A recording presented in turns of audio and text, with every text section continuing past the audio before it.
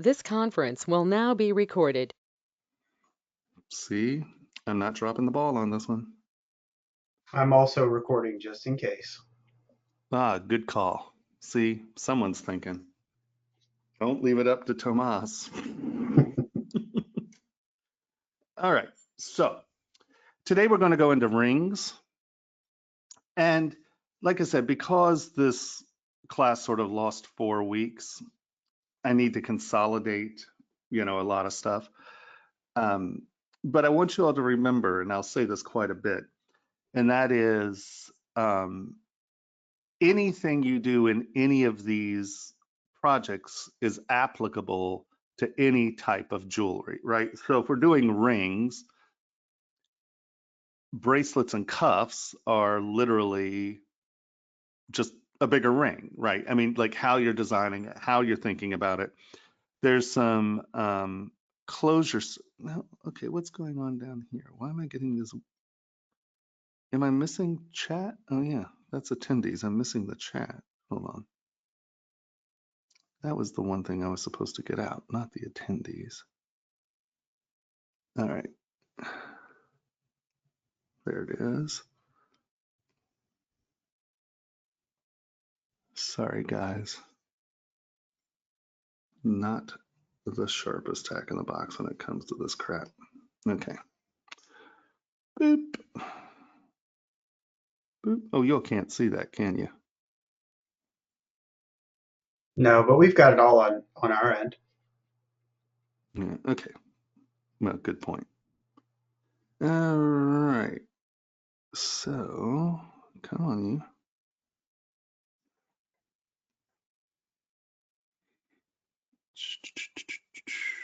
I guess that doesn't shrink any more than that. All right. Yeah, fine. All right. Got all my windows there. Now I can see chat. I just kept seeing these little balloons coming up, and I'm like, why isn't it showing up in chat? It's like, because that's not chat, you big dummy. Okay, so basically how I think we're going to do the rest of the class is I'm going to do rings today. And then next week, we're going to do rings and stone setting.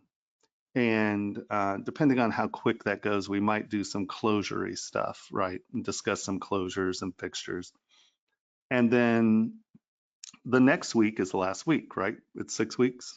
Am I mistaken here? I think that's what this is.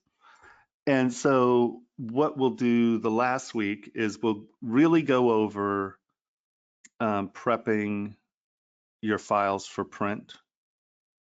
And we will do sort of a question and answer. We'll discuss some issues like earrings and things like that. Earrings, the only difference between earrings and anything else is you have to pay attention to weight.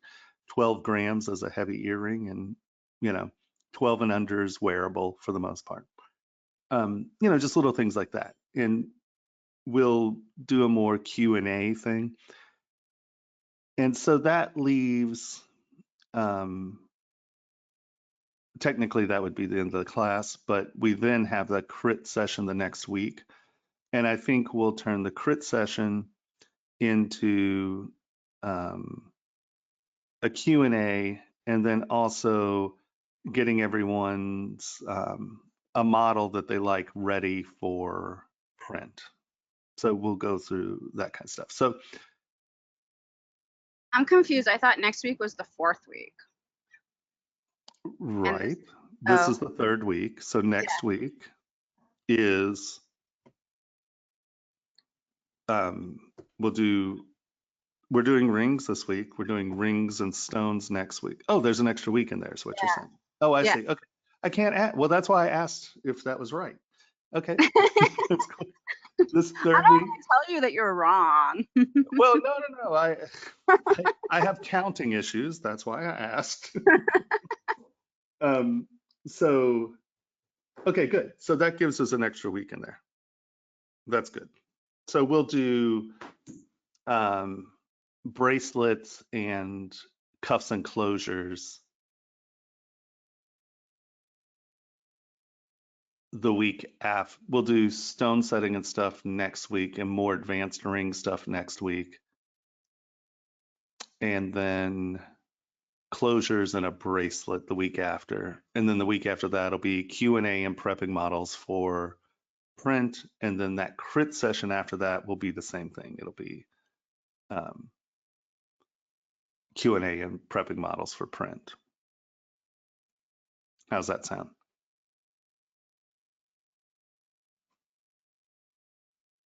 Sounds good to me. Sounds Are you gonna good. do those Okay. like link bracelets? Yeah, that's bracelets, Oh, okay. or one of the bracelet things. Yes. Indeed, indeed. Righto. All right, so let's delve into rings. Today we're going to do some basic rings, right? So I have included in your, so there's Ringmaster, okay, which is, and now it's actually called something else, isn't it? Ring utility. And it has sizes, it has the thicknesses, and it's kind of cool because it has this gemstone thing, and you can put certain millimeter stones on band. You can make them round, you can do all kinds of stuff here, right? And you can add a gem to the subtool, or right, stone subtool. So this is a good tool. The only issue with ring utility is that you have to start with ring utility, okay? Because if you don't and you just append it in to your model, it can do weird things with scale. And because it's a sort of older plugin, and he has changed it, so it might work a little better now. So what I did basically is I took ring utility and I made all of the, I just created one in every size. So now we come up to our light box, we go into tool, jewelry tools, and see rings by sizes. So these I have broken out, and they are exactly what it says, rings by size. And because how it reads, you get the tens and all of that over here. So they're not in exact order, but, and so you can see this is a 7.5 here, this is an 8.5, and this is an 8. So let's do a size 8. And what this does is it gives me the ring size 8. So the square is nothing but a way to retain the name. So the name, when you start to save things, is whatever the name of what subtool you have selected, that's the name. And the thing with anything with a number, so let's say I duplicate this, and you see how it changed it to size 9. So how this saves, it'll often change these numbers. So it can be very confusing if you are going to try to change it or move it, or you've named a band size 9, but then you duplicate it to do something else, but now it's like size 10, right? And so it becomes very confusing if you're trying to get the numbers to sort themselves out. And that is why you create just a dummy block. And see here, I would use a star because Can you show one more time where you grabbed that at? Somehow I missed that. light box, Okay, tools, jewelry tools, rings by sizes. In here, if you copied that over, you have a bunch of gemstone tools. You have a bunch of these bracelet sizes, right? You should have, there's a whole bunch of just interesting. I must not have imported all that. That must be what it is. Okay, because you also have a library of design elements. Yeah, I'm missing that. So that's in the Vertex. That's in the assets that are downloadable. You don't have this whole library because you don't need all this crap, but you have, Okay. I think, What's it like called in the assets? jewelry tools. Sorry. Jewelry tools. And then you also have a whole selection of heads, right? Nice. And these are pretty That's handy. standard head designs, right? So this is just a good library of some basic shapes. But I mean, I almost never use these. I just drag 4 things out and start sculpting. But this is, these are good references. And then there are tons of stones, like under Big Stone Collection. No, that's a CPR. Damn it. You're not supposed to be in my ZTL folder. But once this launches, you'll see I've given you a ton of different shaped stones. Yeah, see, you have rectangle or baguettes, trillion, right? So these are your primary or most often common stone cuts, right? And they're broken out by millimeter. And then what's this one? That's the rounds. And let's delete all.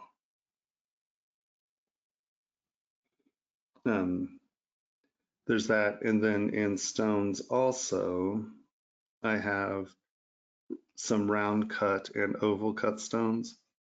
And these are from, it's a program called Gem Cut Pro. And there are these little sheets that are the faceting formulas for stones. This program, you put in those numbers and it'll give you the custom cut stone. So you can see that these are, hold on, these are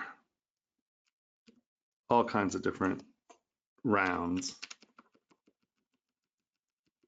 And so I left you with a variety of rounds and ovals.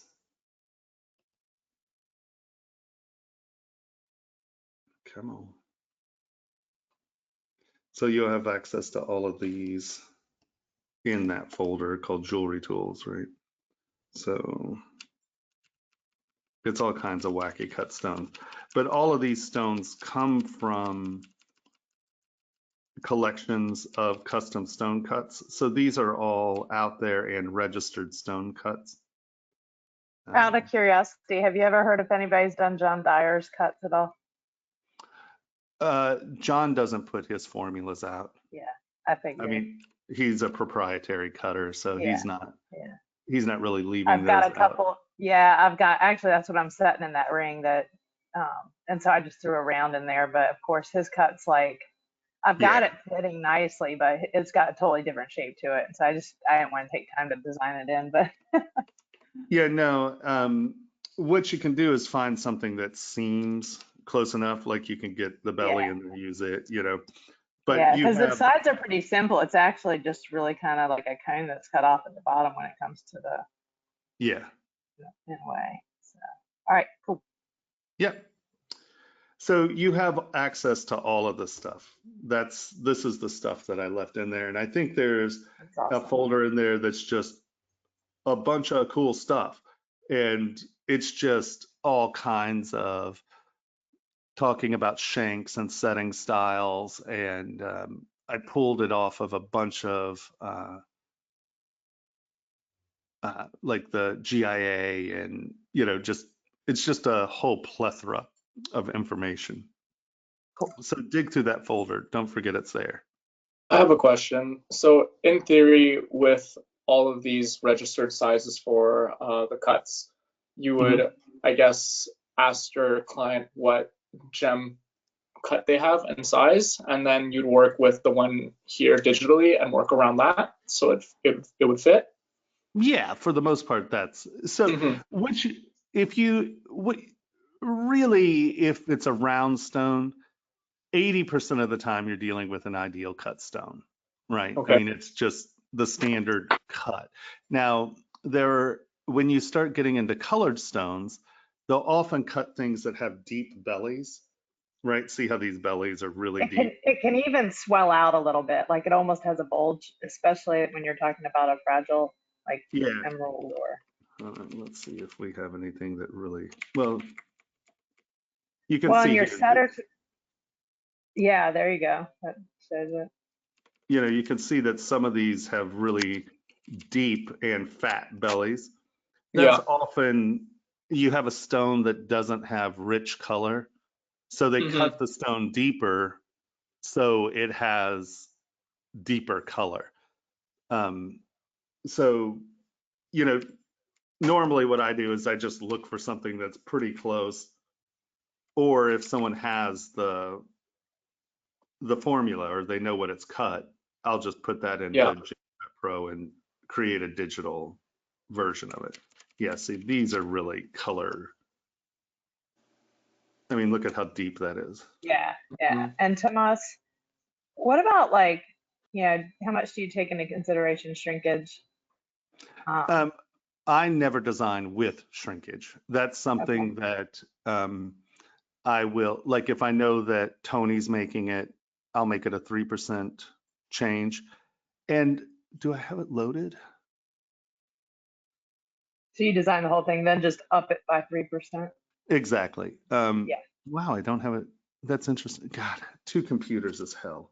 Hey, going back to what you said before, couldn't you just modify the stone in ZBrush a little bit, like so that it matches the actual stone? Well, yeah, that's what I'm saying. And you take a caliper to your stone and you measure the depth and the width, and then you just stretch the one that's closest to it to that range. Because end of the day, someone's going to take a setting burr and grind away all the metal that's in the way of this, right? So Yeah. as long as you don't make super thin prongs, you just have to get close because a setter is going to set this stone, not your model. Yeah, not all stones are calibrated. So I mean, more than likely you're gonna have some weird one, especially if you're trying to save money like I do. I always get weird ones. Well, that's just, Yeah. I was going to say, that's just your nature, I think, more than anything else. Probably the biggest thing that would easily get overlooked in CAD when you're set, like, is don't forget the depth of the stone as well. You Right. kind of get into the face, and then sometimes the stone might be deeper than you think, and then it starts hitting things along the side of the design that you're like, oh, oops, I didn't really think about that. Or you That it set would it drop too low and down the in color enough. stabs you, Yeah. yeah. Yeah. What was I just looking? Oh, Pixelogic. Damn it. Okay. That's what I was doing. Oh, Yeah, that's and what I I got here. definitely like custom cut stones that are like different shapes and things like that. So those are definitely not standard. Get close. I mean, that's really just make, like said though, make sure that your depths are right. You know, just caliper the stone so you know its actual depth. And that way you don't put, a stone that has a 4 millimeter, call it, to something with a 2 millimeter depth. So the stone isn't poking you, through And the, then think about like if you're going to drop that stone down in that I've done that where I'll have like stones set on the side and then you've got your stone on the top. And remember that once your stone on the top sits down and once your stones on the side sit in, make sure their culet's not going to hit the center stone. Like it's something that you can like easily forget and overlook, and then it's like, oh dang, I gotta change that. Yeah. It's caught me a couple times. So there's this plugin called Quick Scaler, and you literally just type in a percentage here. So, you sculpt your That's part, awesome. it's the right Yeah. size, and you can just type in a scale and it'll change it. So this is And a it'll really just good scale it. plugin. That's And nice. for some reason, I don't have, it's not in my, is it? Q? No. It's on my home machine. I get so confused because I have to download stuff here and take it back to the house. And did I download it to my drive and forget to install it here? Is it there? Oh, I forgot to download it. Oh, it's a nightmare. Okay, so that is Quick Scaler is a really useful plugin. Let's go ahead and download. I'm sure it's already been downloaded 15 times on this machine. So when it comes to metals, I guess when you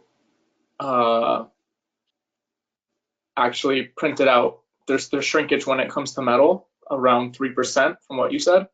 Depending, see, and here's another, that's not a rule. It really Yeah. completely depends on what kind of casting machine you're using, what metal you're casting in.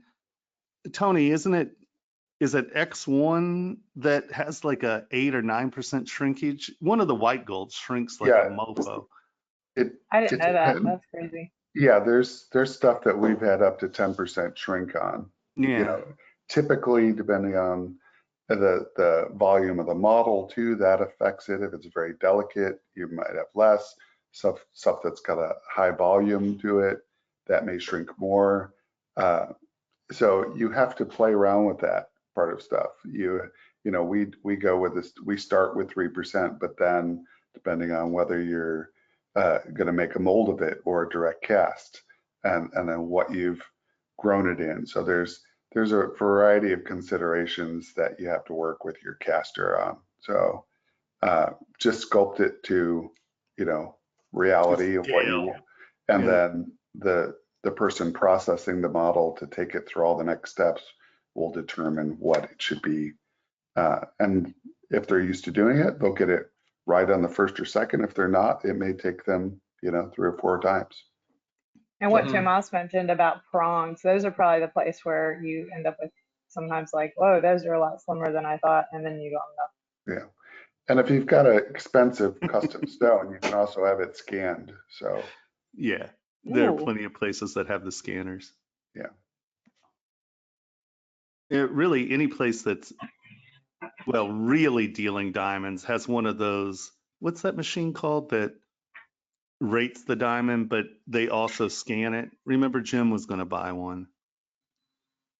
Yeah, I think he did buy one of those, but I don't It's like a remember the name of it. Pico, or it has a Yeah. specific name. I just can't remember what it is. I was just looking into 3D scanners because I had this like idea since I love to engrave that, oh, well, sorry, my dog. Wait, so you can have someone cut a custom faceted stone for you and then have it 3D scanned and use it to model around in ZBrush? Of course. Oh, well then that, okay. Well, that sounds like, oh yeah, that's easy, but you know, you do have to find someone with a scanner, because a cheap Oh. scanner is $5,000 to $6,000. And I wonder you if know, there's like a service bureau that would do that. yeah, but are you willing to send an expensive cut stone to someone you don't know?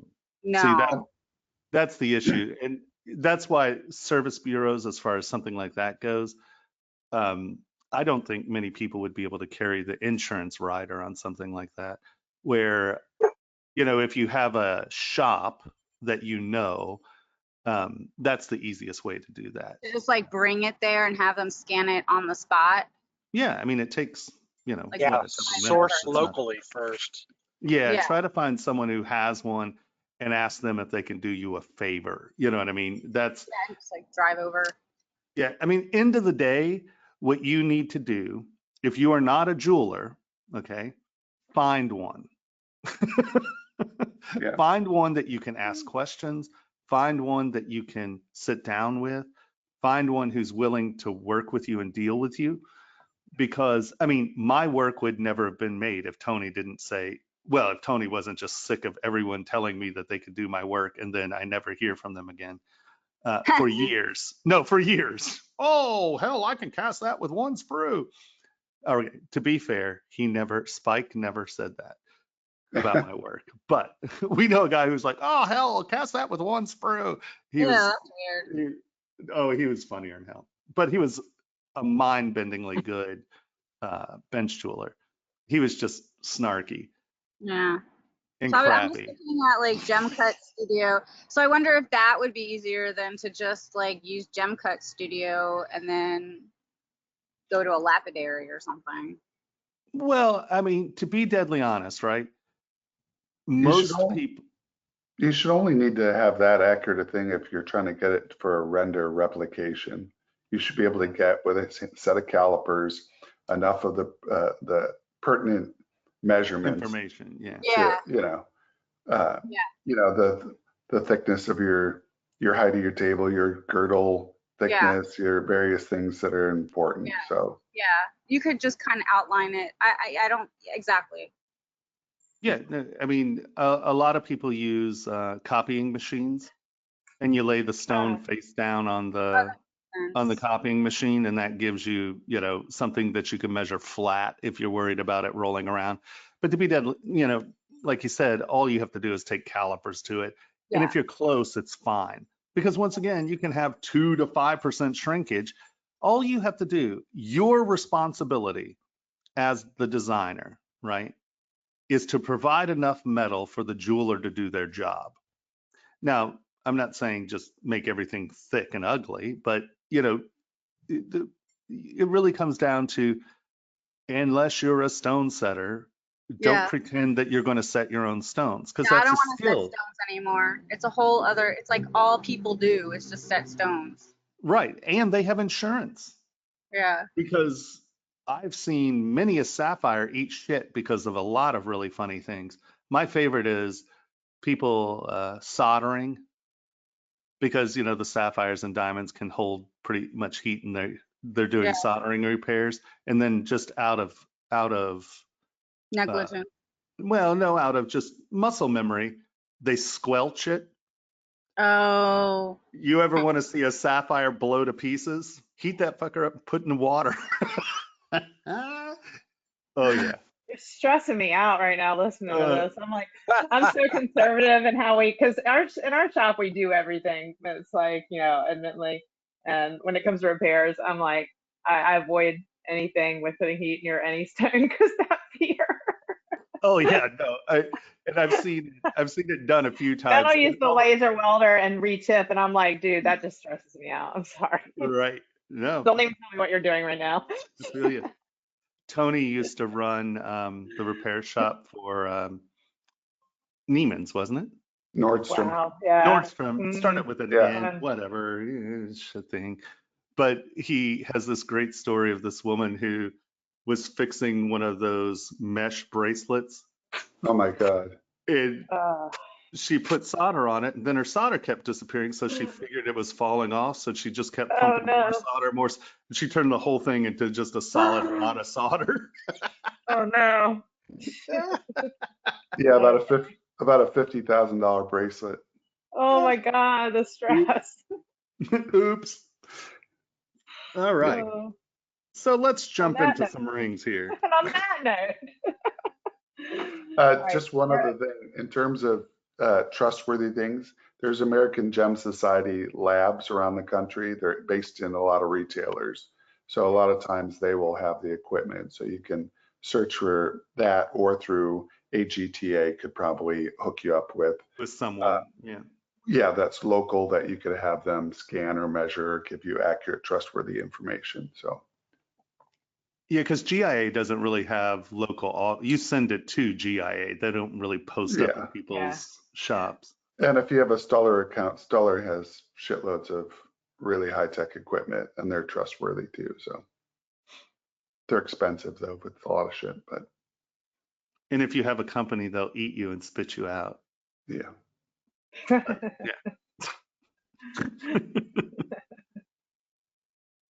Hey, Mike. I'd like to I know. hear I more think I about have like that. a Stellar, like I still have a Stellar like student account, so maybe they wouldn't want to, Take bother.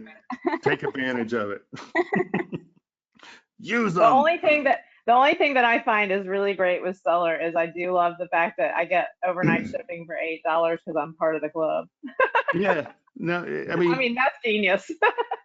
yeah, I mean, there are beautiful things about Amazon too, and I can't live without Amazon because I live Right? in the BFE.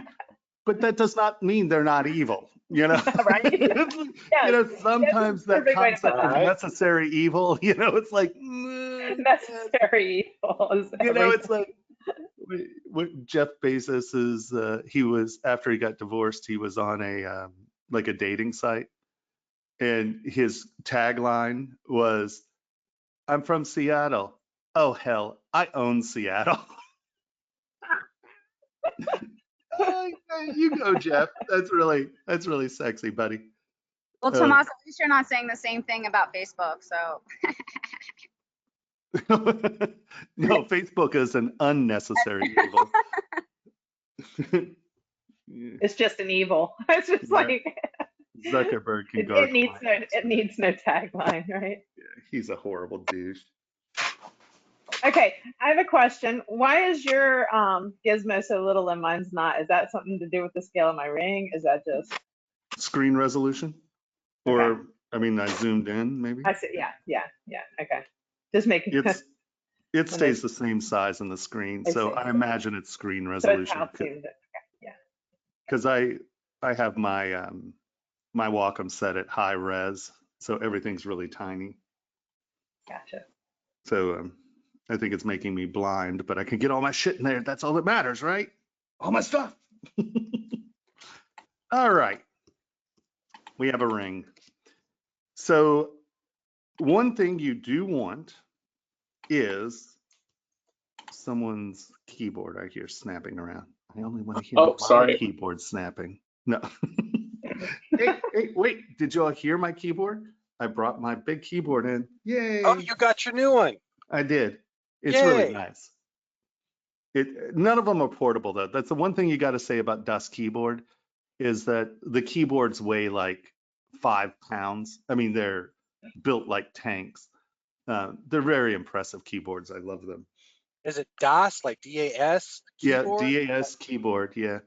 They make one called Typing God, or you're a badass win, or I can't think of what they actually call the keyboard, but it's the keyboard, but it has they're all black keys. There's no writing on them. So, you know what your keys are. It's like, yeah, you're a badass when you don't need the letters on the keys. I need backlighting because I have It's to like a hunt ninja and thing. peck. Yeah. Is it Ninja Pad? Yeah, I mean, how do you know you're awesome when you could use this keyboard? Hold on, let me show you. Ridiculous.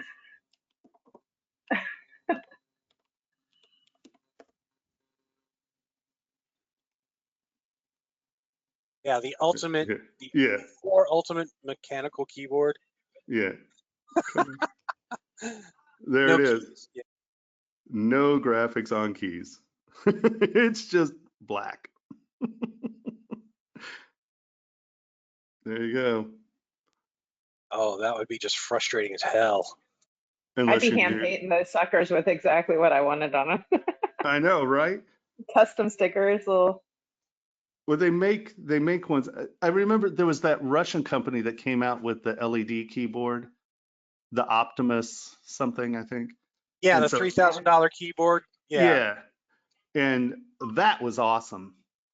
And I didn't realize that, but somehow or another, the programming for Elgato's Stream Decks. Do you know what a Stream Deck is? Yeah, the little buttons that you used. Yeah. Yeah. This is actually the same, like literally the same technology, I guess. I love these. These are actually incredibly helpful. I know it seems silly, but like you can get it in where it's all the shortcuts for each program and stuff. They're actually really, Yeah, I really want those. Actually, that's a thing. and they're worth every penny. They're great. Yeah, I love this. Okay, maybe we should talk about like what we came here to talk about, huh? Rings. Couple things to think about. One, when you're doing your block up, you want a center line, okay?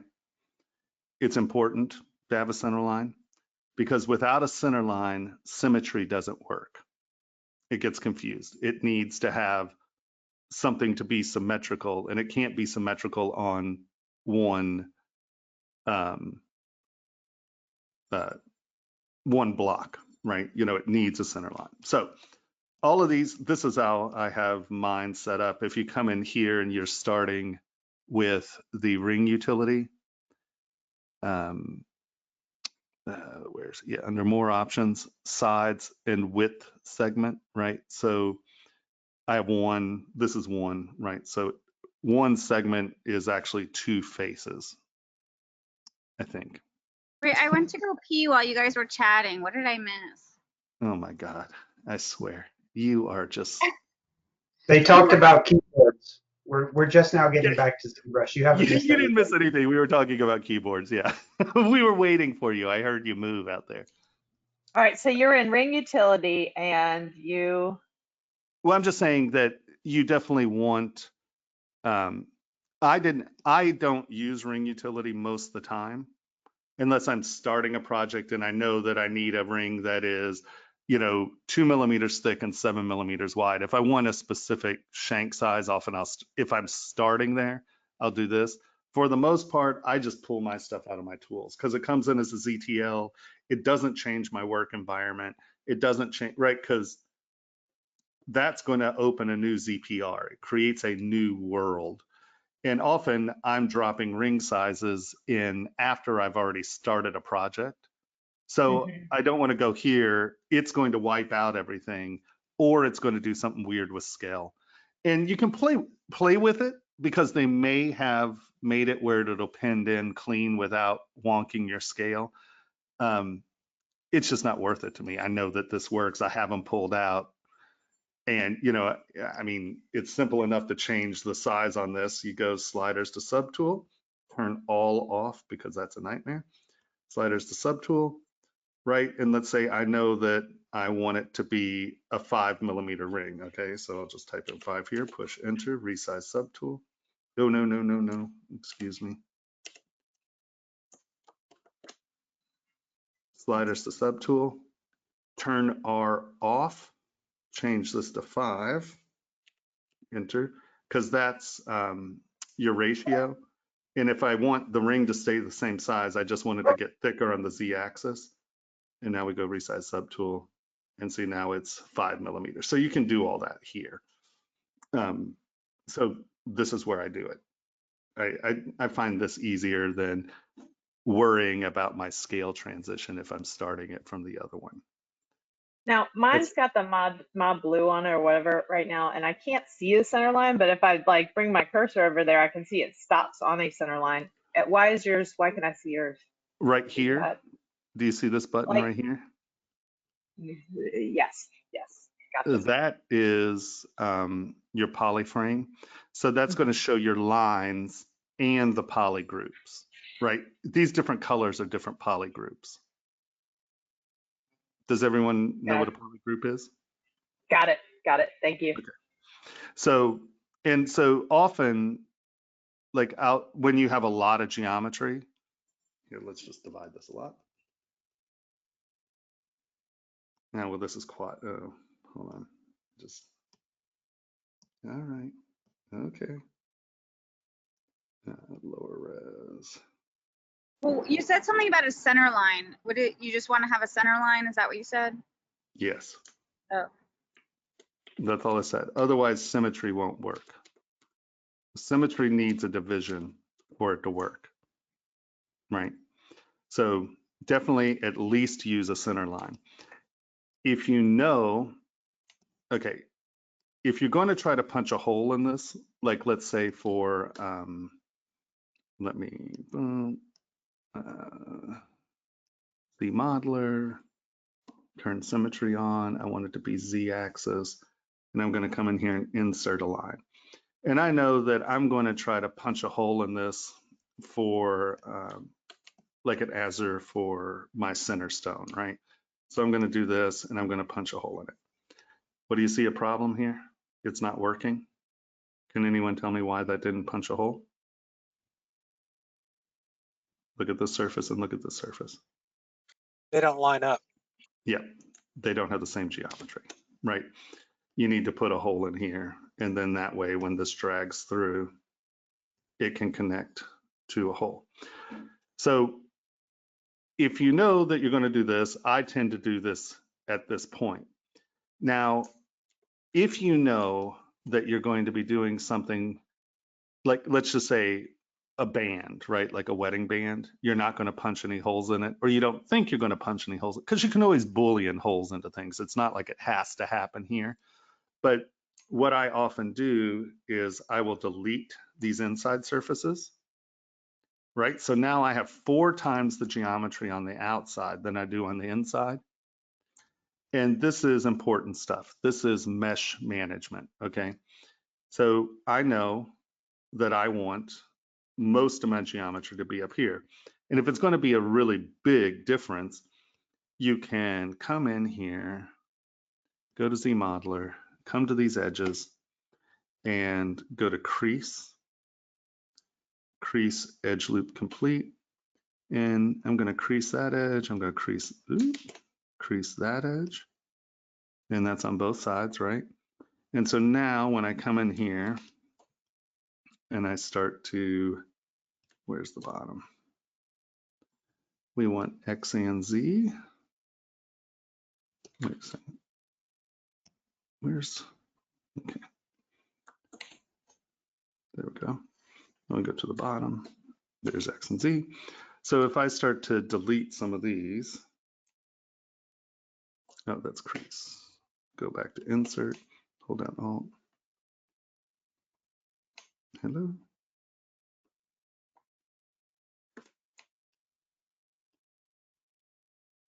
Oh, that's inset. Sorry, missed that one. Right, you can start deleting some geometry out of the bottom here. You'll get a little bit of wonk. You want to make sure you don't delete so many that it changes the ring too much. But the point of this is that, oops, if I come in here and delete these, oh, here, let's actually do it well, as opposed to me just wonking around here. X, boop, boop, boop, boop, boop. So now you'll notice that we have a lot more geometry on the outside and the top than we do down here in the bottom. So when we start dividing this up, let's get up to our sculpting. So if I take this area,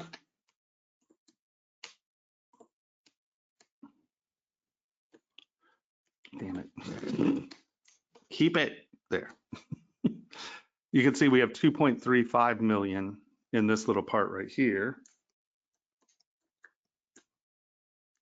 And 1.4 million in this bottom half. So I have twice as much geometry on the outside edge of that ring than I do Quick down question. here. What would be keeping mine from dividing? Like, what is it that I have not clicked or done? Because when I hit divide, it just doesn't do anything right now. I'm seeing my ring. You know? Is edit on? Yeah, edit's on. Active mesh is currently in 3D mode. Yeah. And is it showing here that you're getting more geometry when you push divide? Let me see. I do have your UI up, so I can't get it started for a second. Sorry. Maybe make polymesh. Well, it could be that smooth is turned off. So when you divide, you're not seeing it soften. It seems like it's just not dividing. Do you see that number? Is it changing? Here, I'm trying to get to that. Sorry. Oh, there it is. I have to slide it from. Okay. Number I'm looking for, active points, so there's, let's see. No, it's not changing. It's just active points 384, total points 8,988. When I hit the byte, it doesn't do anything. Just reboot it. Reboot it.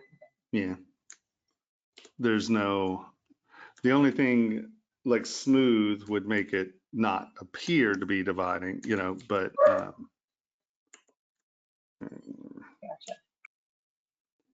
but I'm not sure why it wouldn't. Okay. So we have a ring. So we're just going to go into bands here real quick. Now, later on when we discuss the bracelets, I'll show you the band technique that I developed for creating using the micro poly. And we'll go into that because it's a little bit more of an advanced technique, and I use the same thing to do some other things. So, you know, so that's later. Bands. Bands are pretty simple, right? We got a thing, we divide it up. Now you'll notice I have somewhat sharp corners here, right? Hold on. Make it all button happy, and I don't need 25 million polys for this.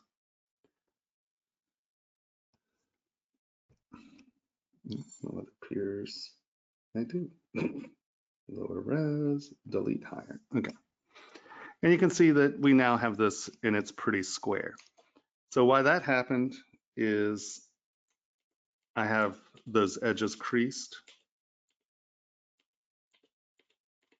We went back and creased those edges, if I'm not mistaken. So I'm going to uncrease all because I don't want those. And now when we divide, okay.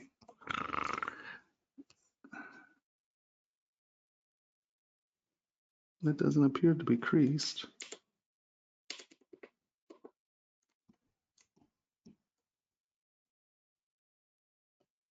There we go. I don't know. Don't ask me what Rebooting was. fixed it, by the way, guys. Thank you. What's that? Rebooting fixed it. Okay, cool. Yeah, sometimes it does weird crap. It always has, it always will. All right, so we're here. Let's make this a little wider. We're going to divide it up.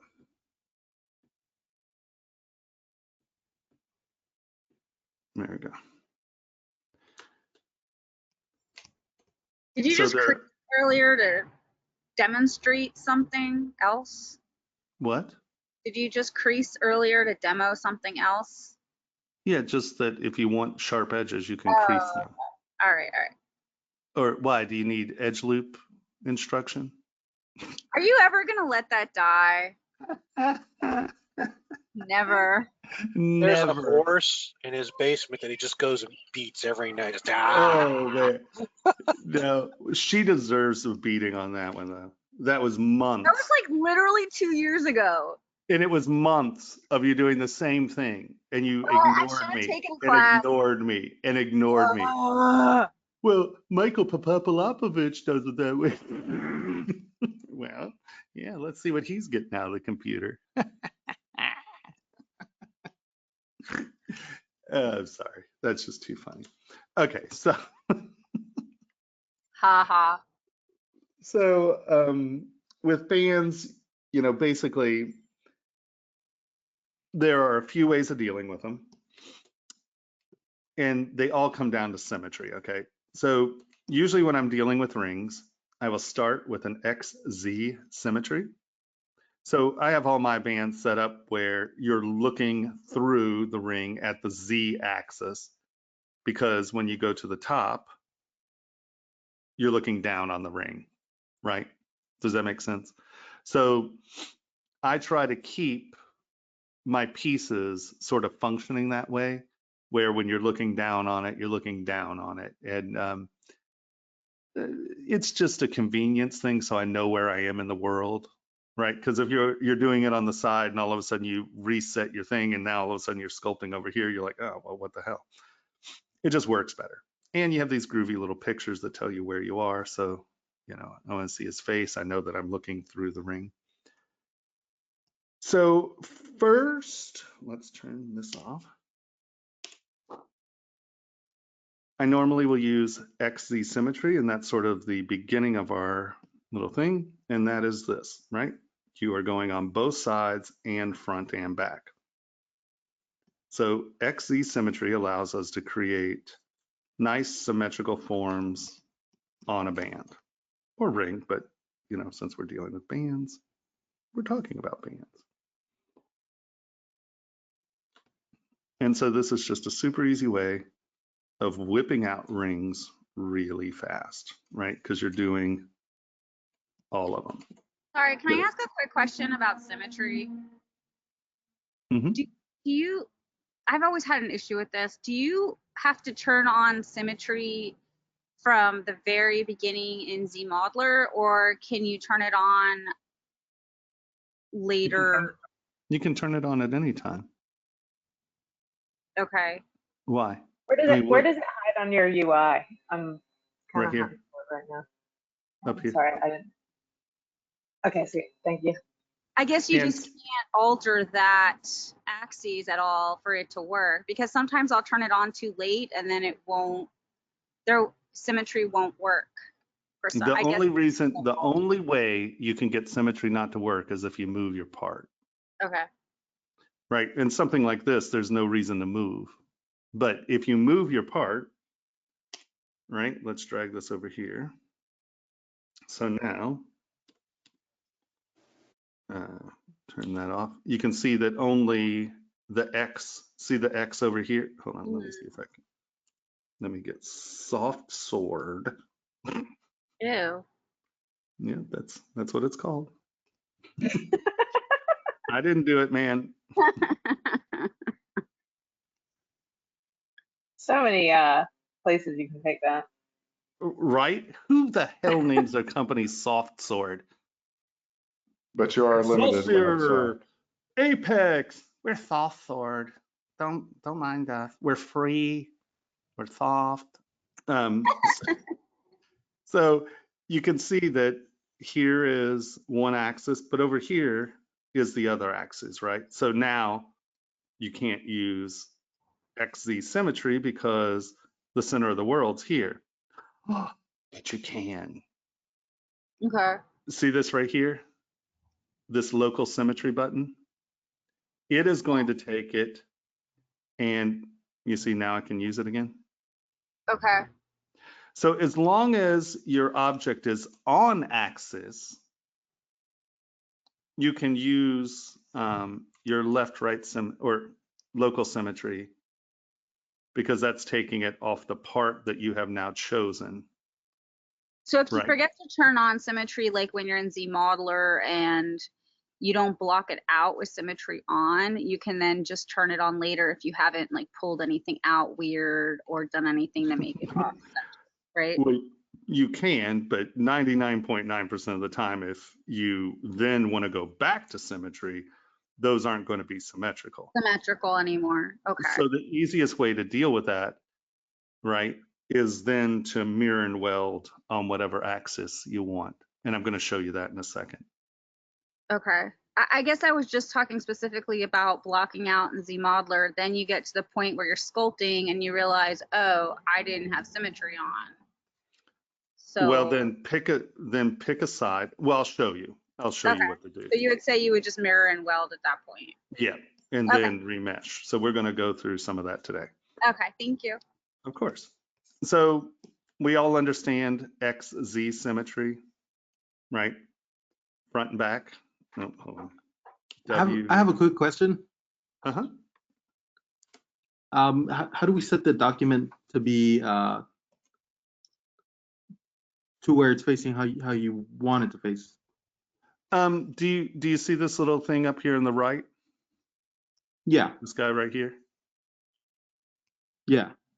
So that's your directionality. If you'll notice, I'm just going to tap this blue circle and see how my little guy is facing me. Yeah. So that's the easiest way. Remember also your gizmo. If you're looking at your gizmo, the green is up and down. That's your y-axis. If you're looking here, your red is x-axis. And see up here, red, green, blue. And Yeah. blue Oh, okay. is your z-axis. So Z. let's say you've been around here and you've moved this over here and you move this like this. And so, you're no longer on axes, right? Yeah. So the easiest way to deal with it is this little return arrow, right? How it's going back. You hold Yeah. down Alt, See, it unlocks it, right? You hit that and that'll take you to world axis. And so now you know what you are. The arrow points Okay, forward, right? So these are another indicator. The arrow points forward. So you know that you are on your true axis if the red arrow is pointing left and the green arrow is pointing up and you're looking at the blue point, right? Point is front. Okay. Okay. And I know ZBrush is wonky because in the real world of axes, X is left and right, Y is front and back, and Z is up and down. I don't know why they switched what axes do. So that's something that can get you into a little weirdness when your model comes in differently oriented into certain CAD programs and things like that, but it's just rotating around or whatever. But so blue facing towards you is front. That arrow, Okay. when this is at its thing, that's front. That's up and that's left. Or screen left. It's actually the right side of your object if you're, stage left, house left. Yeah, so you can look here, but that's what they put this tool in for. So you can see you're facing down, tap it again, you're facing up, front, back, left, right. So these arrows just do that. Right? Okay. So that is XZ symmetry. Now, XZ and Y. So if you hit the X button, that turns symmetry on and off. So now if we do Y, we're going to come in here and XZ and Y will give you a quadular symmetry, right? So now that's on all four sides. So you can make repeating patterns. You know, you can do a quad oriented pattern. So that's an easy way of breaking something up into four and sculpting on it, you know. I don't use that too much. You know, this is really what we use the most. And now the other thing is radial symmetry. Hold on, let me get back here.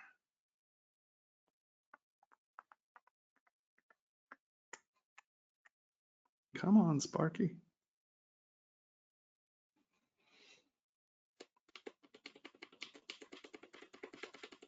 Oh, you're making me crazy.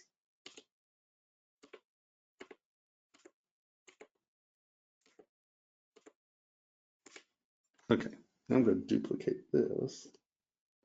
And that way, its first starting position is this blank position. Haha. All right, so radial symmetry.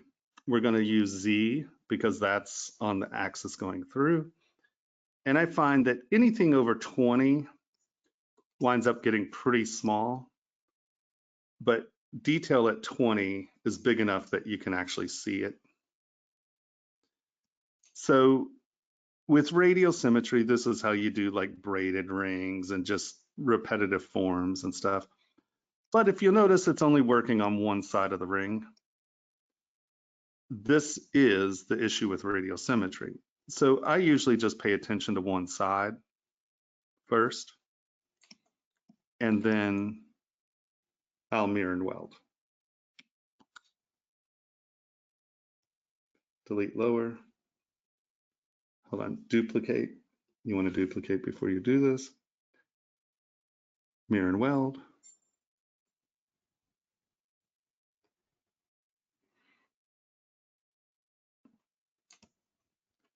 Okay, so now, let's hide that. We're here. Did I just mirror and weld? Is it flipping on me? Oh, realign symmetry. Have you noticed if the processes are happening faster since the update? Because that was part of the advertised features. Honestly, I never notice speed updates because I'm very abusive to the machine and ask it to do things on huge models. So everything's always kind of slow. Okay. And my machine at home is really, really fast. So I don't ever sit around and wait. So any machines that's not my machine slow. So yeah, maybe. So your Yeah. perception is different. Yeah, I'm spoiled a little. Here, let's get this to the center of the world. Why is mine making like a big globe? Like, what do I have clicked? I have the Y and Z and radial, but it's like bringing it into like a full 3D environment right I don't know what you're talking about. now. Okay, never mind. Don't worry about it. What? No, what are you saying? I'll What's play up? with it. I gotta fiddle futz it with it. For I have a radial, lot of just fun. turn Z on. Just See not how Y. you are, That's freak why. show. Yeah, I got it. Okay, so, I had my Y on. oh, you were on the wrong axis. Yeah, I had more axes. I had a lot of, it was fancy. Right. So what I tend to do is get the pattern that I like or something like it, just get it in there kind of. And then mirror and weld on the Z axis. Boop. No. Duplicate, delete lower, because it won't do it on something that has subdivision levels. So there are two ways of approaching this, okay? And this works for everything, right? If you destroy your mesh, this is sort of, get used to this process because I'll use it a lot. And so will you if you plan to have real mesh management. So we're going to go, we've changed our mirror and weld axis to Z. We're going to hit weld, mirror and weld. Really?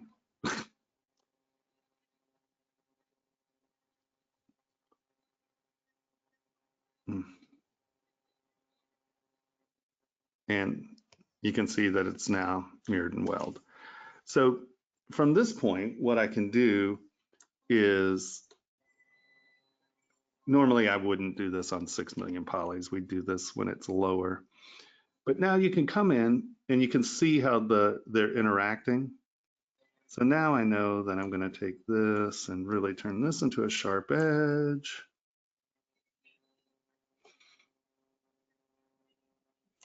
And I'm going to kick this back and in.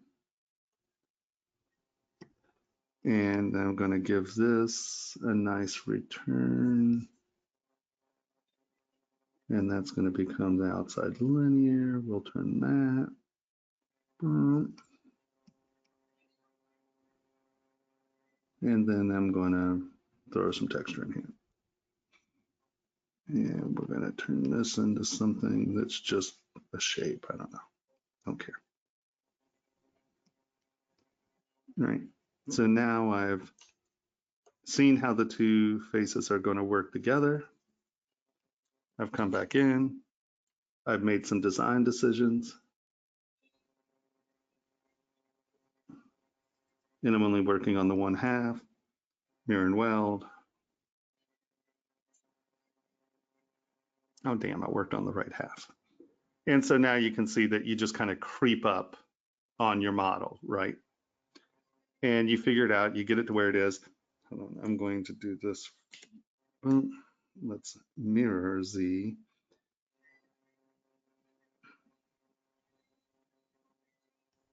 Okay. And sometimes, see, I worked on the right side the last time, or the correct side. This, I think I just made it where this is wrong. So mirror and weld. Yeah, and you see how it went back to the old side? Does everyone see that? It used to be you could hold down Alt when you did this, but now it does something weird. I don't know when that changed. It changed at least one update ago, and I always forget to bring it up when I'm talking to them because I only remember it now. So if that happens, does everyone see what happened there? Instead of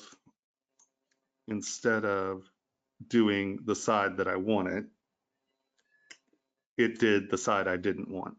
So it's always going from left to right. I can't remember exactly what it is. I just hit it if it's the wrong side.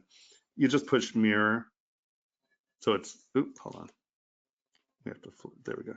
Just push mirror and you'll see it'll flip. And now when you mirror and weld, it'll do the right side. I'm always messing that up because I'm not paying attention to what side I'm sculpting on.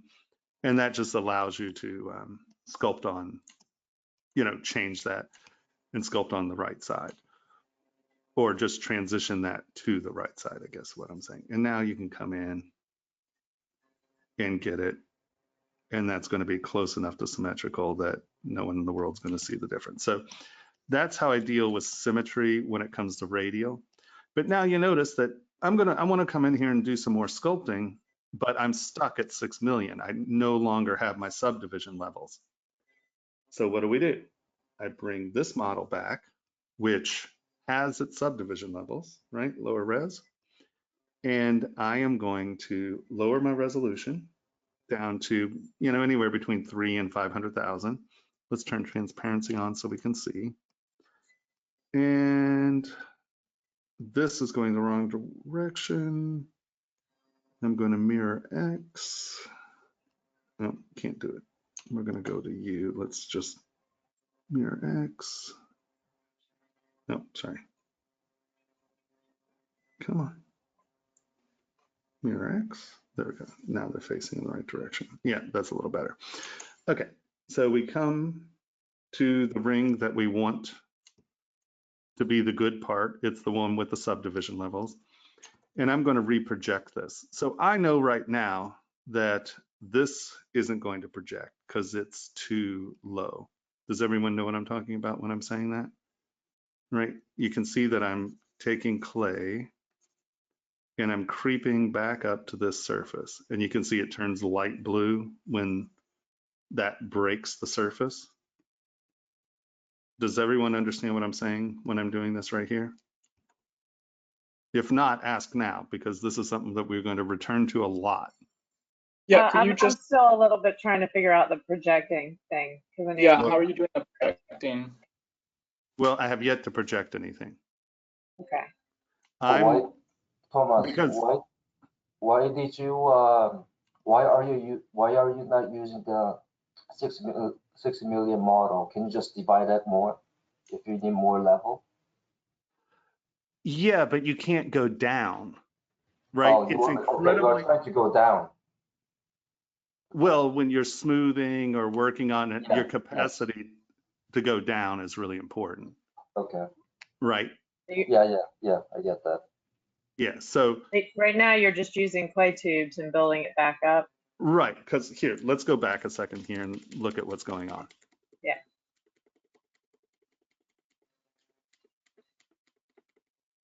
Okay. So what we have, this is the model that we mirrored and welded, and it's only one mesh, right? Because some of those transform tools can't be used on anything that has subdivision levels, right? Okay. So we have this model. This came from this model, right? This is my model that I started to work on one side, and then I started mirroring to get it more detailed. So I know this model has my subdivision levels, right? You can see lower subdivision. I have 8 subdivision levels.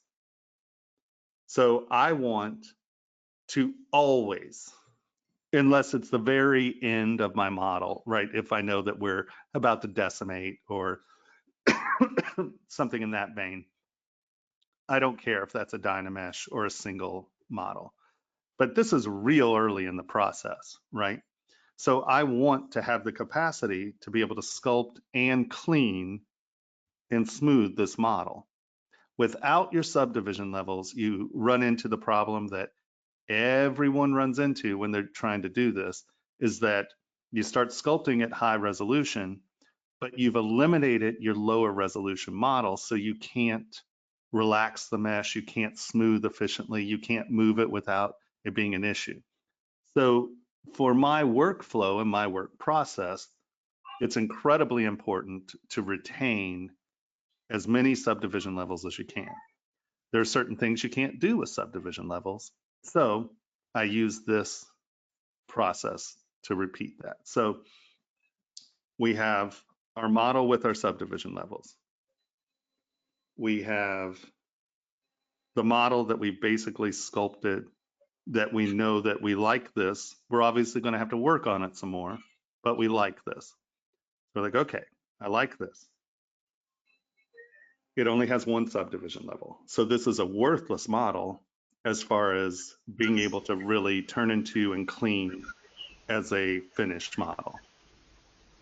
Does anyone have any questions about that? Yes. So when you, I guess when you are using the mirror and weld, it doesn't, that function doesn't work with the model with the subdivision, right? Is that Correct. Yeah, that's right. Correct. Okay, got it. Yeah. Is there a reason why you don't use reconstruct subdivision? I just find that this process is a little bit quicker, and when you start to get into really high resolution stuff, sometimes reconstruct creates issues. I found that it was clunky and I was crashing a lot, so I wasn't using it, you know. Also, reconstructing's on the same subtool. You're not reconstructing to a different subtool. But it could prove useful. It's just in my workflow when it was introduced, it was problematic. And this is the workflow I developed. It could very well work in some situations. I just haven't played with it recently. If it's buggy, then why use it? Yeah. Well, and it was. And to be fair, I probably haven't used it in 3 versions. So, you know, it might be a magic tool that I've just ignored. So feel free to play with it, see if it works. If it does, tell me. Sure. Now, the other thing is I know that I've shown you so much monsters or so much ZBrush. There is, see this remesh button, this remesh tool? This button turns this process into a 1-button process where you click it and it does it. But I'm not showing you that now because I want you to understand what it is. There are some quicker ways of doing this is all I'm saying. But honestly, I forget to use so much ZBrush half the time because I've been doing it so much, it doesn't even bother. You know, it's just part of my workflow. I don't even think about it. But there could very well be other ways, and like we'll explore those. And especially once the module-driven program gets up and running, that'll allow us to go out and explore some of the stuff and make videos on those as well. That's outside of my workflow, because you have to understand I developed a workflow to work as a professional, and so I'm just, if I know it works, I'm using it, right? Instead of going in and trying stuff that's buggy, I'll try it 3 times and then I'll abandon it and go. Like when ZRemesher first came in the beta, it was really, really buggy. It didn't work for crap. And so I didn't use it, right? I stopped using it because in my brain, it was a crap tool. It didn't work. And one of my students was one of the beta testers as well. And he was like, Tomas, why aren't you using ZRemesh? And I was like, because it's garbage. It didn't work. It's just, and he goes, no, that was in beta. He's like, push that button. I did. I was like, oh, magic, you know? So to be fair, you know, reconstruct subdivision may work. And I'm remembering it being buggy, and that's why I stopped using it. And it wasn't applicable to some of these steps, but I haven't touched it in a while. So it might actually be a magic button. You know what I mean? So feel free to explore that stuff. A lot of this stuff, I made decisions because I was in the middle of a job and I'm like, I can't sit there and futz with that. I know this works, right? So there have been modern, like the ZRemesher and things like that are, you know, I thought upgrades that you are. use project history now. I do. In a case like this, though, I mean, this is early on. I'm not too stressed about it. And I'm trying to get you to understand just the basic process. Project history does some things that you don't want done in some cases. So it's better to learn this first because this will always work. Also, when you assign a history state, unless you go back and sort of erase that history state, there are a lot of other brushes that are tied to that history state. So once you start assigning history states, you have to stay on top of them. Otherwise, certain tools don't work because they're always going to refer to that history state.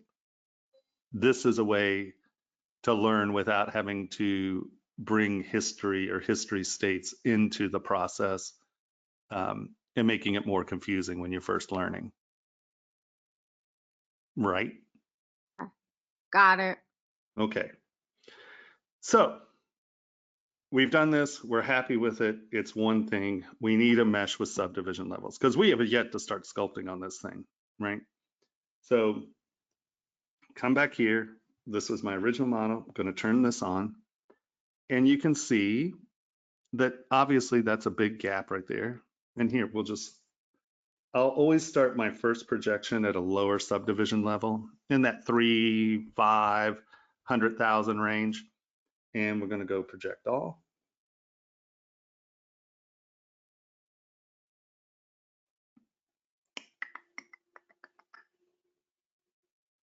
Where's that project all button? Right here.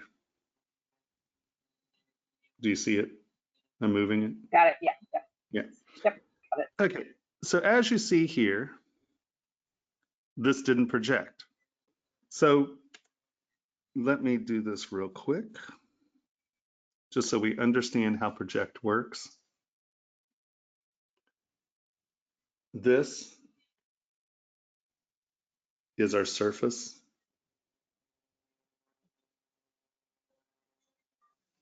Of the model that we want to project to. This is the surface of the other model, right? So black is this surface, right? We're projecting to it. Because this is different, this is the green surface. So projection distance is where it is looking for a negative face, okay? So, and this is our projection distance.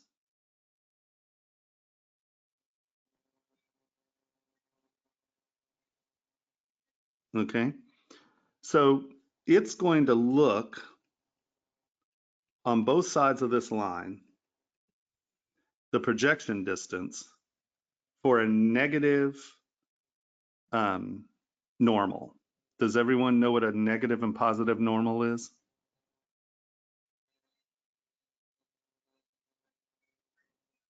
Everybody Yeah. knows what their normals are? Wow, that's awesome. I feel like I do. It's kind of like a bump map, right? Like the details on your picture. It can be. So basically, when we're referring to normals, it's literally just the negative or positive face of your model. So why aren't you selecting? Oh, symmetry's on. Maybe. Yeah. So as you can see, this is a positive normal, right? It's the outside of the shell.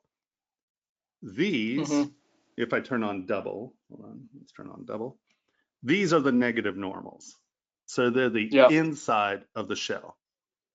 And so if I flip this, see right here, flip. Oh.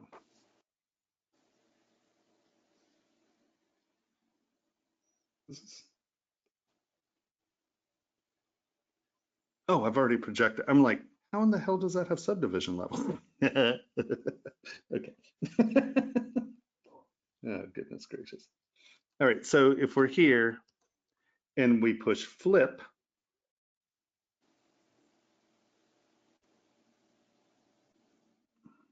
you can do it.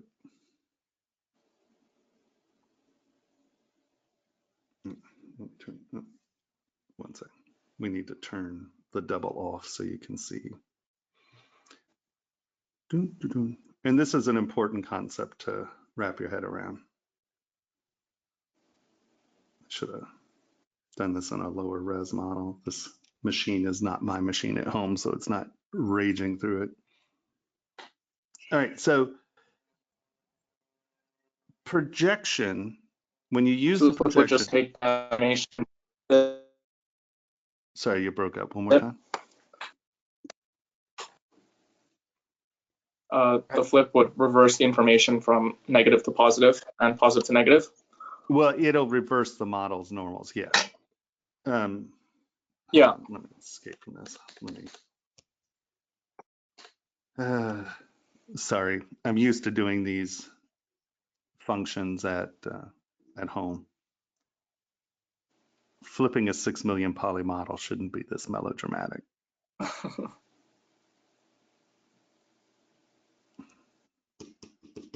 I'm only going to give it another couple minutes or I'm going to get annoyed. Sorry, I asked. Oh, no, you're good, you're good. This is something you need to understand. Wait, sorry. Boo, boo, boo, boo, boo. But yeah, I guess the project all would calculate the distance of your normals, which is the purple.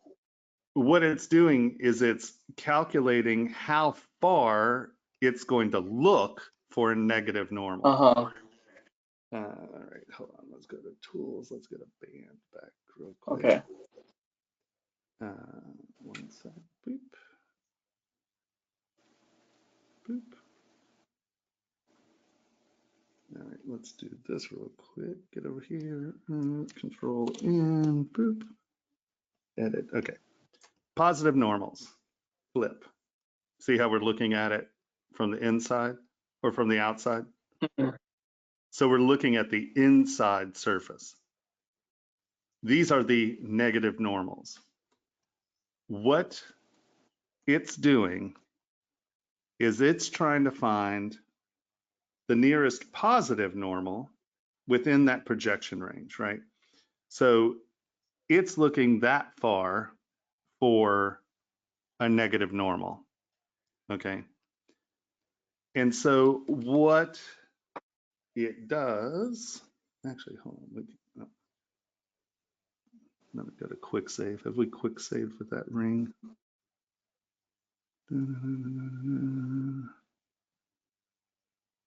No, I guess not. Interesting. Okay, whatever. The very last one looked like a quick save of that ring. I don't know how far along it was, but that was it.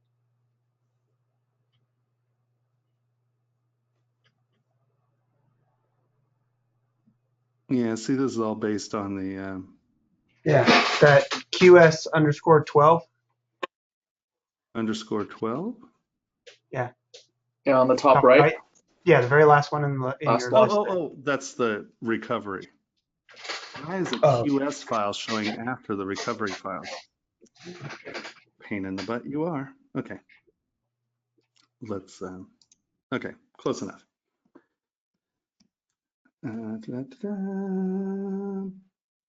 Here, let's go to here.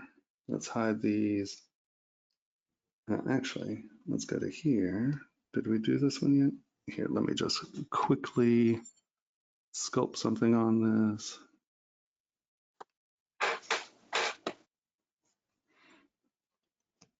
See, my brushes are screwed again. Grr. I hate it when I redo an interface and something as simple as that goes weird. Smoky lung. The last 2 days, it's been pale orange here. We haven't quite gotten to the hell orange of San Francisco or SoCal, but it's still lovely breathing. All right, we're here. Let me make these high so they're out of our projection range.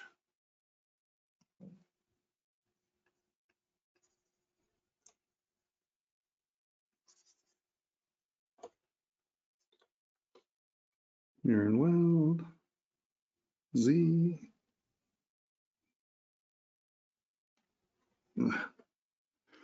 Okay, it's mirroring and welding on 2 axes now. Thank you very much. That's not what we wanted to do. Do you see what it did?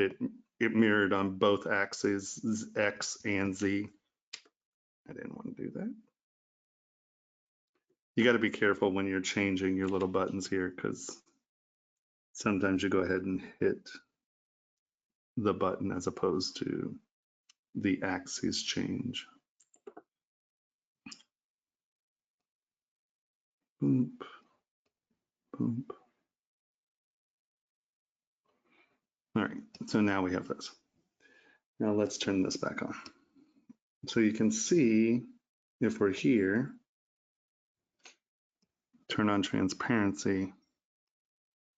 So what it's doing in that this is your distance, what it's doing is it is looking at this height, right, on whatever this, okay, here, let's do that. Does that make sense? You have the surface of the one below it, and it's looking at this height for a negative normal. So when we do this, I'm gonna lower my resolution here.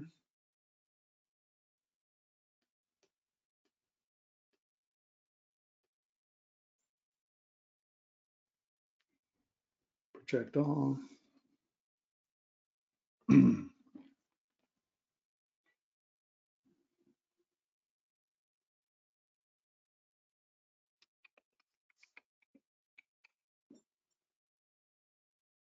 And you'll see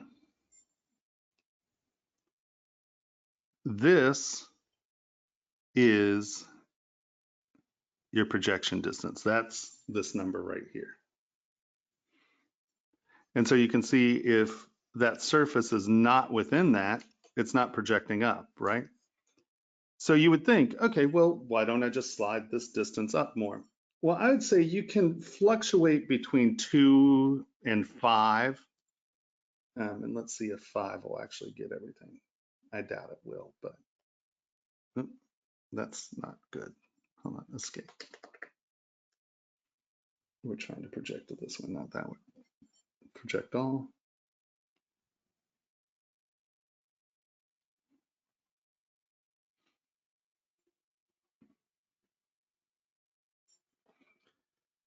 But it's dangerous to just kick up this number. So you can see that for the most part, it filled this up, right? Great. So why didn't we just do this to begin with? Well, let's look at this other mesh real quick.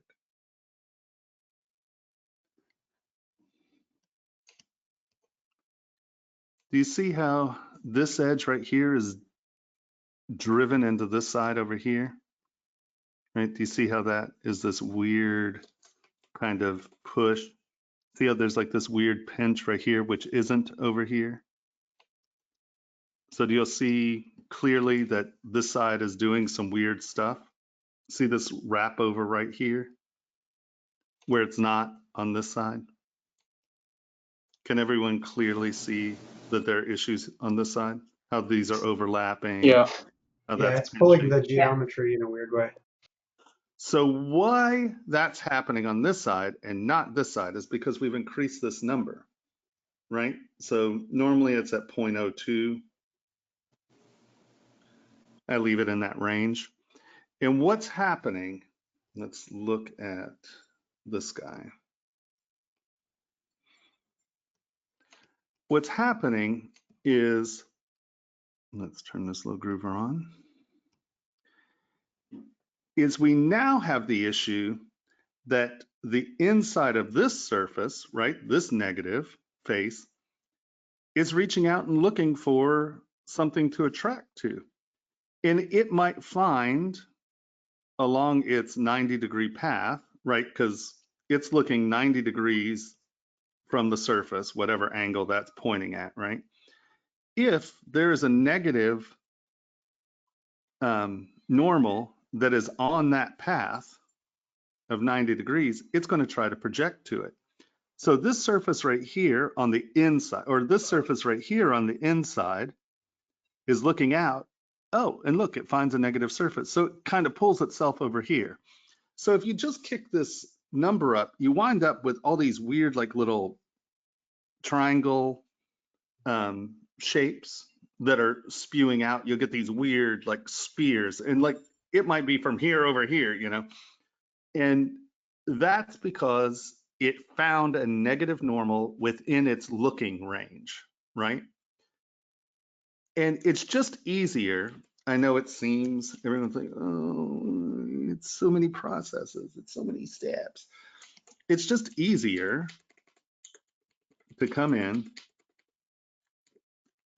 and see how that's all stretched out. Just come in here, and this is what I normally use clay buildup for, because I can come in and as I stroke over it, it'll build up. So this is an easy way of filling. Just smooth, fill. And I think that's our only issue. Let's turn this on, right? And just fill it to where it's around that surface.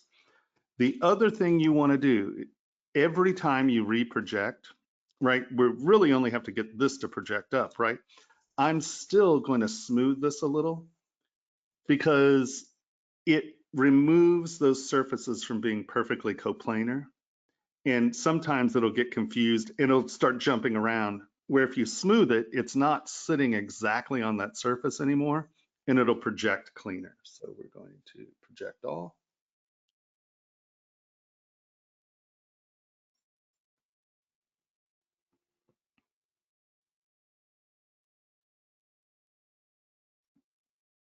Right?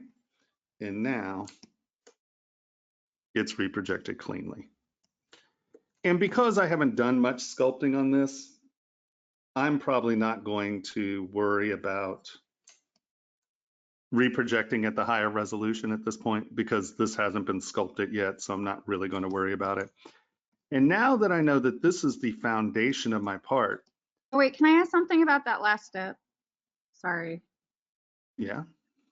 So when you have transparency on, are you trying to, at that point on your like your first or second projection, or your first projection, are you trying to get everything to be blue at that point?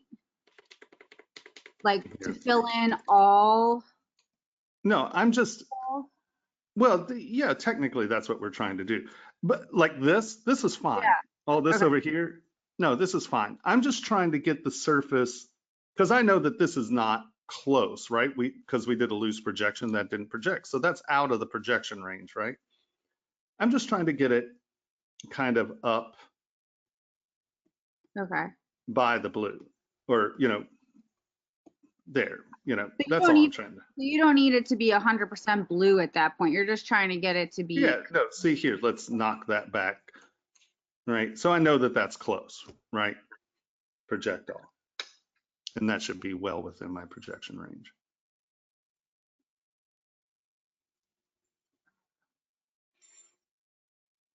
Boop. Right, and see everything projected. So when you see the blue, that's the surface, or when you see the gray, that's the surface? Well, the gray is what you're projecting to. Okay. Right, so we're on this tool, right? Okay. Let me knock this down. Oh, the blue is behind. Okay. And so now we've come here, I'm turning that on, but I'm projecting to the gray. Okay. You project to any subtool. Like if I have this visible and this visible though, one sec, watch.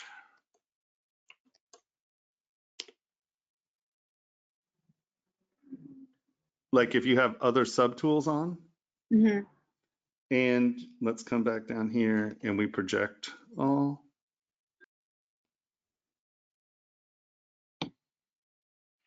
It's going to project to any subtool it can, right? It's viewing all of those together. So now when we come to this tool, look what's happened. See all that below out? That was trying to go to the square. So when you see blue, the clay, that means you're above the surface. Correct. Okay. Right. So you said to be a little bit above the surface or just to have it a little bit uneven so you don't have coplanar surfaces. Well, okay. You're not going to wind up with a coplanar surface if you are filling that surface in, right? If I'm coming here Okay. and I'm filling this in, I'm not going to wind up with a coplanar surface enough to get squirrely, right? Like I'll just get it here and kind of knock that back. So it's close. That's close enough, right? I guess my question is, how do you know when you reach the surface? When it's blue, blue. Right? Here. Because then you're above it. So you already Right? know. Okay, Like look, that's below the surface. You don't see any blue. Yeah. I'm just coming, see how I see the blue? You see it punching through that surface? There you go. Yeah. Okay. Now you're project. Okay. And all that should be within the projection range. Cool. Thank you. That clarifies like a lot. Thank you. No problem. That's why we're here. Boom. You see what I mean? You don't have to be too picky or too careful. So now we have this. Now, does everyone understand that step process? Yep. Okay, because this is real important because I use it a lot. This allows me to maintain control of my surface. And mesh management is the way to generate successful models. If you understand where your geometry is, if you understand what's happening with it, and if you have control over it. The only way to have control over your geometry is to have subdivision levels, because it allows you to do sculpting and refining and to then come back and smooth, control, and move those tools, right? Or that model. And then, you know, I'll bring this to a higher res. And I will normally just work on one side, because if we're doing something that's mirror and radial, I know that I'm going to have to project this to the other side. But by mirroring this and projecting it, I know where that base model is. I know where my split is. I understand where my model is, and I can come back in here, work on it, and get it tuned up, and then probably dynamesh it or just delete lower, have it, and now you have your high resolution mirrored radial band, right? So that's a way to deal with trying to do something in this vein where it's a repeating pattern that is symmetrical. Most of the time, I'm not really worried too much about symmetry in this thing because I'm trying to come up with something that's organic and interesting, right? Because symmetry, if you get too symmetrical and you get too wonky with it, it just looks like a plain CAD model and it's pretty boring. So I tend, if I'm doing radial symmetry, for the most part, I tend to try to do things that are not symmetrical X or Z axis, just because that's more interesting because, well, you just don't see it much. Where radial symmetry in CAD is really easy to do, and a lot of people do it, and it's kind of cheeky and lame. But people like them, and so that's the main way to do it. Now, the other thing that, let's get back to normal here. The other, oh, doesn't want, oh, there it is. We'll just start there. The other thing is you get bypass rings, and that is super easy to do. You go to your Y radius or your Y radial count, put on 2, and then you can come in, go to top, and you can do your bypass geometry. Now, obviously, if a lot of the bypass rings don't touch here in the middle, but you would split that in your base ring and your block up. Does that make sense? Right. Yeah, that's cool. What do you mean? And then- What's a bypass ring? I guess a ring that isn't sealed, like a full circle. No, see how these two rings are passing the center here? Let's actually make a bypass ring. Well, a bypass can have a center, but usually when people are talking about bypass rings, they're talking about something that does this. I happen to have one on my job list as we speak. Please proceed.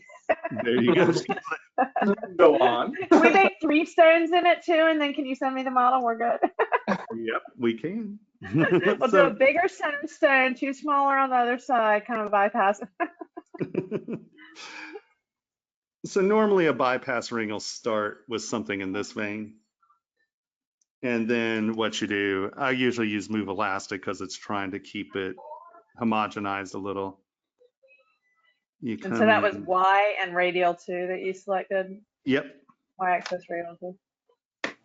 And so a bypass ring usually is a mirrored symmetrical design that bypasses each other along the center, right? Mm-hmm.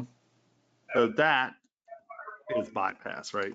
And, you know, by doing it that way, obviously we pulled it up. You just come over here and make sure that, you know, you are along the same ring axes that you want. Come up, higher res, higher res, higher res. And now. But they never meet at the middle, or maybe there's Well, like a it could have a middle? center stone. It can, yeah, no, it can meet at the middle. It's just because often they have center stones. Yeah. Right. You know, like this will come and do something like that. And then that's your setting, right? I see. It's just, it's this. What the hell happened down here? Sorry for the stupid question, but how does radial symmetry, I don't see where the radial part is factoring into that. Well, because if you'll notice here, these are going in the same direction. So from here, see how it's putting it on the opposite side? It's a reverse mirror. Oh, that's the radial part. That's not Y. So Y is, okay. Okay. Y is the up and down axis, right? Okay. Here, let me turn it up to 100. See, now it's radial. Oh, okay, okay. It's like just that it's only doing it in 2 instances. So it's Okay. taking this point and this point and reverse mirroring. What does the Y in that design look like? What, why? What are you talking about? How does the Y axis manifest in that, the Y symmetry? If Well, you turn off, we are radial, rotating along the Y axis. Okay, so look, let's crank this up. if you turned off radial, what would Y look like? Up and down. Oh, okay, okay, okay. You're traveling, so radial, hold on, let me do this. Sorry for the dumb question, class. Y axis, right? You understand that that's the Y axis? Yeah. Okay, and so it's going to radial around the Y. A Z axis radial is going to hit the sides of the ring, right? Okay. So and it just looks that way. Oh, okay. Hit here and hit here. So it just looks that way because you have radial and Y turned on. Well, no, you have to pick a. It just looks like that because you only have 2 instances. Okay. All right. Got it. I mean, because we could do this on the x-axis, and it's going to do the same thing here along the x-axis. Yeah, but I guess I got confused because the Y without the radial on looked different with symmetry, but because you have radial on, the Y axis is applying to your radial. So it's kind of different than just with Y and that's it. Well, Y would just be symmetry along the y-axis. Here, let's do this with the ball. Yeah, because it's not doing up and down. It's doing top corner Oh, and it's bottom doing corner. around. Yeah. That's why I got confused, because it's Y applied to radial, not just Y. Well, it's radial applied to y. Yeah. Yeah. Well, there's a difference. I mean, instead of it is going around the y-axis, right? Yeah. Yeah. You're Okay. looking down, so radial means it's going to go around whatever axis you pick. And it's just that we have 2 instances instead of a lot of instances, right? That Because makes sense. let's Yeah. kick this up to 20. I mean, I can try to get that stroke, but it's going to be a radial image because there's more than 2 instances. Okay. But if you have only 2 instances, it's going to act like a reverse mirror. Yeah. Okay. Thank you. I get it now. Yeah, Sorry for the dumb question. there is no dumb question. Only Yeah. done. There are just annoying to ones, be- but no. Just to be thorough, turn radio off and show them just why. Oh, I did a minute ago. So, Okay. and Just so right there. here, See it's going to be something down here, Yeah, that's Right. why. Yeah. There you go. but it's not on the y-axis, it's around the y-axis. So on the x-axis, technically it's rotating on the y-axis. I know that just confused you, but It's better just to try it and see what happens. well, no, I mean, you should be able to understand that. I mean, do you not understand? Not that goofy I statement do. that I just No, made. I do understand now. I do understand. Okay. Because it's important to understand. Otherwise, you're going to be reaching and fighting and gurking and not understanding why it's not happening, right? So a y-axis, or any axis, but it's normally going to be y because we're looking down on the ring. See, this is another reason I try to keep everything in the same relationship to the world, because then we can go, okay, on the y-axis, if you have 2 instances, it's acting as bypass symmetry, That's cool. right? So everyone kind of got that one. So there's that. There's radial symmetry. There's quad symmetry. And then there's dual quad symmetry. So let's go all the way back to the beginning here. There we go. And now divide. So once again, turn radial off. We have X symmetry. So if you're doing something that's non-symmetrical on the Z-axis, but is symmetrical on the X-axis, you're going to use X symmetry, right? Okay, so now if you're going to do something that is left, right, front, back, you have X and Z, and now you're creating something that is symmetrical on both sides and left and right, or front and back and left and right.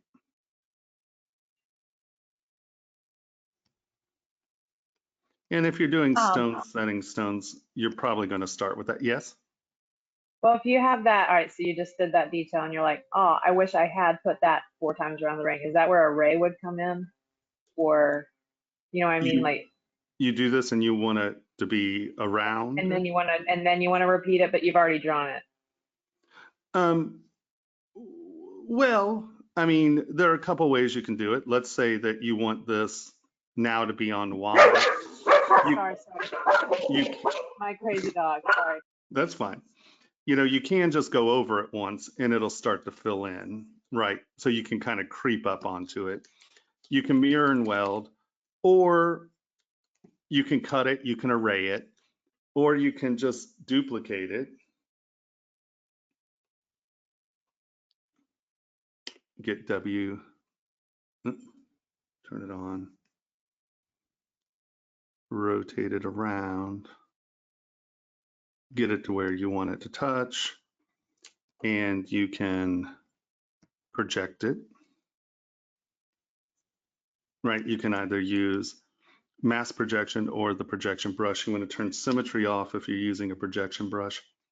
It gets really wonky. Oh, wrong direction. We want this one. Come on. No, there we go. You have to hold down Alt to get it to drag up to the surface, as opposed to pushing it down to the surface. So you can do this real quick. You have to be careful. Backface masking is important, right? Because you see how this pulled up. And the other thing about using projection that's dangerous, that you have to be careful of, is if you get too steep, you want to project to the 90 degrees and rotate your model around, because if you're projecting it at a steep angle, you'll often get this weird pulling. See how it's trying to drag all this to the surface? So if you do this, but this is a pretty good way of going about it, you know, you just have to make sure you're doing it right. And that is turn on backface masking, hold down Alt, and just work it around where you're kind of trying to do it at 90 degrees. So you're not getting weird projection angles. And you can do it a little smooth, work your way around, smooth, come up, smooth, redo it from another direction, up.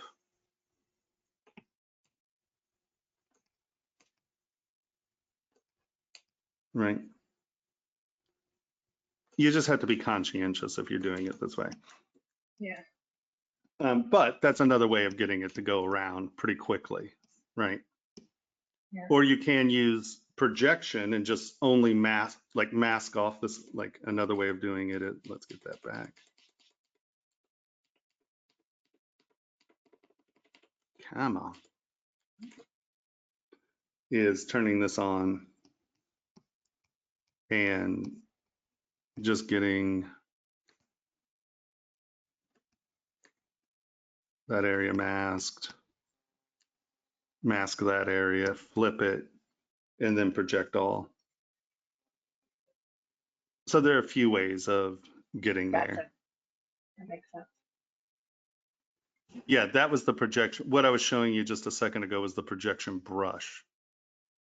But you have to be really careful, and you can't use symmetry because it'll pull the other side of the model to this side of the model. It's just this, it just gets ugly fast.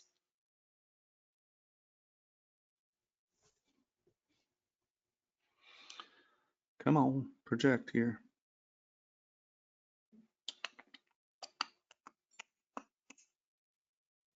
Hmm.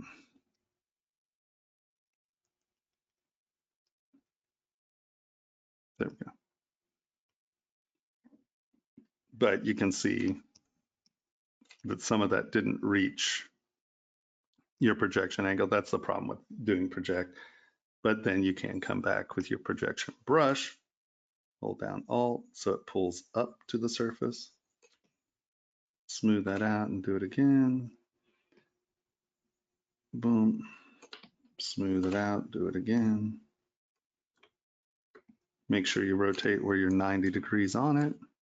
Hold down Alt, drag it up to the surface, go back, back. smooth, alt. Right. And so what, here, let me.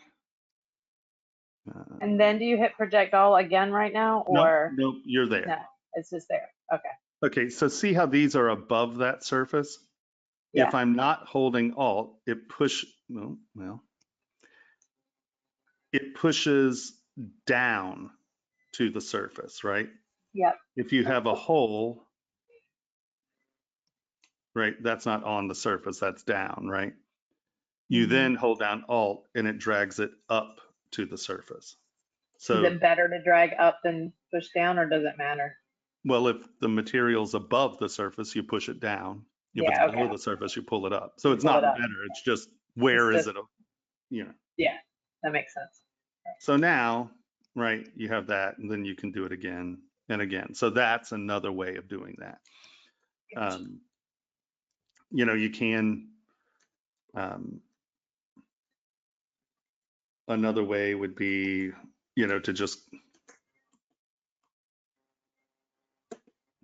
keep that, delete hit, hold on, let's duplicate. Delete hidden. Oh. Delete hidden. Come on, crab ass. Boy, you're just being pokey today, aren't you? Higher res. W, hold down control. Come on. Oh. Delete higher, delete lower. Drag it down, push home, rotate. Rotate copy. Is it like a rotate copy, or is it just? Okay. So we're at our gizmo. We have the one, oh, hold on, let's go back one more. Yeah. So make sure you start from home, right? So you hold down Alt and push home. So we know that gizmo is in the home position. Hold down Control, drag down. Delete lower. Okay. Hold down Control, drag down. Now you see we've duplicated that process, right? And now we go home. So now they're in the same place. We rotate that around to wherever it is. And then, hold on, Alt, get center, Do it again. Rotate. But you'll notice that, oh, well, crap, I didn't think about that. My little thing isn't the same. So these are things you have to consider when you start doing some of that stuff. But So if you're is there smart, an array for that, where you could just say array 5 times? Yep, exactly. You can do array as well. And you can also do insert polymesh if you have an instance created, and we'll go through all that. Cool. I was just showing you a bunch of ways to get there. But yeah, that's awesome. Thank you. Yeah, no problem. Okay, so do we understand the basic concepts of where our bands and kind of rings are? Like, we haven't dealt with stones or anything like that yet. Yes.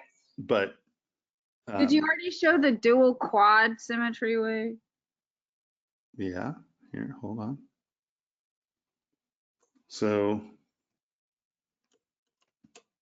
turn symmetry on by hitting X, X, Y, and Z. So as I, clay tubes. So as I make a form or shape,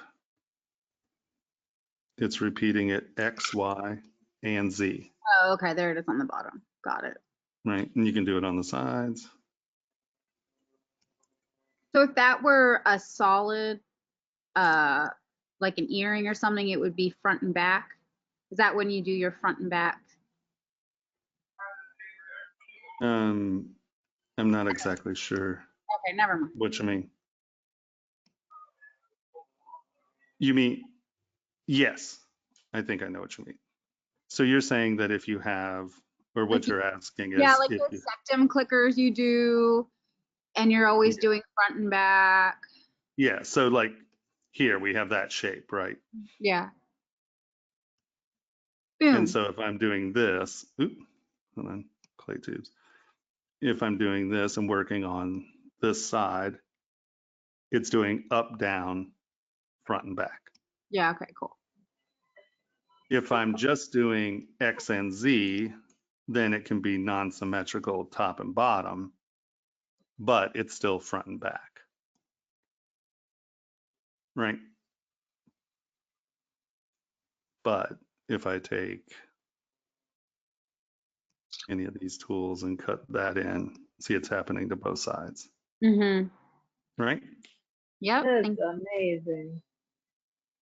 Incredible. So cool. Oh, Batman. Sorry. Exactly. Ta-da!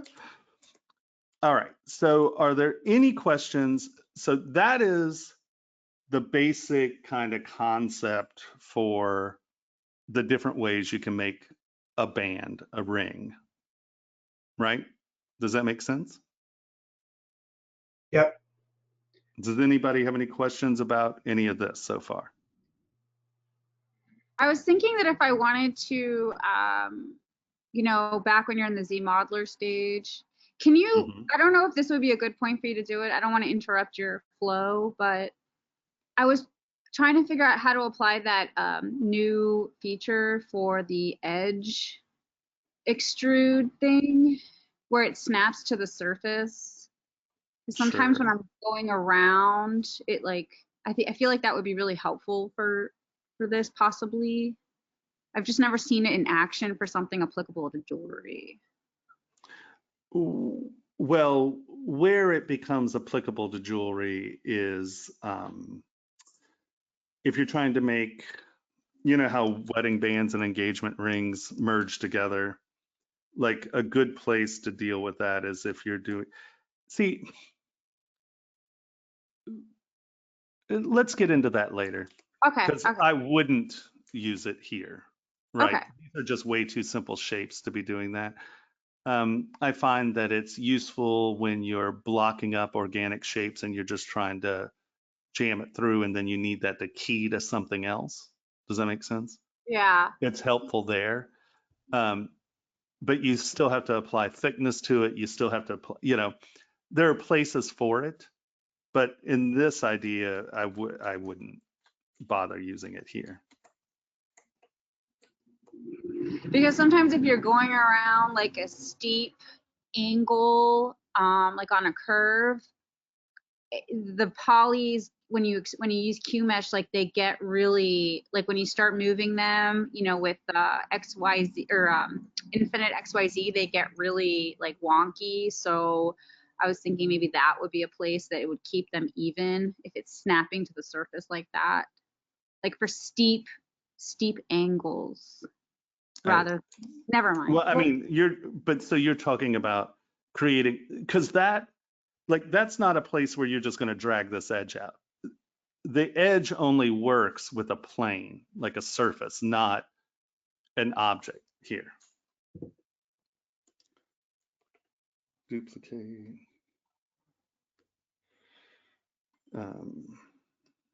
Delete hidden. So you can see here we have this flat surface, right? So now if you're trying to block up, why are you doing that to me? Come on. No. No, it's saving. Oh.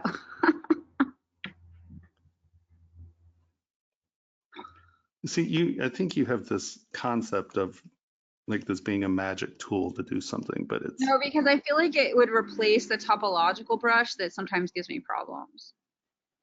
it has nothing to do with the topological brush. Oh. Do you mean this topology brush here? Yeah, the topology brush. Okay. We'll move topological as opposed to the topology. But it could feasibly. Yeah. It could. Yeah, no, it totally could. That is a place to use it, but that's a plane like this, and then, you know, your edge, extrude. You know, this is someplace where Of course, now it's not going to even work for this, is it? Why are you doing that to me? Yeah, do you have subdivision levels on? Oh, thank you. You know, like it's really good for doing really organic, nice things, and then having these snap. Yeah, like going around a form, like a soft form, and then you could pull them out. Yeah, it Okay. is. But I mean, in a ring, there's absolutely no reason to do that. Because if I want something that's I was going to thinking more for like an earring, like for an earring, but I don't think we're doing earrings in this class. So this is like the well, closest we can get. I mean, all of these could be earrings. But see, especially if you're starting at this stage, I wouldn't bother with that. If this is my form, I'm just going to highlight these by holding down Alt and dragging off that surface. I'm going to come here to QMesh and I'm going to drag this out. I'm going to come to QMesh and drag this out. Oh, we delete higher. Oh my God. All right, so pull this out and then hold down Control and it makes it a separate plane. And then I'm just going to drag that back to that surface. And now split the parts. Okay. Now I have this, which is matching that. Does that make sense? I wouldn't bother going through all that crap of trying to lay that out. If I know that these are going to need to match, I'm just going to make a matching part here and block up. Okay. Right? Does that make sense? Yeah, I was okay. I get it. I don't want to go in. I don't want to take you off track. I just wanted to ask that, but I understand. I don't believe you. I hear that reticence in your voice still. You already know me. I was just asking for things that were kind of like wrapping on a form, like if you were doing specific type of earrings where they were like wrapping You've around just, the form. right, but I mean, but you're talking about doing it at block up. I mean, that is the easiest way to do it. You just take the form and duplicate the area that you want. It is now wrapped on that form. Now, if you have more detail, then you're not going to do it at this stage anyway, right? Okay. I mean, does that make sense? Yeah, or you would just use like the move tool.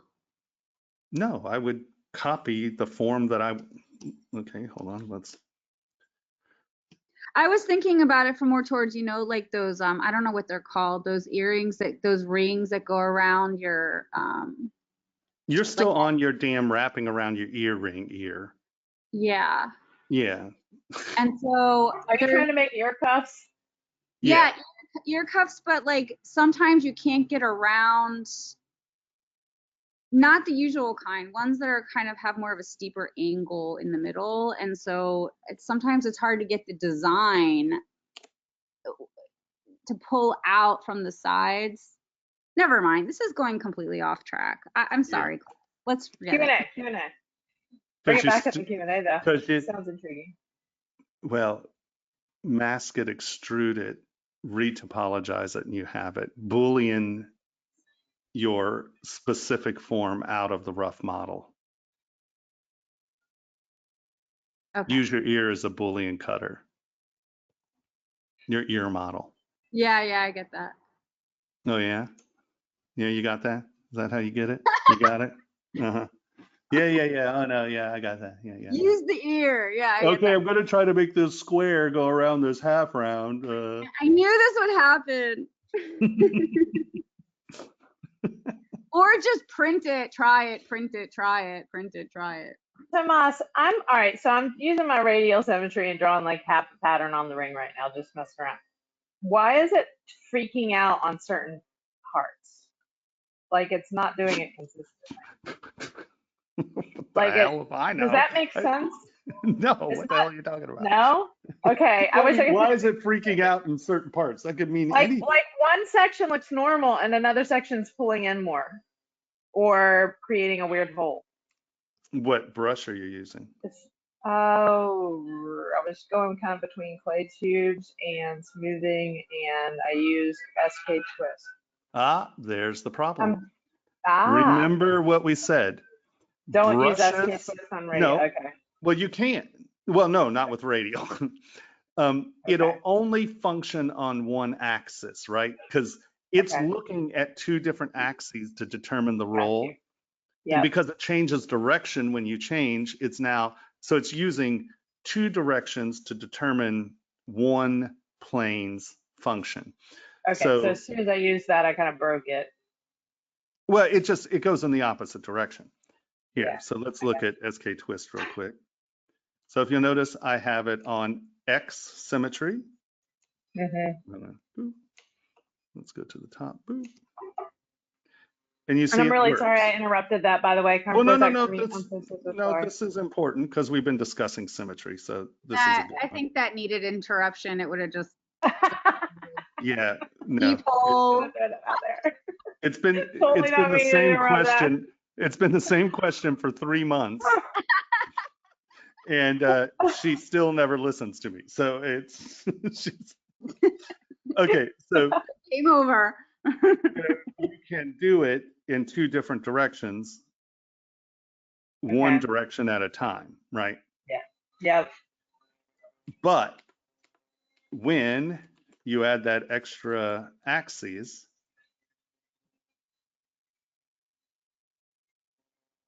see how one's going one way and one's going the other? Mhm. Yes. That's the problem. So that's where, like, so let's just say, because I was drawing a wheat leaf pattern, and I was like, oh, it'd be really nice to make the leaves overlap. And so at that point, you just go hand like you would when you're engraving and just do each one and not worry about using symmetry. Okay. Well, which is nice because I like that being an engraver. I like that each one's a little different. I'm totally cool with that. Exactly. I turn on rings all the time. It's okay. Yeah. You can come back in and do it by hand, and get a pattern, get a pattern. And not worry about, so SK twist, try to stay away a little bit from those. Yeah, that makes sense. Right. You would just have to do each leaf, And then we get back into that array factor, focus on one leaf section and then array it. You can do that too. But I tend to want to do it by hand, so they're not all the same. I don't like arraying, and I mean, unless it's supposed to be sort of mechanical or architectural, I'll use array. But I tend to avoid them because I do not like things that look like they were done with a computer. Yeah, I agree. It's just too perfect. Everyone's exactly the same. And honestly, your brain gets bored with stuff like that. There's no intrigue. It's just, oh, look, it's perfect. Great. Who cares? I can get that from anyone. But look, this looks like it's been handcrafted. That's interesting. Yeah. Well, one of the things I can't stand is catted jewelry that has a fake engraving pattern on it because it's so obviously a fake engraving pattern. Yeah. And not just also in its polish, so that's like real. But I do like that with this, like there is the reality of production and needing to do production. So it's nice that you can maintain that. Yeah, no, without a doubt. And in fact, we had a brush, I think it was a version of Slash. Let's go up here and go to tools or brushes, Slash. Yeah.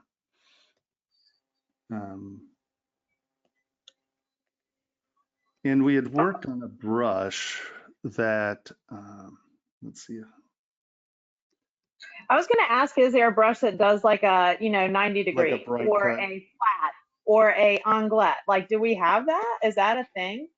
Well, because of course I am naturally trying to draw some engraving designs, and that's my plan. And ultimately we'll be doing where I'm like translating some of my engraved pieces into this and then pushing a heavier relief and a heavier depth, like do those brushes. And this is again sidetracked. I'm sorry, you guys. No. Well, it's kind of, it's not. I mean, all of these are leading to the same stuff, and we have to jam these things full of some various things because we can't get to everything in a 6-week course conscientiously. So if you look over here, see how this pattern works? I would say, and Tony and I were talking about doing this anyway, is providing brushes like those clay brushes, except we have engraving brushes. Yeah, I So think that'd be amazing. what we had was, and I don't know where it is, I called it the bright cut brush, and it worked a Yeah. lot like a bright cut. And what was nice Mhm. about it is that once you did it, because you'll never get a true bright cut from casting. It's the removal of that metal that is Well, and it's creating the that bright polish cut. of your engraver is leaving the Exactly. polish. It's not, and that's the problem is casted material is always going to have that, The texture down in scale, the yeah. recesses versus an engraving piece is going to have that polish. So what we did is But we made it where it was a flat surface. It cut, sort of the same angle and stuff as the bright cut would. And then all he did was come back with a dull graver, except it had it was a sharp square, right? So that yeah, corner was sharp, but it wasn't actually cutting. So it was just like a crisp burnishing tool. And then he went over and burnished that bright cut, and it looked pretty close. You know what I mean? yeah. It's not a bright cut, but it's pretty damn close because you can Well, and burnish even to that. be able to recut, but already have the lines a little bit there, and then you can hit some angles and hit some things to start to get some of that with the 1-2 punch. It would be nice to have the brushes. Like it makes sense to have certain, probably the key one would be that 90 degrees, something just to get you that curve in there. So it's already, yeah. Exactly. And that's just playing with these alphas. And that's something that we're talking about Or like creating. Bellino might work well. Like if you think about a Bellino, it's got that certain shape to it, and then you press in, and you don't want to polish in that. And again, my dog, sorry.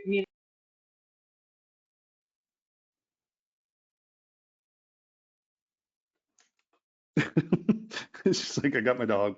All right. We have No this problem. like wonderful little puppy who she sounds way bigger than she is. She just sounds huge. So sorry about that.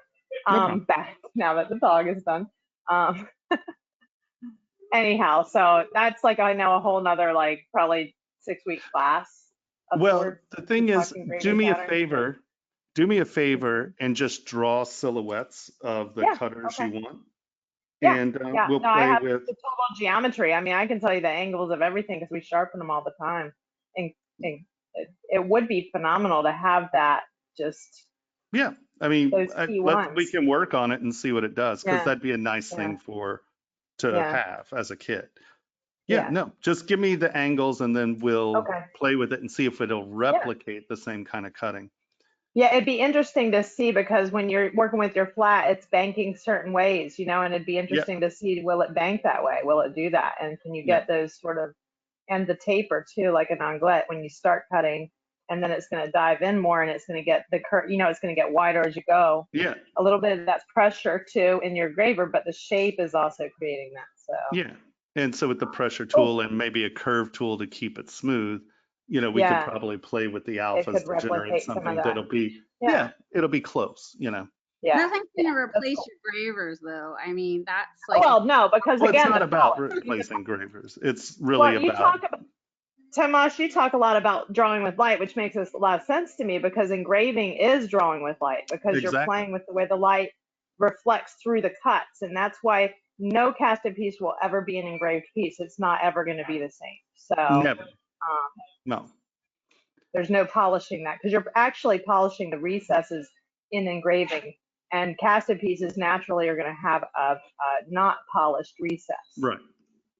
Unless that jeweler sits there for a really long time and eventually pulls out their gravers. Exactly. All right. All right, So, sorry. Back to subject. I'm sorry about that. That was a big sidetrack, but no, it's all good. definitely applies to rings. So hopefully that helped everybody a little bit in that. Yeah, no, without a question. Yeah. So does anyone have any questions about creating bands? Now, I'm not talking about eternity set. We'll deal with stone setting later, and I'll show you some tricks to some of that stuff. But anyone have any questions about how to generate bands as we discussed, bypassing the different symmetries? Does everyone feel like they could make a band competently right now? Yes. Okay. Yeah. So to confirm, band is basically a ring with detail symmetry. And yeah. All right. Oh wait, no, bypass. Sorry, bypass is the ones that meet in the middle but don't touch. Yeah. Oh, Yeah. for Yeah. those who, somebody was asking what a bypass looks like, I did throw in the chat a link to a totally simple float to bezel in the middle of a bypass that we make, just to give that, if anybody wants to look at it later on, it's Well, in there. let's look at it right now. There you go. And Tomas, would you just, after you did a bypass ring, would you just open your mandrel to make sure that it wasn't digging too far down? Yeah, yes, we'll get into that in just a sec. Okay. But yes, that's exactly what you do. All right, so this is a bypass ring. You can see that it touches in the center because there's a stone there. But this band part and that band part are bypassing the center in a mirror symmetry. Does that make sense? Yes. Okay. And, you know, it doesn't necessarily have to, hold on, let's find something that already has geometry here. You know, it doesn't have to even, let's go Y, radial 2. It doesn't even have to have an airspace in there. You know, if you're doing something that's like just where the designs bypass, you know, it can be solid and still have kind of bypass geometry, right? That just really means that the ring is, the design is a mirror symmetry and it's going past center.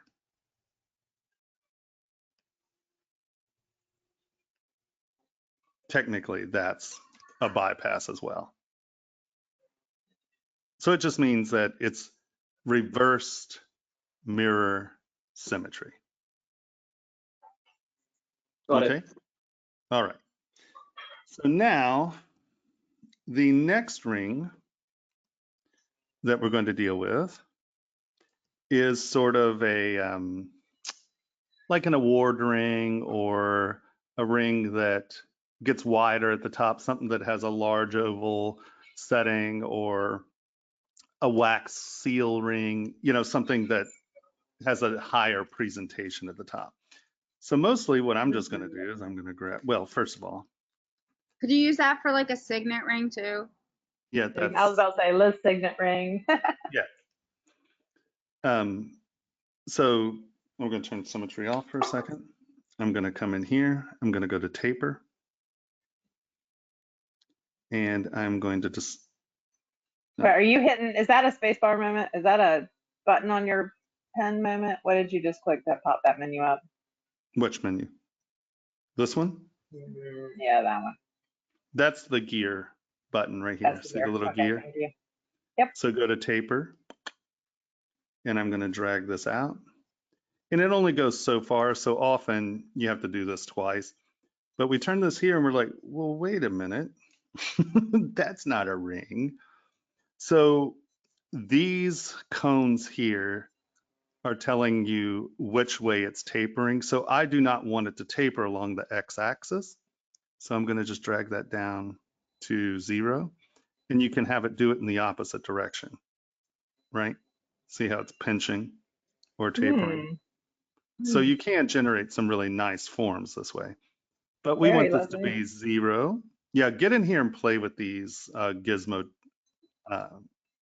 transposing tools. They're good. Now, first thing I'm going to see here is, well, I don't really have enough geometry to make this good. So I'm going to come in and I'm going to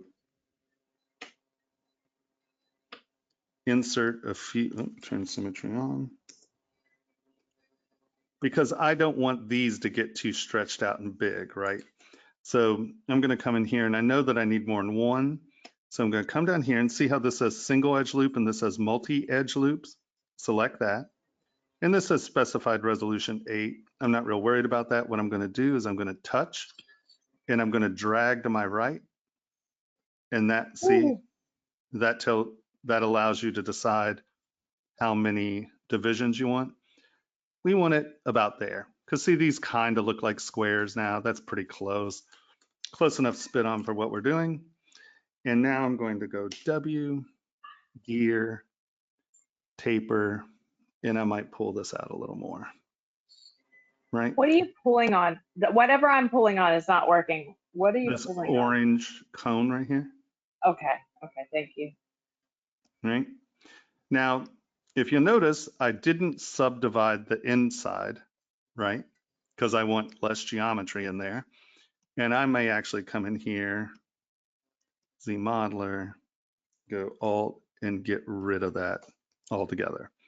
So now my geometry is going to be predominantly on the outside of this. Now you also know that because it's tapering, this isn't like flush with that,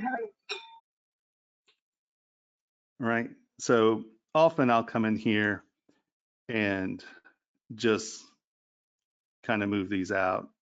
So that's a square edge. Oops. Does that make sense?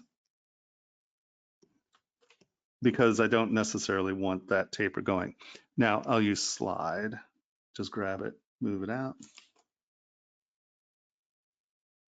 So you don't have to mask the bottom portion of the ring For what? for using taper. Nope. It's only going to, so hold on, let's go to this band real quick. W, gear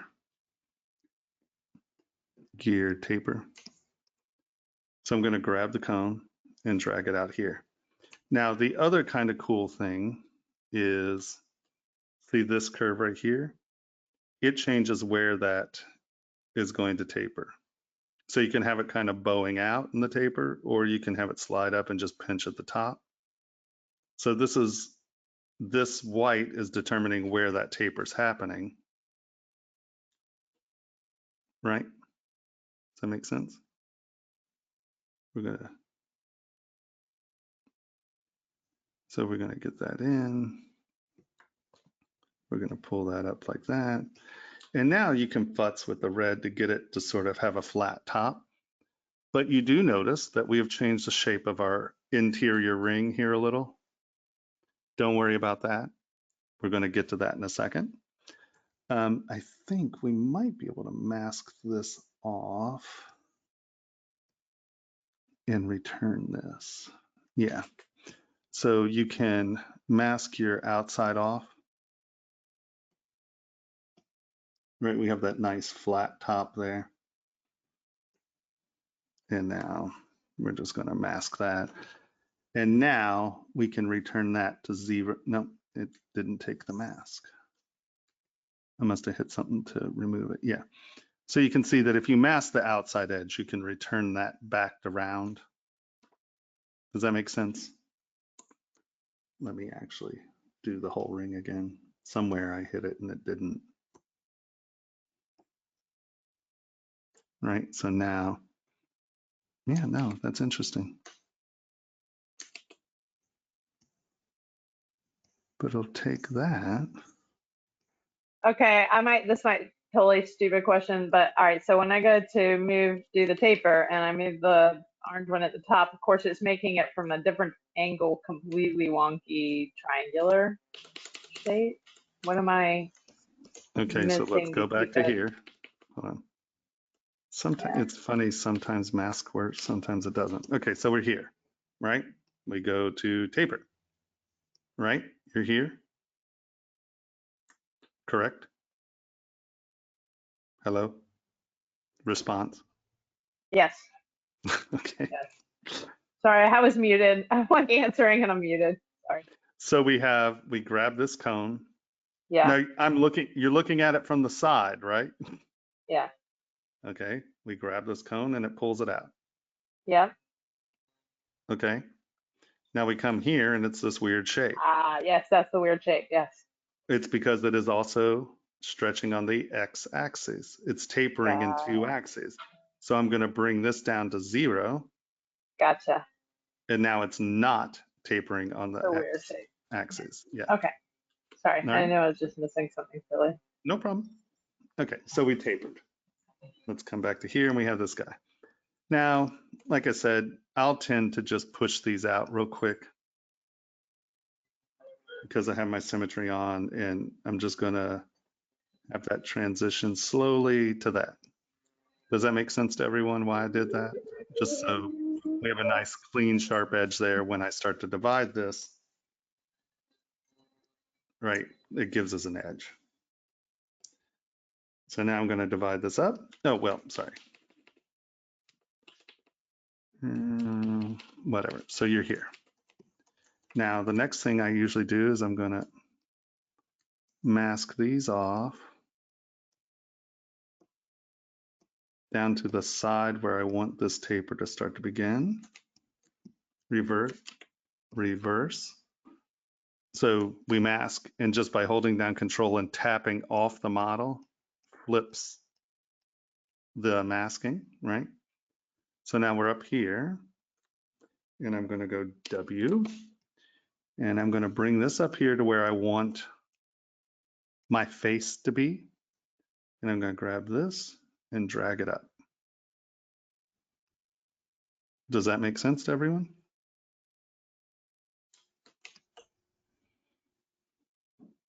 Yeah, that's amazing. Could you go back to bringing back the shape of the inner part of the top? Because right now it's flattened out, and I think I missed that part. Okay, so hold on, let me. You're here. Taper. Symmetry off. You don't need it. So I'm here and I'm dragging this out, right? So we're flared. Yeah. We've tapered. Now I roll here and it's all flared out, right? Yeah. Because it's, if we roll over this, see, opacity equals 1, opacity equals 1, opacity equals 1. So it's tapering in all axes. So I pulled that out and it tapered on both axes. So all we do is we don't want it on the X axis. You're gonna wanna. We just drag this down to 0. And now it is not tapering on the X axis. Mm-hmm. Is that what you were asking? Yeah, so I got the taper, and then afterwards we flattened it out, the top, and this flattened the inner part as well. Oh. It's just masking. So I'm okay. Yeah, so hold on, let's unmask this real quick. Q, W, get rid of that. So all I did is I took my square mask, I have symmetry on, and I'm just using that corner to sort of select just that top face, right? I'm not coming down below that face. And I want it to taper from about mid, just above mid ring, right? Yeah. So now I'm gonna flip that, grab W, and from here, I'm gonna use this line to decide where I want that, face to be. And so I'm going to grab that green rectangle and drag it, and it's going to pull that surface. It's going to try to get that surface to match that green line, right? So if I keep pulling it, see how it matches it and it's perfectly straight across? Yeah. I want a little bit of play on that. Hold on, I want a little bit of play on that. So I'm going to leave it sort of there, right? Yeah. Does that make sense? Yep. Thank you. Okay. No problem. So from here, you can said come from above midline, a little bit above midline.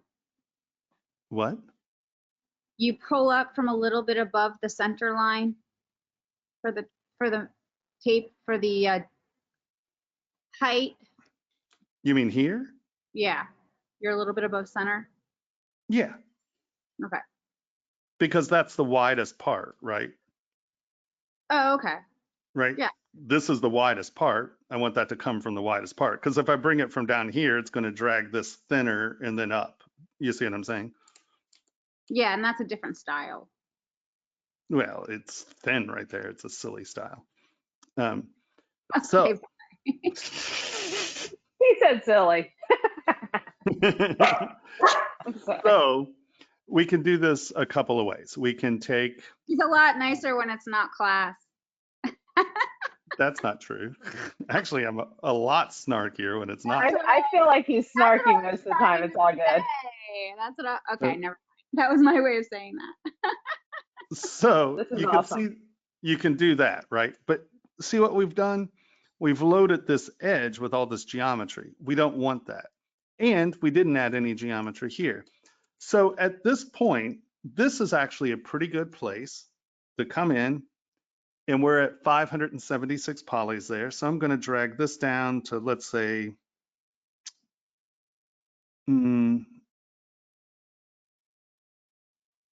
let's say 700, right? And now turn adaptive off. That's around 700 polys. I have symmetry X and Z turned on, and it will Z remesh X and Z. Now, I want to detect edges. All right. And you can freeze border, but I tend to find that it gives you a weird. So, all right. So that's not necessarily a clean Z remesh. And something, yeah. Let's just kick this up a little, Z remesh. And so you can Z remesh this and get cleaner geometry. I'm not worried about this edge, right? Because I don't want that to be a sharp edge anyway. And when we start dividing up, right, that edge is not a problem because we're just Is going there to an easy tool for comfort fitting that edge? Like, or I mean, yeah, there you go. I mean, what you're trim doing right dynamic. now. Just trim dynamic. Yeah, That's hard polish or trim dynamic. yeah. Trim dynamic knocks edges off of things the best. Yeah. And by the way, And guys, this is where we also add in apply file so that you don't obsess it being perfect, or do you? Because I mean, really, once you go to polish it, you're going to do that anyway. yeah, no, I'm not worried about that at all. Yeah. I mean, I can lower my res here, smooth this out, and it's going to be, Yeah. Nice. you know, there, boom, right? Makes sense. So you can either do that. If you're uncomfortable with that, you can also feasibly, let's come back here. In NZ remeshing, this does actually help. If you come in here, come on, you can do it, come on. Right, this edge, you can come to Z Modeler and bevel. Oh. And if you bevel that edge in the Z remesh, it's going to take that into consideration. Nice. And it won't wind up with quite as much muggling. Now, you grabbed that one section, said bevel. How do you tell it to do it everywhere? I know these sometimes basic questions, but like in other words, it went all the way around that. Does it automatically go all the way around the edge, or did you apply all? I mean, is there a edge loop complete? Okay, cool. Yeah. See edge loop partial, poly loop. Yeah. Yep. So, and now you can see that it's not trying to retain that sharp edge, so you wind up with cleaner geometry there. Cool. So that's an option. So we just divide, divide, divide, divide, divide. All right. And so now we have a tapered form and your kind of signet top, right, or presentational top.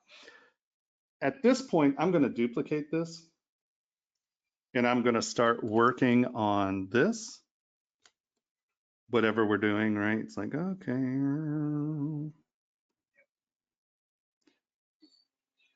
Oh, look, we have this beautiful design. Wow, it's great. Gosh, I should get paid for designing. I'm awesome. And you have this lovely. That's not a real job, dude. What are you talking about? I know, that's not real. You can't really make a living as an artist. Right? I'll tell you what. Sadly. Okay, so you've spent all this time and energy and you made this ring. Woo, look at this, it's so exciting. Awesome sauce, great ring. Woo. And now they want this out of gold. And you're like, oh, hell, how am I going to hollow Yeah, that you gotta out? hollow it. Yes. So by keeping the old ring base, right? I usually I'll come in here and just cut that edge off. And then delete hidden. Oh, delete lower, delete hidden, close holes. And now I have this plug, right? So usually what I do is I'll just drop it to where I want it. That's the thickness I want, right? And then I will just bring it in. That's the thickness I want. That's the thickness I want. Great. You can sit there, you can measure it, take move elastic, whatever, and just get this to be a smooth transition out. Right, so this is outside of the bottom of the model, so you end with a smooth transition. And now you can come back in. Let's just drag these down here so you can see them. New folder. Drag this in here. I like to Boolean in my folders because I'm not generating all these tools out here. It keeps everything in the same subtool. So I will 99.999% of the time Boolean within my folders. So hit that, make it start, hit that, make it subtractive. You have to turn off transparency. It will not work with transparency on. If you want to preview it, you can hold Control, drag this over and hit the live Boolean. And that's what your cutaway will look like. And you're like, oh, you know what? That's too thin. Just hit W. Make sure that you are on the cutaway, not the model. And you can come in here and tune your thickness, tune where it is, That's nice. and decide where you want it to be. And that's why this is called live Boolean, is because What's it's an that active. Boolean button called? That first one, is that that overlap one? The first one that you've chosen. What's it called? If you hover over it, does it tell you the name? It's just the first one. Whatever. Thank you for You mean asking this that, thing because I over actually here? don't know. Yeah, which You one mean is these that? buttons right here? Yeah, which one are you using for the Okay. plug? So hold on, let's go here. What you have are 3 illustrations. One is this. One is this, right? Hold on, let's look, make sure. One is that. One is that. And then the other one is, right? Mm-hmm. So those are the 3. This is Boolean union. It really should They do become this. one. Right, they become one. This is Boolean subtractive, so it's going to The wind one up with a subtracts part from like the other. this. Yeah. And then this is Boolean intersection, so wherever they cross over, you wind up with that piece. Nice. Right? Does that make sense to everyone? Yes. Okay. At least. So we're just using Boolean negative. All right, what was the second one called? Subtraction, just Boolean. You know, you're a Boolean cutter. You're using 1 to subtract from. Well, here. I think we just say Boolean on that one. There's Okay, like. so there you go. That is Boolean union, right? Yeah. Okay. They're both going to wind up. That is Boolean subtractive, right? So it takes the cutter away from the thing that says start, right? Yeah. And then intersection gives you the plug that is the negative, Okay. right? And intersection is really useful if you're trying to get pieces to fit together. Because let's say Also, this if you is, were doing like an interior gallery, that would be amazing, because you could make the gallery in gold, make the rest in silver. You'd use this to make the gallery, right? Yep, that's exactly what you do. Sweet. So you take that, right? You take that and you've cut it out of this. Yeah. But then all you do is you lower this down or lower this up. And now that's your gallery thickness. Make it cool, and then you can go in, attach it into the separate, put them together, and you've got like a hollow. And that's where those rings that we hate the size come from, but they're really cool. Yeah. Got it. Ah, Forget sizing rings. Buy a new one. Whatever, dude. I have to think about that. Somebody's gonna Forget come back to me in sizing. like 5 years. They can find me. I'm like, get a hammer and a torch. I have people order rings online all the time. They're like, I got this for like next to nothing from this company from China. Can you size it? I'm like, hell no. No. The Yeah, math like, doesn't work. wait, No. I believe that's gargle my That egg is a sack. Is hell that what no. I heard? Yeah. Oh, yeah. No. This is Sorry, a hard, can you absolutely show not. that again? All I heard was Catherine. I was trying to take notes. Can you show that again with the third one? The intersection? You showed something with the third one, what you can do with it. Oh, it's just creating a gallery. Right. So what that means is, here, let's look at this part. We've come here. Oh, we're on the intersection, right? We come here. We've done this, right?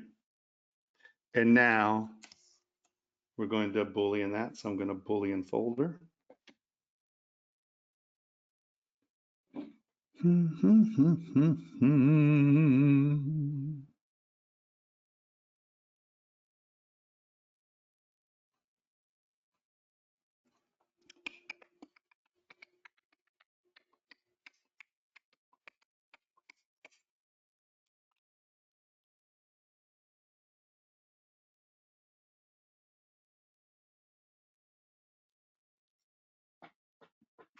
Just two side notes here.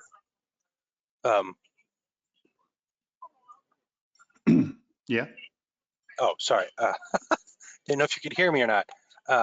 This ring section covers way more than we did in ours. So that's because you all were 2 weeks off and I had no idea where I was. And I thought I was an 8-week class and it turned into a 6-week class. Well, no, it's very helpful. I mean, there's you, mister. Well, no, I mean, no. In a good way. Yeah, Compliment. No, your teaching has gotten more streamlined or better. I don't know. You're doing it in sections, which is really cool. Well, it's because I started out the last class how I normally start my classes. Right. And then I realized that with 6 weeks, me sitting down and going through a lot of just the basic design ideas and principles and who inspired me and how we get to this, and how to take research. Well, I need you all to start sculpting, and I went at the same pace. So the first 2 weeks were almost throwaway and we only had 4 weeks. And then I was ready. You're scrambling. Yeah, that was a shit show. Sorry, guys. Right. That was the only one you could taste this time. But I wasn't in the last one. I really wish we would have had someone like Catherine in there. Oh, I'm sorry. Thank you. No, because you're a jeweler and you're talking about stuff that we didn't know about. I mean, one or two. Well, feel free to message me anytime. I mean, I've spent a lot of years in the jewelry side, so I'm learning this, and I'll message you back about this. But there are some very realistic things from jewelry that and things like what a gallery is. We forget. We say bail, and we say all these terms that we think are common knowledge, and then we realize, it's not. Right. I was like, that's important stuff. I mean, we had a stone setter, we had a jewelry designer that she was Italian, so she didn't speak English all that great, so she didn't really. So I mean, I wish we would have had that in there too, but this is awesome anyway. So I'm definitely here. Any jewelry questions? Not that I know them all, but and I will bug you guys back for the CAD stuff. Yeah, it's very helpful. It's very cool to see. Well, this is really cool stuff, Tomas. The ring stuff. I mean, you really are cutting down to like some nice things that will be able to apply to a lot of different aspects of jewelry. So. Yeah, without a doubt. And so what we can do, if you'll notice, I took that plug and now I'm just sculpting a shape on it. Mm-hmm.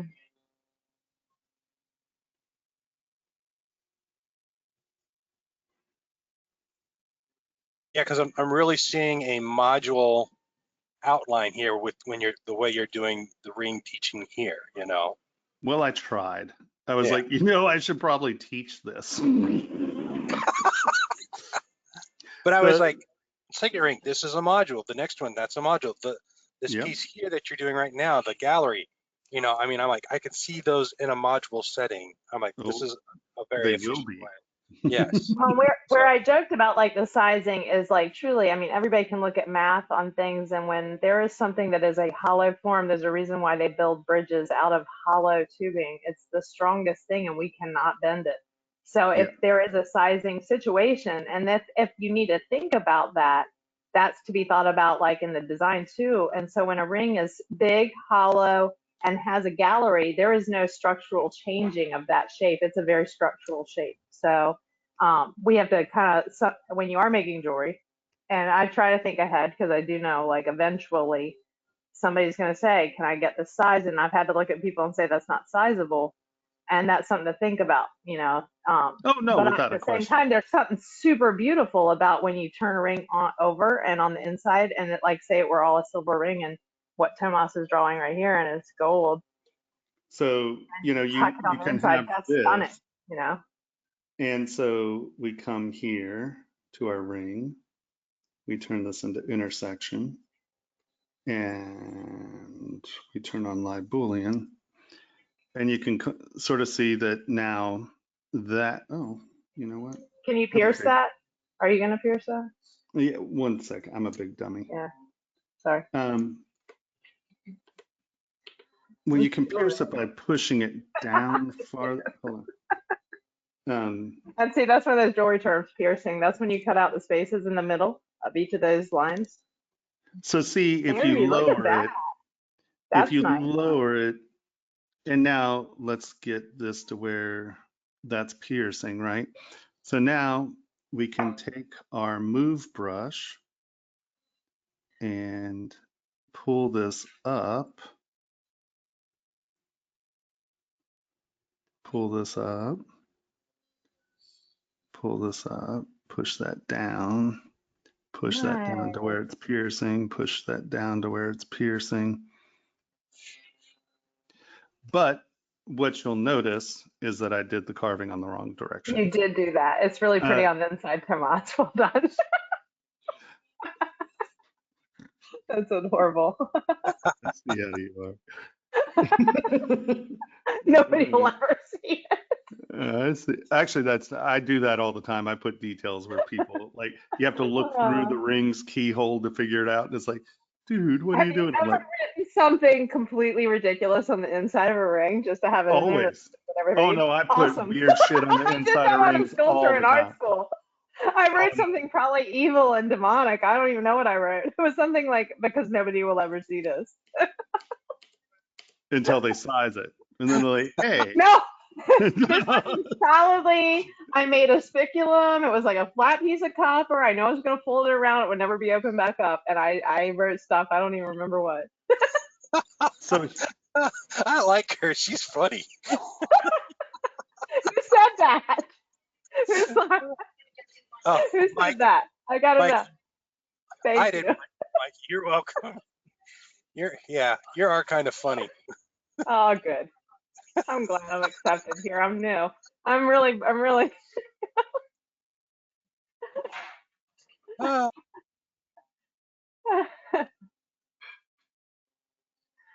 I think this is what I needed to do. So to confirm, the term gallery is the area that you're subtracting under, so that we're removing more mass. Well, a gallery is more like the cage that covers the hole that is in there. Oh, okay, a cage. Because it can also refer to your setting. Like there's a gallery within your setting. Yeah, it means a lot of things, sadly. It means a few things. Yeah, smile and nod. That's really what you say. Smile and nod and go, one of those jewelers is in the bunch. Yeah, just go, yeah, right. One of those, sure. A freaking jeweler. Yeah, sure. No problem. Yeah, it'll be great. It'll be great. All right, so now let's try it this way. I think this is the solution. All right, live Boolean. Yeah, we're gonna. I will at some point jot down all the places that gallery can apply and throw it into a chat for you guys. Yes, please. Nice. Yes, I will. Please. That's awesome. Yeah, jeweler terms described. Damn it, no, it's not. You still have it on the inside.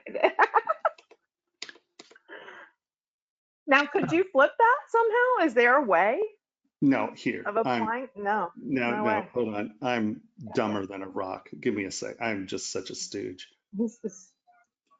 This, I keep sculpting just absolutely on the wrong surface. Here, this ring has a gallery here. So let us come back in here, and this is where the gallery is. The part that people will see.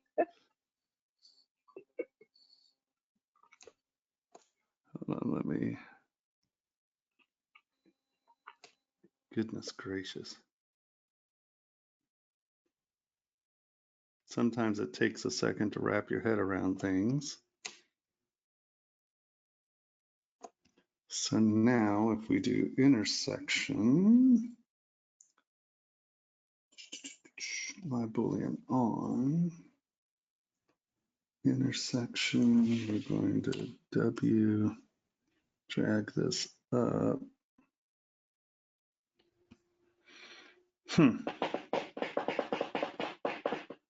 No, you're going to have to get the like you could do the profile, right? You can get it to where it's smooth, and then you just come back in and sculpt your detail on your pierced surface.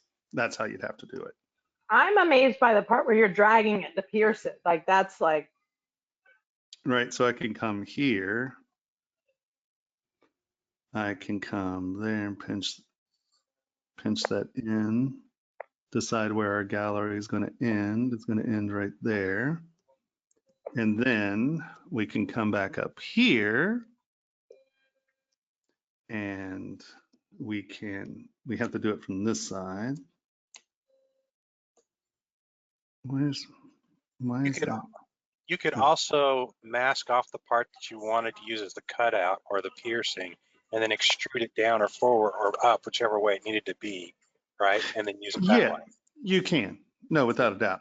The nice thing about this process is that you can creep up on your piercing, right? You can really tune your piercing by just using an aggressive tool to cut through. Now, right now you're using Carve. Is that what you're? Yeah. Yeah, SK Carve. Yeah. I'm just getting something that's kind of big and aggressive. And, you can just keep digging until it punches.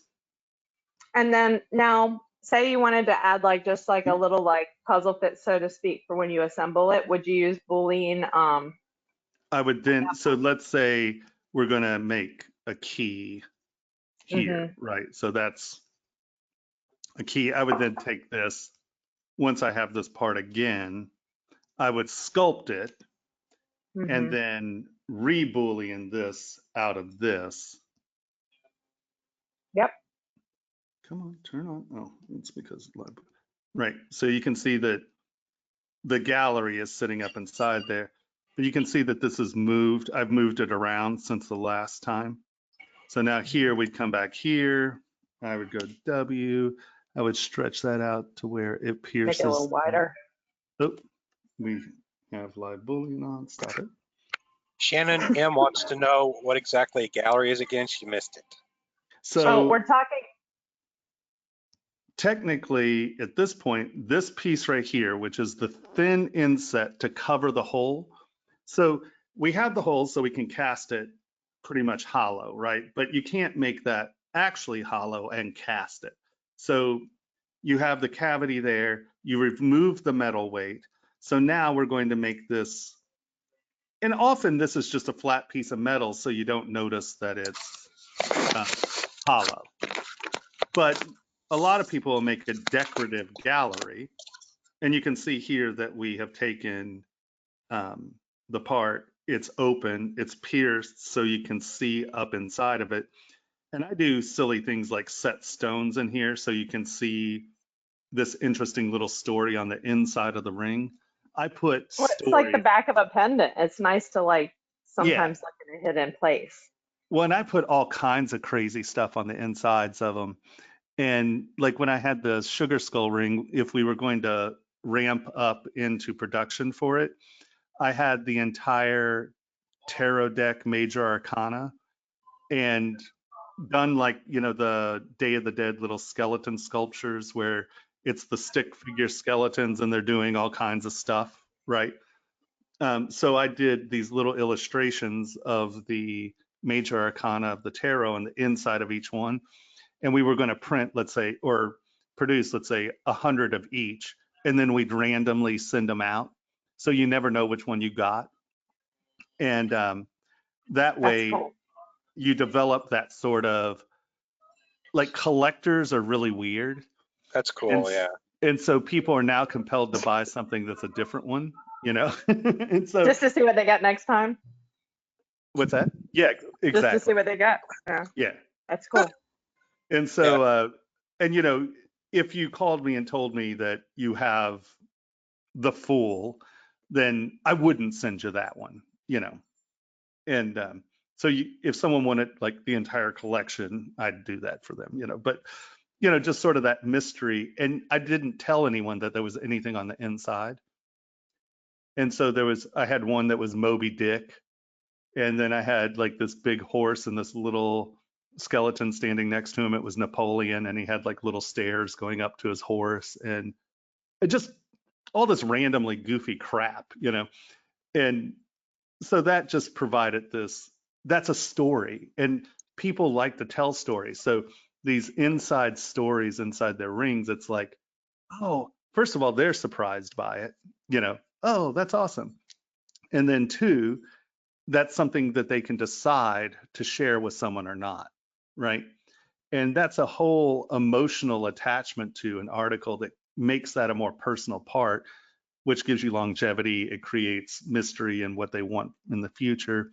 You know, it was a pretty good psychological ploy, you know, and I put it on everything. I really, really drive the insides of rings. And it's funny because now, you know, I've had hundreds of students now, and now everyone's putting stuff inside the rings. I'm like, ah, you bastards. Little Easter eggs left and right Leave now. your secret out. I keep telling people my cool things. Part of teaching, right? Yeah, It's up to them to make it theirs. As long as Yeah, they make exactly. it theirs eventually, it's Well, all sadly, good. a lot of them make it close to mine, where it's like, oh, you're killing me now. But Yeah. whatever. You'll never Yeah. do what I do as good as I do it, so I'm not too Well, stressed about as soon as they're doing what you do, you're doing something new. it. Right. Exactly. Hey, can you hear me? I have a question real quick. Yeah. Okay. Yeah, so you were saying that the gallery thing that you were explaining to me. So you're saying that you can't cast a hollow ring like that, and that's why you kind of separate it the way you did here, right? So is it Right. is it like a separate piece? It is a Like, separate piece. Often it's so a different metal. okay, so like in the like manufacturing process, they'll like combine them at that point, Yes. like after casting, it's two Yep. pieces that get combined. Oh, okay. Yeah, exactly. Cool. All right, that makes sense. Yeah, because that way, because, you know, you have to, hold on here. Let's go back to our sketchy thing. I've got to get me one of those mics. So, you know, you have, oops, sorry. You have your ring, and, you know, you want this to be hollow, and then this is the band. Well, casting, there has to be some hole in here somehow for that to fill up with investment. Does that make sense? Do you know what investment is? Yeah, I think Okay. so. Well, no, I'm not trying to be, I don't know what people know. So here, let's go through this real quick. Yeah, I gotta say I don't know a whole lot about the like casting process, No problem. but yeah, I'm like interested in that.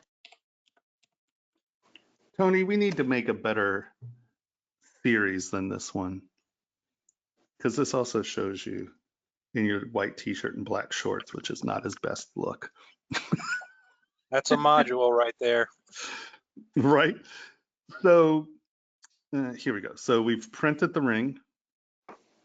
We've peeled it off the printing. We washed the resin off. We have our model. We now, this is the support for the, oh, Jesus Christ, come on. This is the sprue tree, holy hell. Okay, sorry, it was an early morning, my brain, I'm freezing up here a little. So how this works is you have a flask. Let's just show you the flask real quick. So this is a flask, okay? This plaster is called investment. Okay, this is the investment, this plaster. So what happens is you take your, see how this is rubber, right? So you put your tree support in here, you attach your pieces, and you can see over here, there are a lot of pieces attached to it. But on this one, we're just doing the ring. And so you attach the ring to the tree, and then you put, see how there's that little lip there? What we've done is that little rubber butt acts as a bottom. You pour this investment in, and then what you do is you take it out and you flip it. Once this cures, well, while it's still wet, you put it on a vacuum table and you suck all the air bubbles out of it. And then you wind up, see, we don't have pictures for the rest of this, Tony. We need to make a better, there's Tony. See, you pour it all the way up to here. Now, if you'll notice down here, see how there's that white right there? Well, that's plaster, that's investment, because what you've done is you pull this rubber thing off. You have an investment right here. Let's have our flask.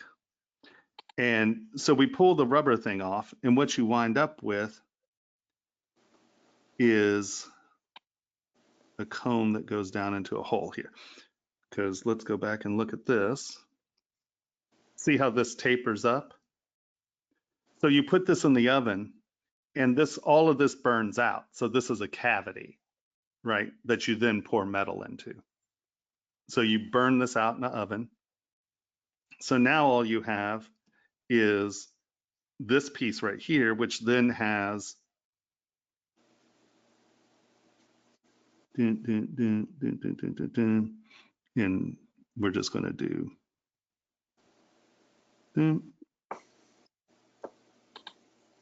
right. So does that make sense? What's happening here? Yeah. Okay. So the thing is that if you want this to have a hollow in it, so let's say this is this intersection right here, okay? So if you want the investment to come in, sorry, the wax burns out, and then you pour the investment in around this, right? So the investment is filling this up by filling in, but there's no way to get in there. So you have to create a hole so the investment fills this up. So when you pour your wax or when you pour your metal in, it's going to come in and fill this space, right? So to get that airspace, there's got to be something connecting it to the outside. Well, now the problem with this is if you have this little hole and you filled it with investment, you can cast this, but now you got to pick all this crap out through that little hole. So that's why it's easier to just make this like this. So when you're doing cleanup, you know, all this garbage comes out easily, and then you just replace this part. Right? Oh, yeah, that makes a lot of sense. And so that's why you can't cast something that's hollow without making it easy to get out, right? Because otherwise all that plaster is trapped up in there. And yeah, that nobody wants that job. So you have to think about how it's filling. So does anyone have any questions about that?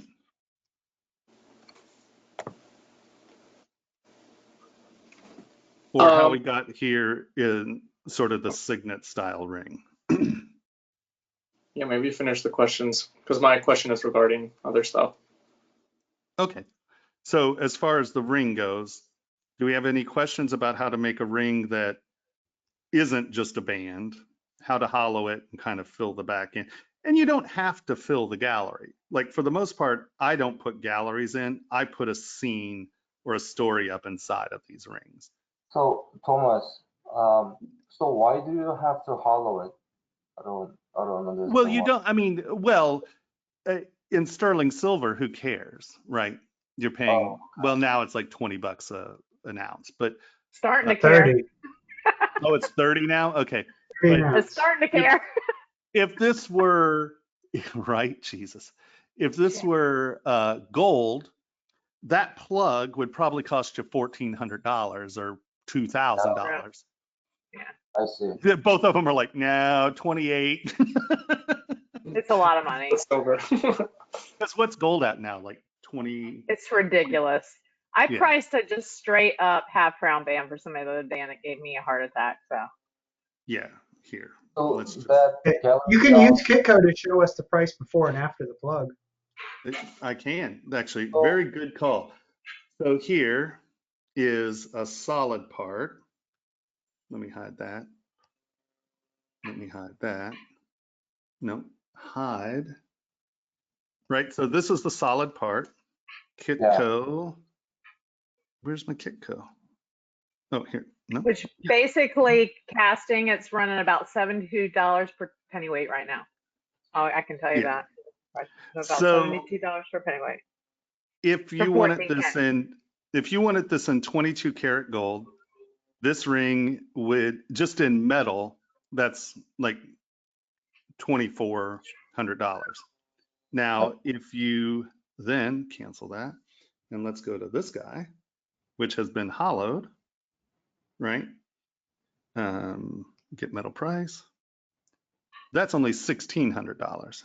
So you almost saved $1,000 by hollowing that much out. So that at the end, the inside piece has to be a separate object? Yes. Okay. Right. So then, well, Now, if you wanted the look of like a more solid gold ring, then do that gallery in gold. right. You just make a piece that is right. Instead of carving this up, you just leave this flat, punch it in there, done. Got it. Right. Okay, so how would you keep the plate after you've hollowed it out? How do you keep that plate in the back that's your little gallery design that you're then going to solder back on to the back? What do you mean, how do you keep it? Because I saw the part where you created the plug, but then to keep the gallery that you're then going to solder after casting, right? With your little design in the back. How do you just get the plate and not the whole plug? Well, here we go like this, live Boolean. You decide on what you want that part to be. Right. You see, I'm moving this around. Yeah. And by intersection, I can take this and I can move this back and down, get it to where it's a consistent thickness. Hold on, let's trim dynamic. Like, let's say you want trim dynamic. You know, let's say you're trying to make it look like a solid piece, right? It's not pierced, it's just solid. So you can come in here, get that. And normally you're going to put something in here as a key, just so it doesn't go in too far. You know, you're just creating something that's going to key it into position. That's the thickness we want it. I just go Boolean folder.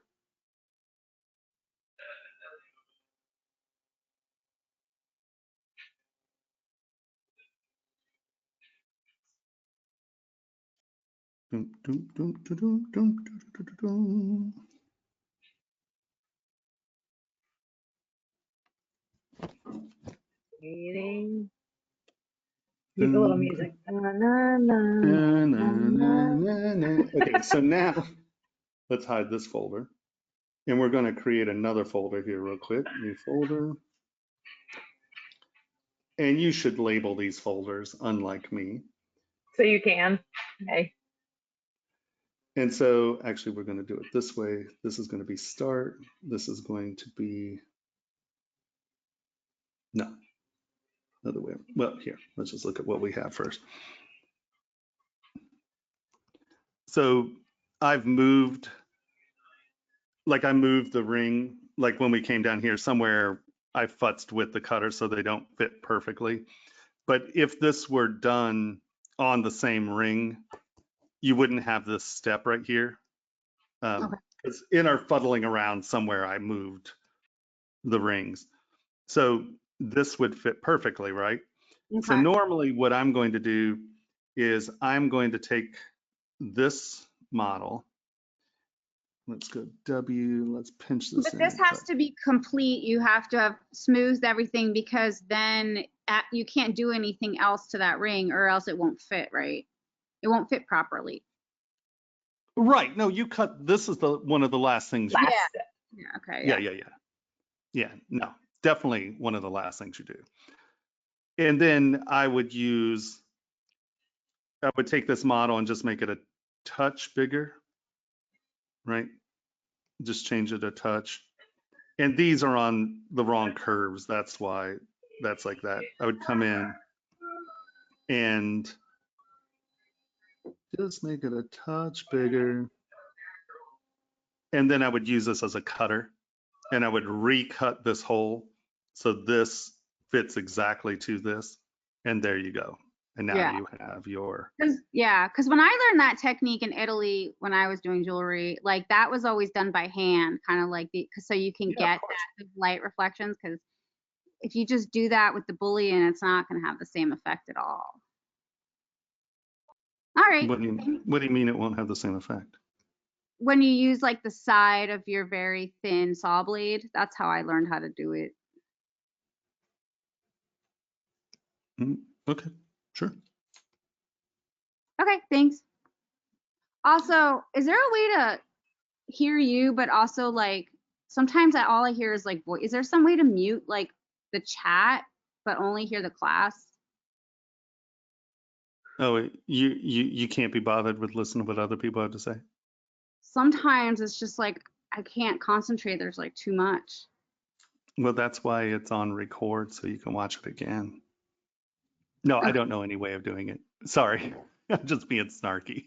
Sorry, they got me up early today. I didn't go to bed until like 2. It was a rough night. So I only got like 3.5 hours of sleep. So you're getting a little snark here. No, not that I know of. Sorry.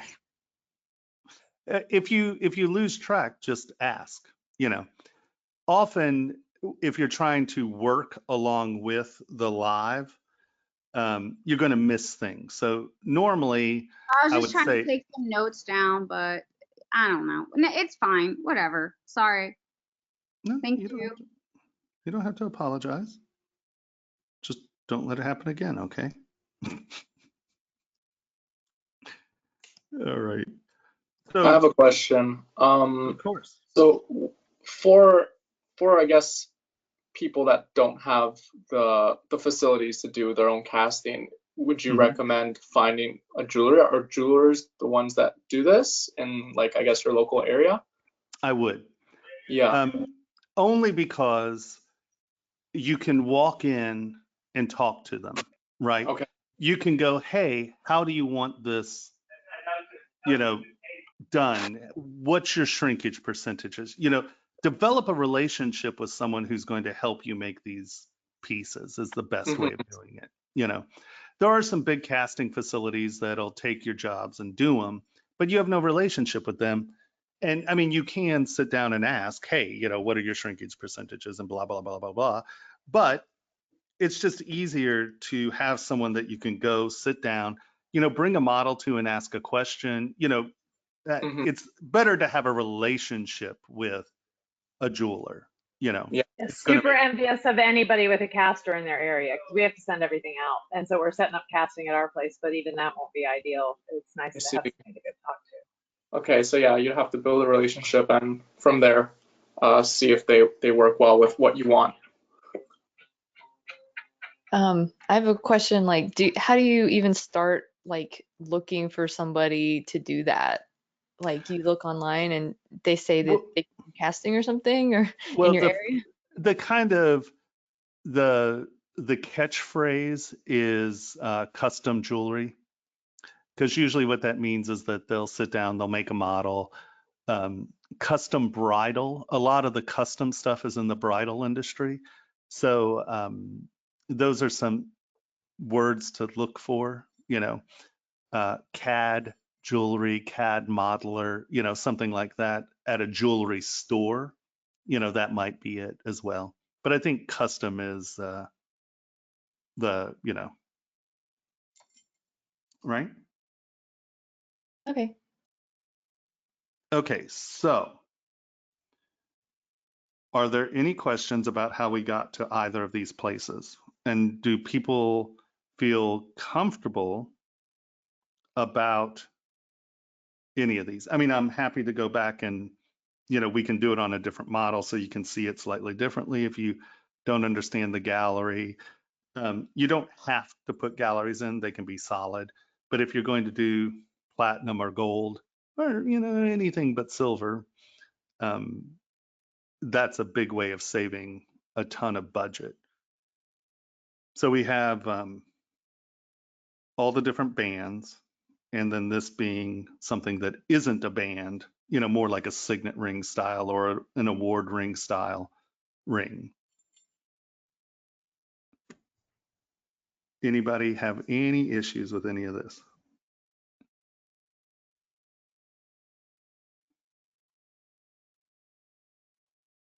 Sounds good to me.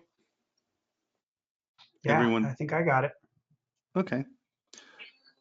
So obviously, next week's homework is going to be Sorry, what? so like, what about thicknesses? Like, are there minimum thicknesses we should keep it at? Like, Don't worry about thicknesses right now. okay. No.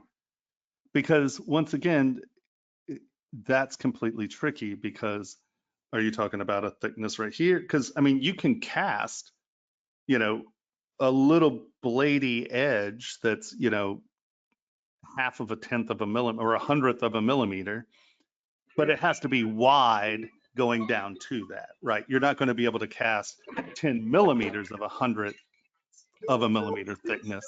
But if that's at the edge, then yeah.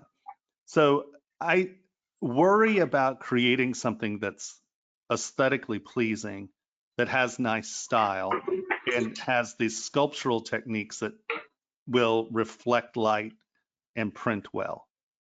Does that make sense? Yeah, thank you. Yeah, don't get tied up in the minutia. Design beautiful things that will print, and then we'll sort of go over during the critiques where this will need, you know, because like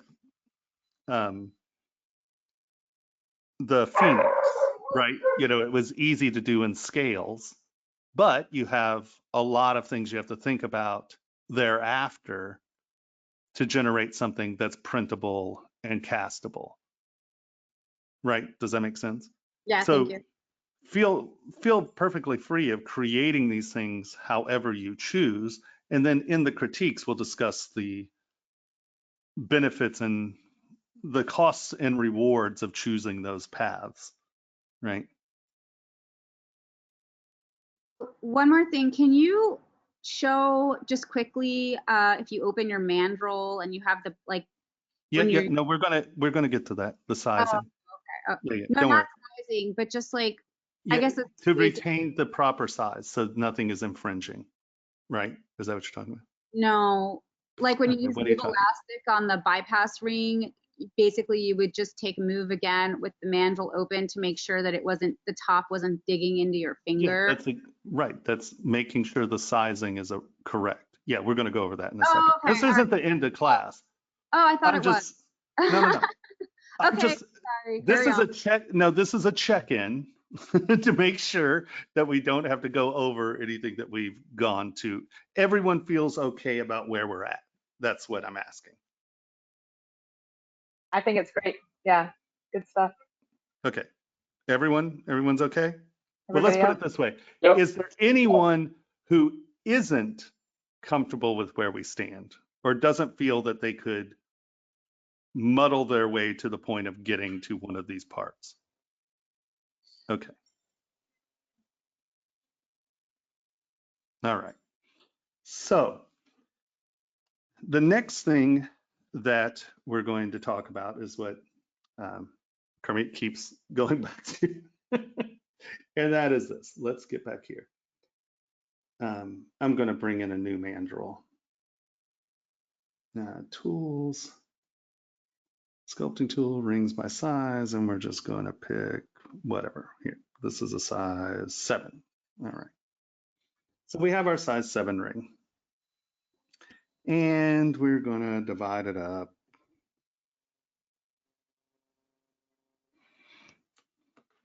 And we're going to make it thin. And now we're going to quick save.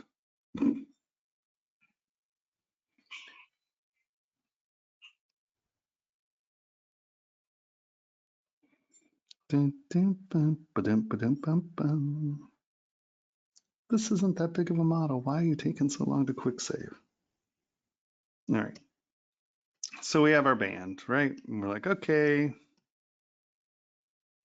I'm going to start sculpting on this band. Clay tubes. We're going to go to top.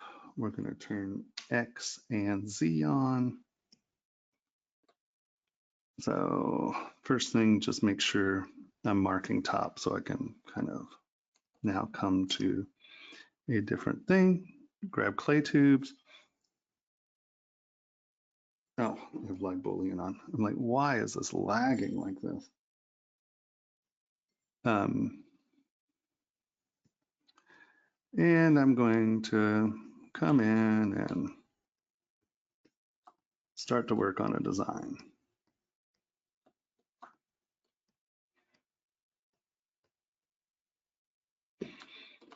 All right.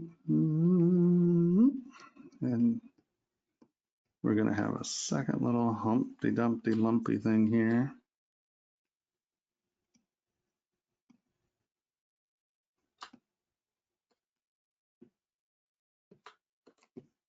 All right.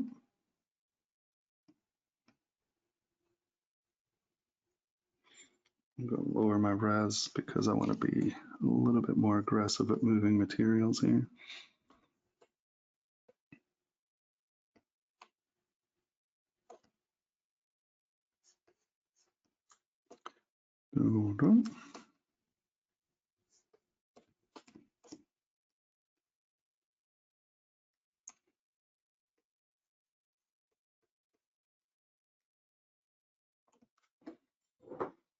One second.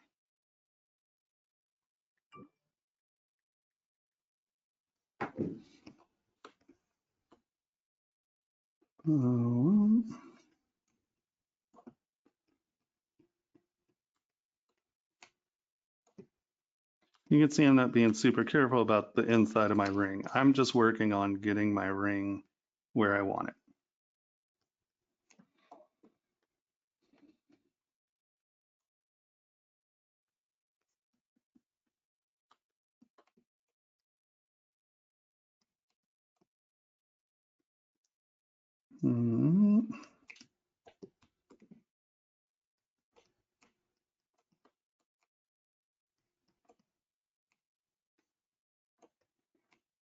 Okay, so now creeping up on the form.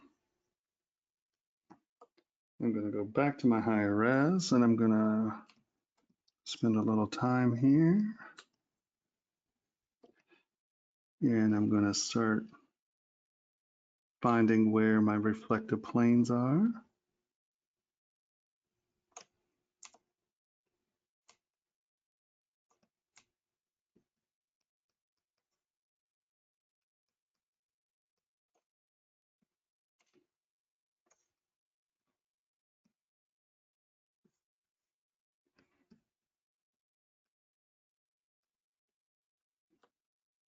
Thinking about what my inside's looking like.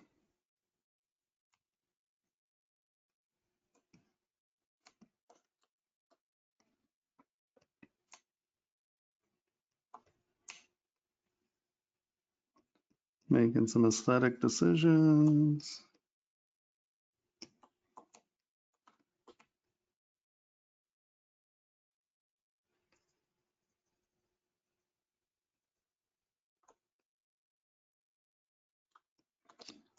Defining reflective planes.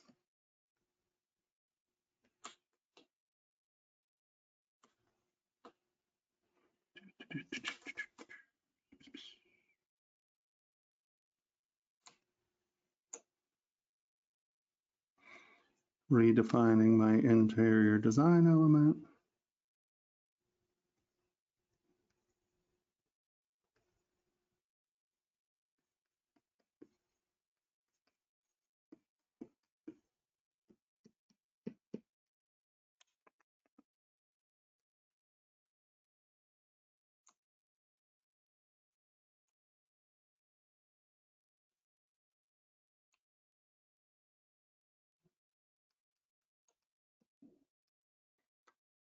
Coming back out, refining these surfaces some.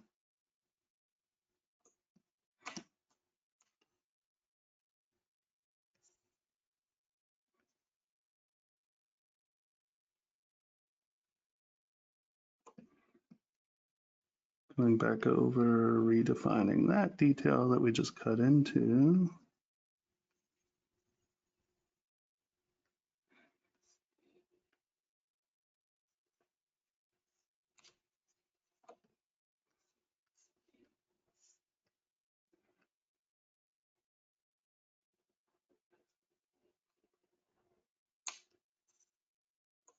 I'm being all clever on the inside, spending this time in here. You're like, yeah, look at me. I'm a designer. Yeah, thinking hard.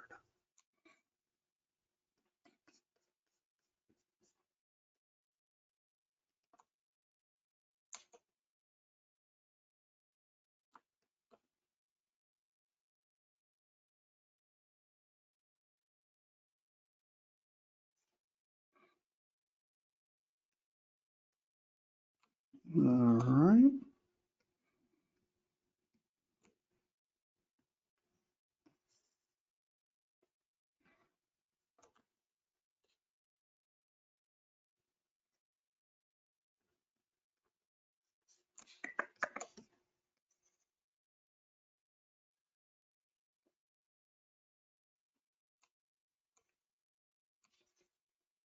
All right. So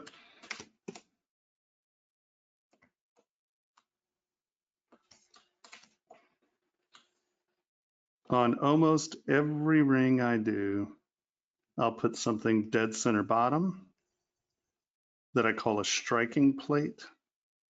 And basically, dead center bottom, you want to leave something that has no detail, that's just smooth. Because one, that's a place where people hammer parts. And two, oh, that dirty word, sizing, you're giving someplace a place to cut and change the ring some. Now, I still kind of screw with people and I'll put detail right here that's really annoying if you're trying to make it smaller. But I'm that guy. I'm like, not nice about that one. But I've gotten better. So I'll usually put something here because with a high place here, you can have really ornate detail right here and this will protect the detail here and obviously here, you know. So you can have, if you put a striking plate on, it allows you to put detail on the bottom of the ring that isn't going to just get hammered out by people going to a bar and tapping their hand to the music on a marble countertop. Right, so here we go. We spent all this great time working on our ring. So obviously we have changed the shape of our ring. We've infringed on the sizing, right? So we look at our mandrel, we take this, we flip it, right? So the negative normals are what you see. And you can see where you've come in to that ring surface. So you can come in here and boop, kind of just push it down if you want. Like up here, you know, this is good stuff. We don't want it just to wipe out. So we're going to take it, we're just going to move it kind of up and about. That's fine. You know, it doesn't have to be perfect because your finger moves around quite a bit. And you can kind of bring this up and just kind of creep these surfaces down so it's filling. All right. So that's one way of sorting that out. If this stuff isn't important, come on. Now y'all can hear my mechanical keyboard, can't you? Clap, clap, clap, clap. So another way of dealing with this is obviously using this as a cutter. Right, throw this in a new folder. Duplicate, flip, drag in, negative, start. Turn that on. Live Boolean, hold on, let's hide that. You can see that it's now just cut that off, right? So with the live Boolean on, you can come back in here and if you want to make sure you're designing, right, you can cut this back while live Boolean's on and you can sort of see what it's doing, right? You can say, oh, I want this to be more full. So here, let's fill this in.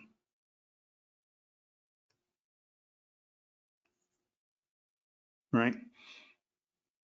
And then you can come in and cut that in some and, you know, get it to do what you want to do. That's a way of doing it. You can just trim it off, have it be smooth. If you want the design, just kind of push it above. And then the other way of dealing with some of this is, we're going to take you and bring you up here because this one's flipped, right? No, this one isn't. I thought I flipped one. No, it's hiding. There we go.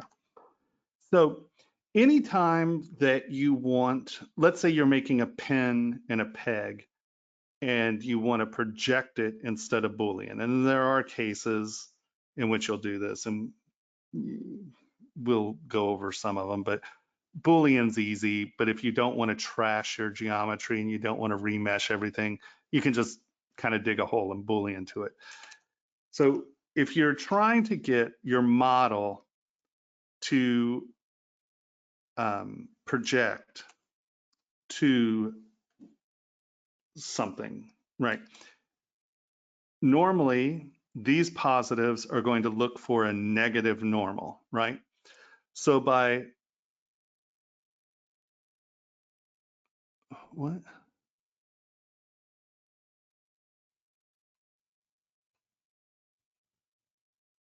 Oh,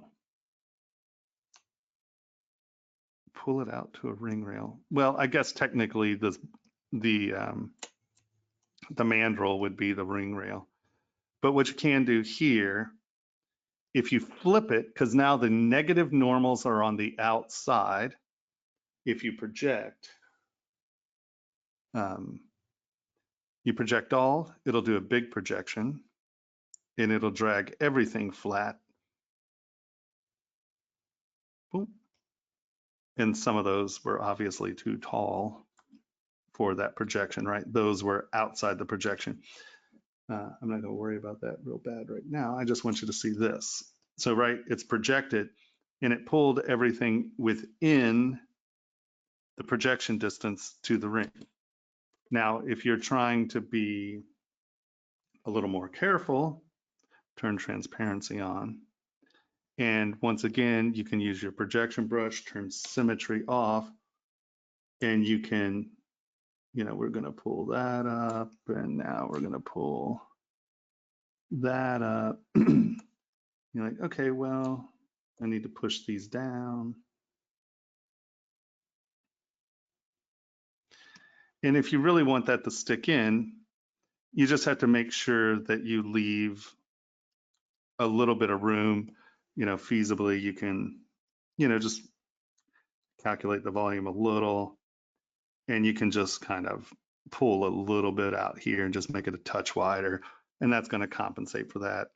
But normally you're going to want to either push or pull that into the surface, right? So here we know that we can just take, oh no, move, turn symmetry on, turn line Boolean off, and just take this and kind of push it up. And then you can drag this outside down, right? And that's close enough. That's not infringing on anything. So that's how you use the mandrel to ensure your sizing. So when Does you use anyone? the project brush, you were basically, for lack of a better phrase, painting on the mandrel onto the Yes. back of the ring? Yes. Okay. Right, because hold on, let's go back to the project brush. Let's turn symmetry off. So if I want this to actually be perfect, which I don't ever care enough to be that perfect, you're just pushing that down, right? And then if you hold Alt, you're pulling it back up and in, right? Does that make sense? Yeah, and so that also gives you a flat back so you're not uncomfortable. Well, I think that kind of relief here, that's perfectly fine. That's not going to be uncomfortable because everything's round. There's nothing that's poking. Okay. Right. Thank you. Yeah. All right. Now I just moved around and my coffee has decided that it's time for me to go pee. All right. So take in what we've gone over today. Are there any questions? Are there any issues? I'll be back in just a minute. I'll be right back.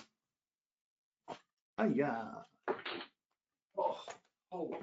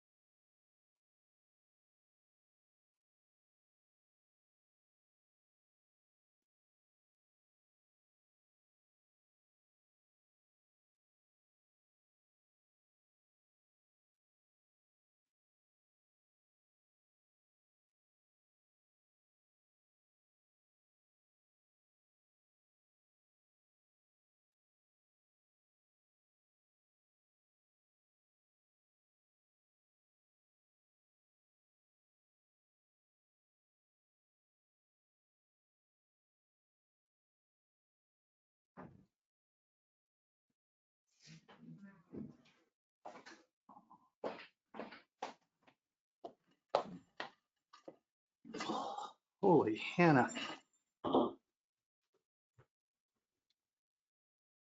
Okay.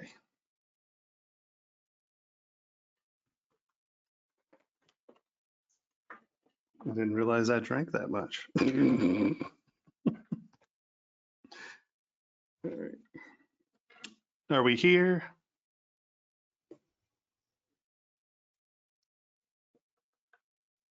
Hello? Present. Okay, there we go. Yeah, we're here. I think everyone did the same thing. All right, it was like a scatter.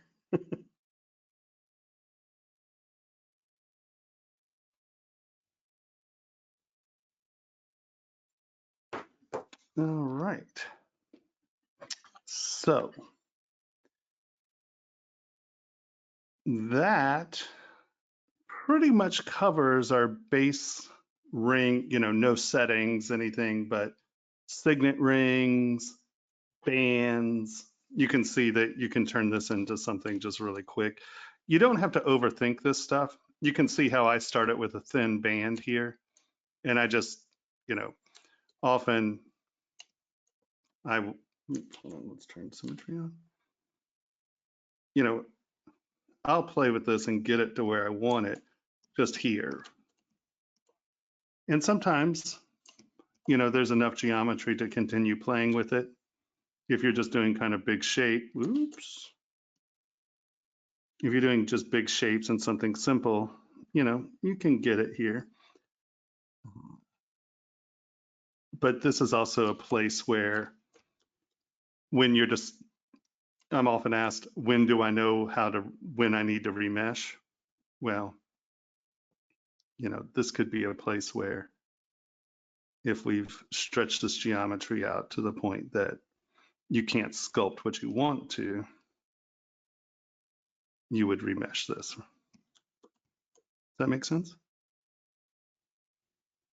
Because Would you because remesh it and then project down to an earlier version so you still have your subdivisions?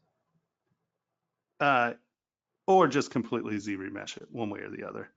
Okay. I mean, because this is stretched out, we'll never have the subdivisions that are going to cover how much I've distorted this mesh, right?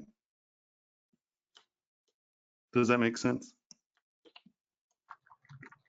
Yeah. Right, because we've really stretched this out. Okay, let's bring that down and around.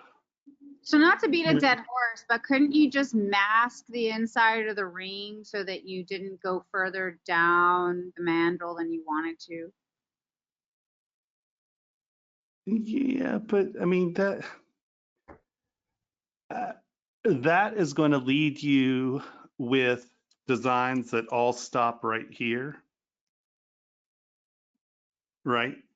Because if you have that masked, you're never going to wrap a design around that edge. And that wrapping around that edge is going to make your design stand out dramatically more than other people's. Just sculpt, be free. Stop trying to inhibit yourself, right? You can always go back and make sure it's the right size. So you can always go back and just smooth the inside a little bit so it's not like bumpy. Well, yeah, of course. All right.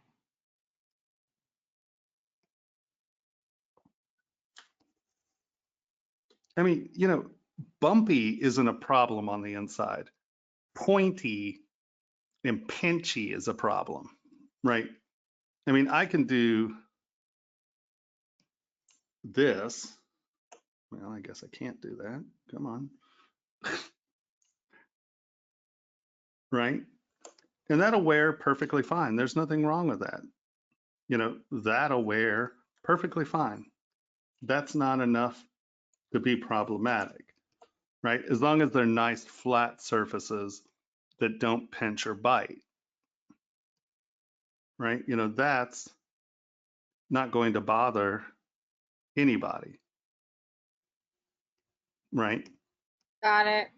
Now, this, on the other hand, will, right? So, you know, by masking off the inside, well, we now made it where none of this will stretch out, right?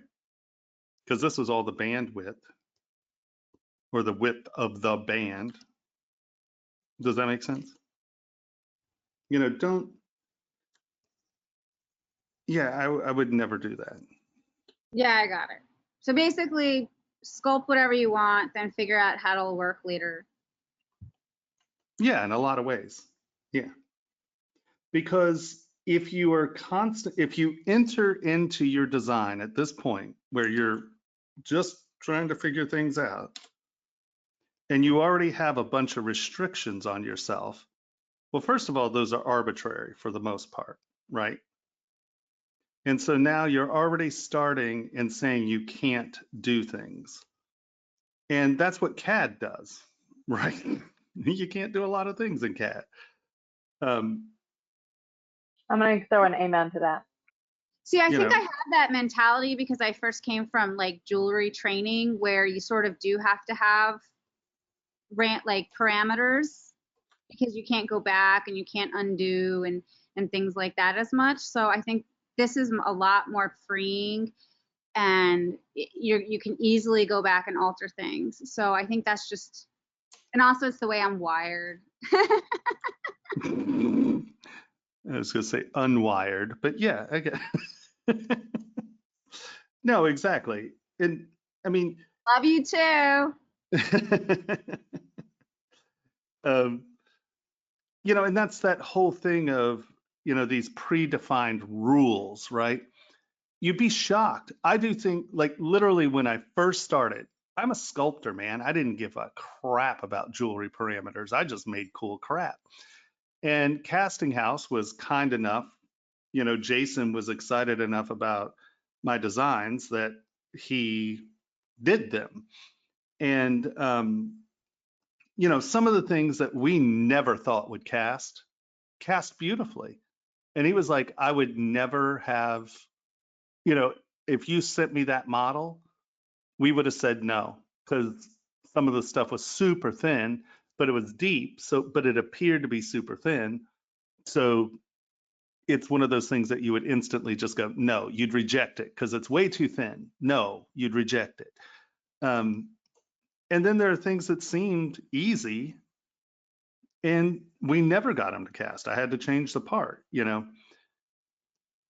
So I don't think that coming into design with preconceived boundaries does you any good, because you may think those things are boundaries and, you know, you've been I mean, how long had Jason owned Casting House? Tony, are you there?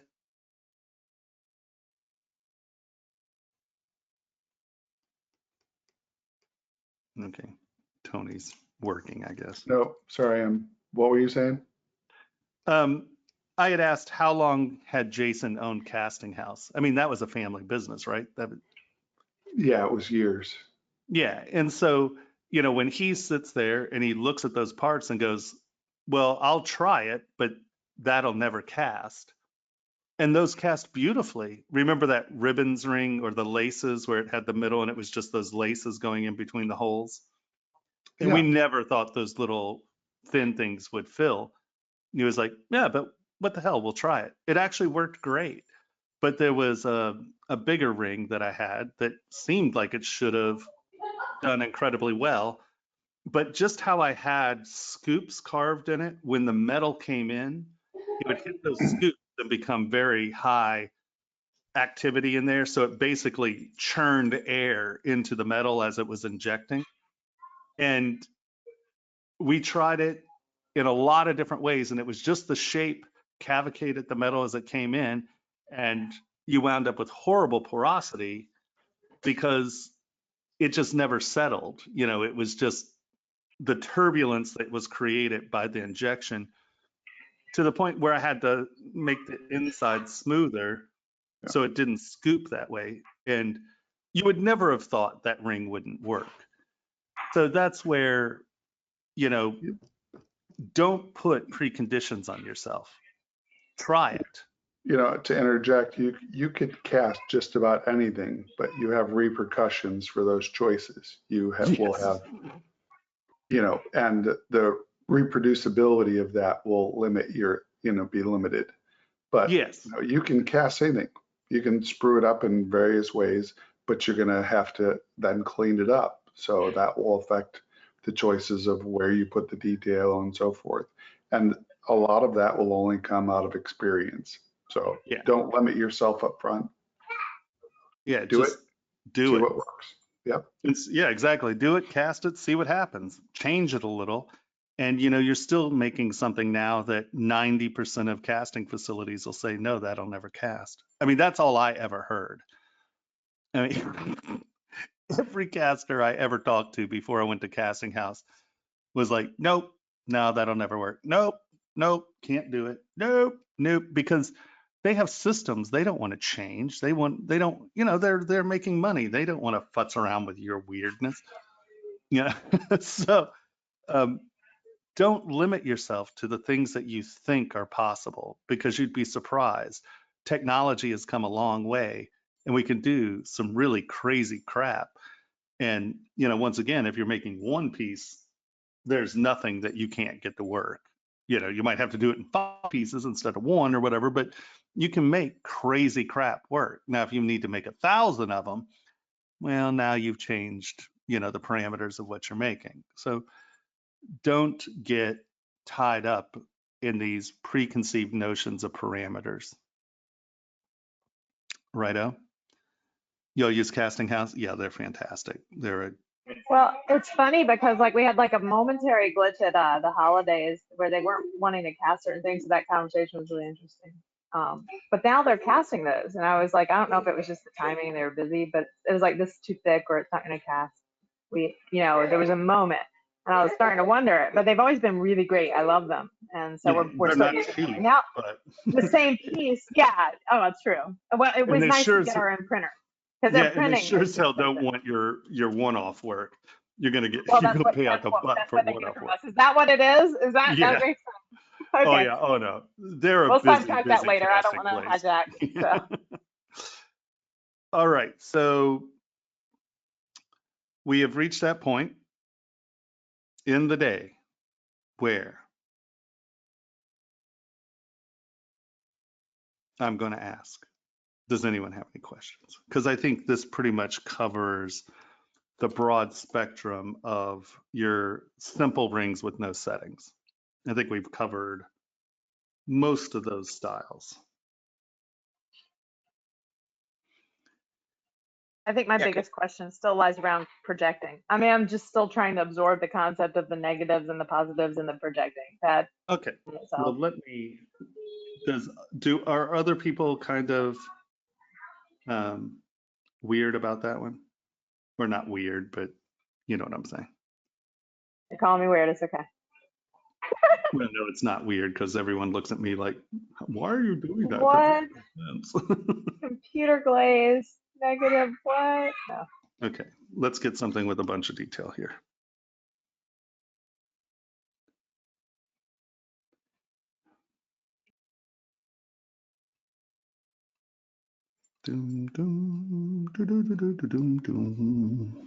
Actually just got that music for you.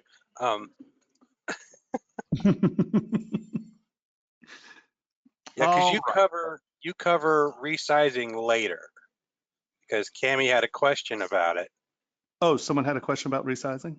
Well, she was saying, she was asking, yeah, and I told her to wait because the solution is really cool, and I don't know if you cover it now or later. It'd be later, but yeah. I have a little technique that I use that is tied to the animation tools, and I have it where you can keep the size of the ring and change the size of the stone, or you can keep the size of the stone and change the size of the rings, and then produce, your entire line in a few hours, as opposed to the nightmare that most of the CAD programs use, because they stretch your model. And this is doing an in-betweener sort of thing. So It's a wee bit different. All right. So we have our little guy here. All right. And let's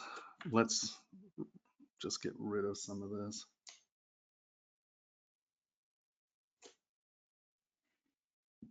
Delete hidden, close holes. Okay.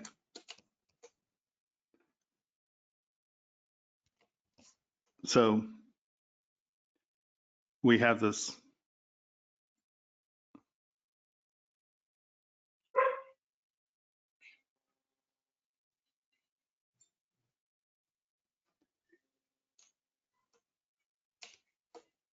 Okay. So projection and so why do we do projection? Because we've taken the mesh in some format or another, and we've either dynameshed it or unioned it. So we no longer have our subdivision levels, and we are going to continue to work on it, right? If we're going to print at that point, that's fine. It's a shell, we can use it. But we're still going to want to work on it. Now, the other reason is because we've done something to the mesh that has made it unusable. So we're going to still continue to work on it, right? So let's say we took this and we stretch this out because we want this to look a little bit more bubbly,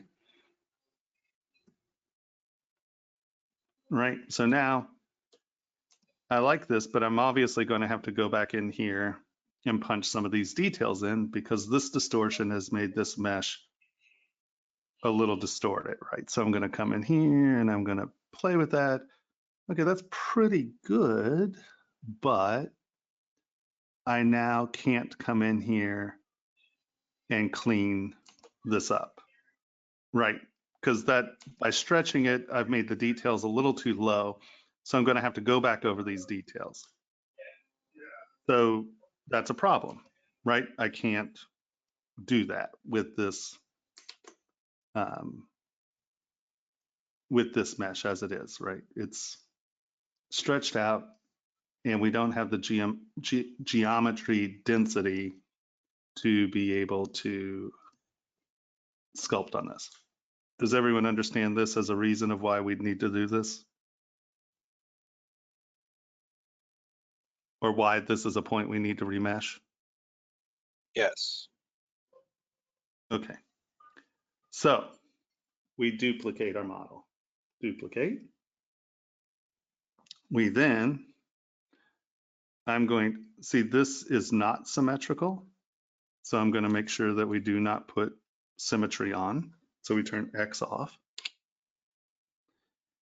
And then I'm going to come over to Z remesher and I'm going to take this down and I'm going to say 1,000 because we have a lot of stuff in here. Now, the next thing I'm going to do is I'm going to come in here and smooth some of this out. I'm going to turn X on and I'm going to smooth some of this out. And that's because when this thing starts to think about remeshing, it's going to try to remesh every one of those little bumps. And that makes it think a whole lot. And that's not what you want to do. So I'm going to come in, I'm going to fill some of this because we're going to have to reproject it anyway. So I'm just going to try to get rid of some of the little detail because I don't want it thinking about that when it's trying to remesh. Does that make sense? Yeah. Okay. So you're only you're only trying to remesh the structure, the basis structure. Is that what you're saying? Right, because I'm going to try, because I want my subdivisions back, right? I've lost my subdivisions because we've joined this into one model. Correct? Do you understand that? I see. I understand. And then you will project the details on top of that. Exactly. So now we're going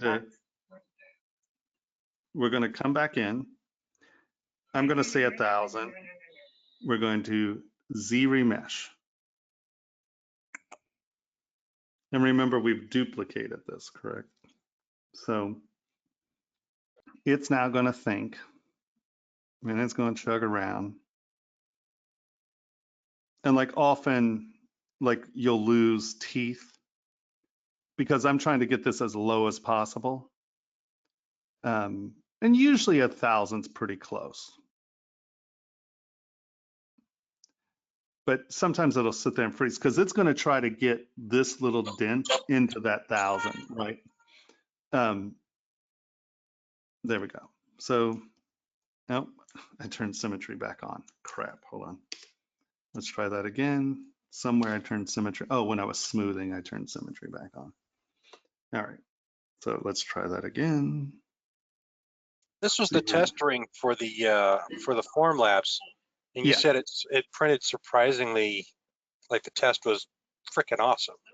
So yeah, you never told us how awesome. Pretty damn awesome. Well, here, while we're waiting for this to do this, let's come here, Instagram. I think it's on Instagram.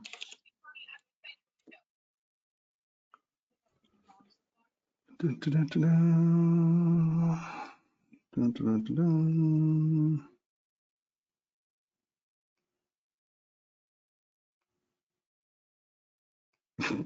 My Instagram sucks because I just took pictures off of my computer. Look, that's just me taking a picture of my computer instead of actually rendering.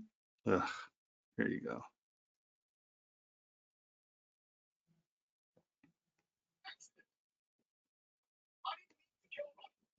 And it's a shame because it's actually beautiful back here. This low stuff back here that I didn't think was going to work, worked incredibly well. Where this guy is actually too bubbly. See how much bow is there? Yeah. And I did this on purpose because I wanted to see the differences in what worked and what didn't, you know. But the small flat stuff actually came out beautifully, where this guy is so bubbly that he sort of loses context with himself, right? This doesn't necessarily look like it's attached to this. Does that make sense? So once again, the flatter, you can sort of see this right here, right? But I made his head a little bubblier. This guy's really flat. This guy isn't. And the flatter stuff at this scale reads much better. I mean, look at how tiny some of this stuff is. Yeah, you can see the basket, the interweaving stuff on the top of the crown there came out really good. Oh yeah, no, it's crazy. But even here, like on this guy, these were done at the same time. If you look at, I mean, just look at this. You can even see the brush strokes in the eye there. These cast really well. These turned out pretty good. And you can see there's a little scene on the inside there. That's Fudo. All right, so we worked. All right, now is that actually a hole or is that's actually a hole. So let's look at this geometry real quick. Okay, that's a weirdness. So I'm just going to hit Z remesh again, and it should close that. Nope. Okay, you're not going to close that on me. So let's come in here, look at it.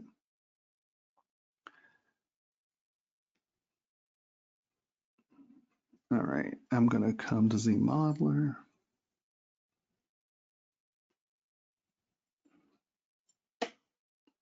Delete. And I'm just going to get rid of these because they are pain in the butt. And that is because you can see we don't have the same number of things on each side. I wonder if we can insert this and get one there. Nope. All right.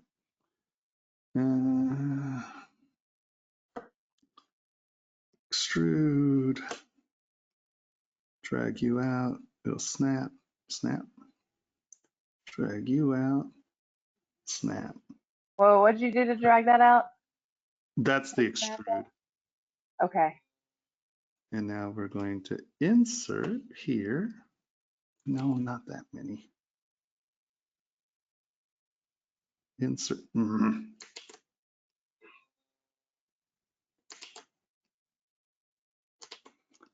I don't like how it, there we go. And now that's 1, 2, 3, 4. Oops.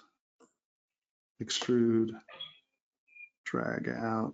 It'll snap there, and then you can bring there, snap there. Okay. So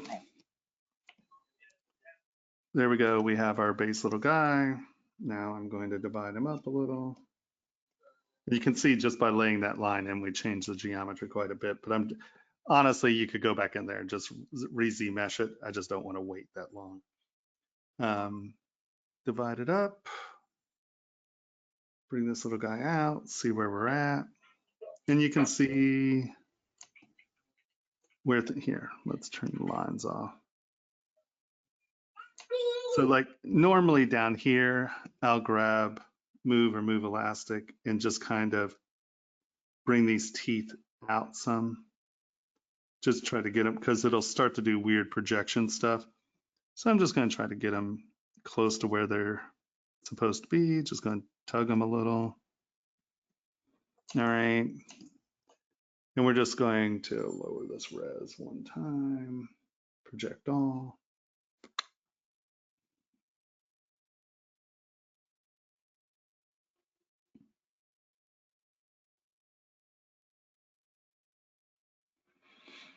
And just see where we stand, right? So in all reality, let's look. You can see it did most of our projection, right? We have some spaces here that are too high for the projection.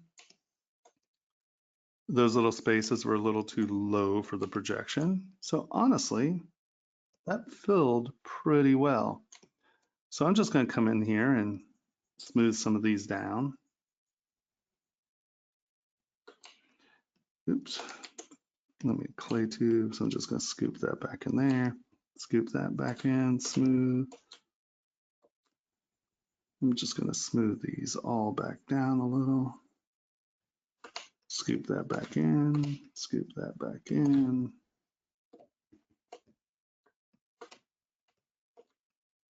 Smooth those out.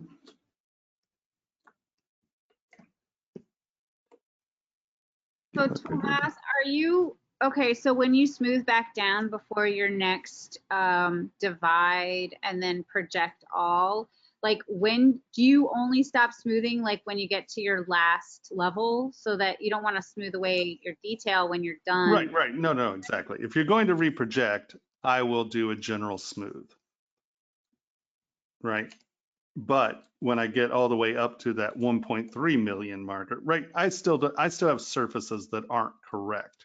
So now I'm going to come here, project all again, and this should work better. We might still get some spaces in here. That looks a little deep. So are you only, are you done smoothing at your last subdivision level, or maybe like the last couple? Because like if you're going to project again, you have to smooth again. Well, you don't have to. It just makes a better projection. Okay. It just makes it cleaner, right? But like when I would like instinctively, like if I were getting to like over 1 million, I would kind of want to stop smoothing because that's like detail that's going to be seen that you're smoothing away. Well, not if you are going to reproject again. Okay. As long as you're reprojecting, smooth before your next reproject. Got it. If you're not going to reproject, don't worry about it. So basically it's just, yeah, okay, got it. Right? So are you, I mean, do you normally reproject like up until the last level, or are you like, on something like this? No, on something like this, I will do that high res reproject because there's a lot of really tiny detail in here that I want to retain. Right. But if and there was less detail, you would probably stop like once it was all seen and it looked good. You wouldn't have to reproject even if there were like 2 or 3 subdivision levels left. Right. Remember on the ring when I didn't bother reprojecting because, I mean, there was no detail there, so it didn't matter. Yeah, okay. Okay. And so here is where I'm going to come in and how did slash get in my brushes? Damn it, Jen. So this is where the slash works really well. And that is, I'll make it kind of big. I'll make it soft. And then I'm going to come in here and push these edges back behind that surface. And that's going to allow them to project into one another a little better, right? So we're just going to come in and see where these slashes are. And I'm just going to throw some quick slashes in there. But this is soft. This isn't a really aggressive brush right now. I just want to get that stuff behind the surface so it'll project to the tooth instead of webbing the tooth, right? So getting in there. All right, that's close enough. So now I'm going to, let's get that down.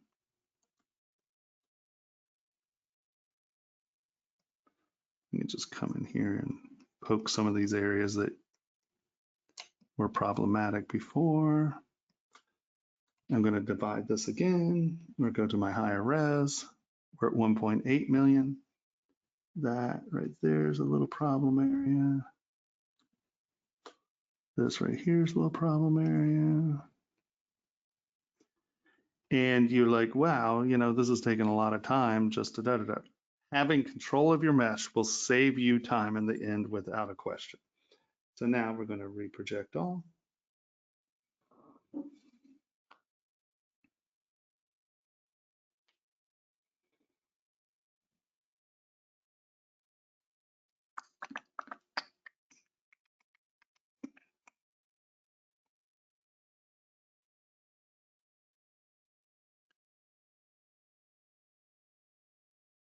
And we'll check this tiny detail here, and that'll tell us if we need to reproject again at a higher division level. But there are ways of dealing with that so we don't have to reproject the whole thing.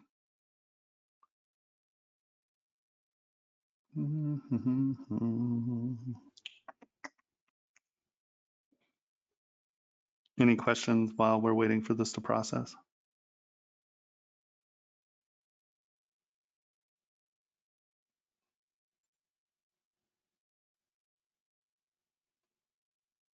If you want all the detail to be up to the surface, wouldn't you theoretically be pulling all the gray parts up to where it's a blue clay tube, so it's above the surface? But it seems like you're not pulling up everything below up to The projection is doing that.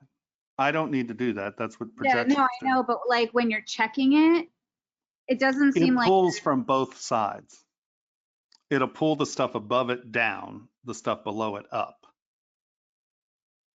Ah, that makes sense. That's cool. Okay. Right. Yeah. You just got to get in the You general don't want to area. take time to like go in there and like push and pull everything because that's what project is for. But there's still some areas that you got to get more in the general area, as you were just saying. Yeah, there are things that are, because see, like, look, this is a prime example. See this little area right here? Yeah. That was too high. That's taller than the projection distance, right? Yeah. Yeah. So I have to come in here and smooth that out. oh, because it was sticking out. Right. See right here, that's higher than the projection distance. So I'm going to come back in and just kind of do that, right? So you're just looking for the obvious stuff. You're not being like super, you're not because there's so much detail. Like, Well, these are the only places where they are. I mean, thing is you can see the places that are off because they're obvious, right? There's no such thing as being a little off. Either you are within the projection range or you are not, right? Does that make sense? Now, your area where you originally distorted it, where you made him the Mars Attacks dude, which totally Mars Attacks. There he is. And What? so that the Mars Attacks. Anyways, that's just a Oh, movie yes. reference. Yeah, He looks no, like Mars Attacks guy now. yeah. Anyhow, whatever. So up there, you know, the still softer on the detail. Is it ever going to get that left? Are you going to have to go back in and resculpt there? Is it ever going to get that depth of detail where you Oh, distort yeah, those of out? course it will. Okay, Yeah, it will. no, without a doubt. Yeah. This has been decimated. That's why this is so Yeah. low. Okay. So I would divide this again without a question. And then from here, we can reproject again, right? Okay. Yeah. Or if there are only certain areas that you need to deal with, I'm going to introduce you to just history real quick. I don't expect you all to gain this right now, but this is another tool. We come back here. This is our original model. I hold down Control and tap this little orange guy right here. See how there's a little white bar in there? This is now my history state. I come back to here, and instead of reprojecting everything, you have to turn symmetry off because it does not work. And we're going to come to our history brush right here. In this way, I can come in and clean up these edges. Nice. And it's a projection tool, but it's projecting to a history state. So it's remembering what was there at that stage, Right. and bringing it back to the surface. Yeah, and you can see that you can just come in and you can just creep this model back up and do this a little bit more carefully than the projection brush, right? The issue is this little thing right here. You have to be really careful because see how that pinched? If you do this at a steep edge, remember this is a projection brush, it's going to pull all of this weird. Yeah. So you really have to make sure to roll with it, right? I'm going to come in here and I'm going to define this edge. I'm going to come back here and define that edge. And I'm kind of looking at it and I'm doing this side, right? Now I'm going to roll it and I'm going to kind of do the center. And then I'm going to roll it and I'm going to come back in here and do this. And as it starts to get those weird stretches, you just change the angle, go down and get it, right? Can you do both, or will it, can you remember the history, then project, and then use the history to go in and tighten the little details that weren't quite there? Of course. Yeah. You can. But you can see that even here, we don't really have full resolution because this was probably a 70 to 150 million poly model initially. And I'm going to show you this just really fast because this is the last thing. And that is the other thing you can do is use history brush with, now we did this so we could have our subdivision levels back, right? Well, once you're done, you're decimated. Here, let's do this real quick. I'm going to duplicate this because this is just a shell, right? This has no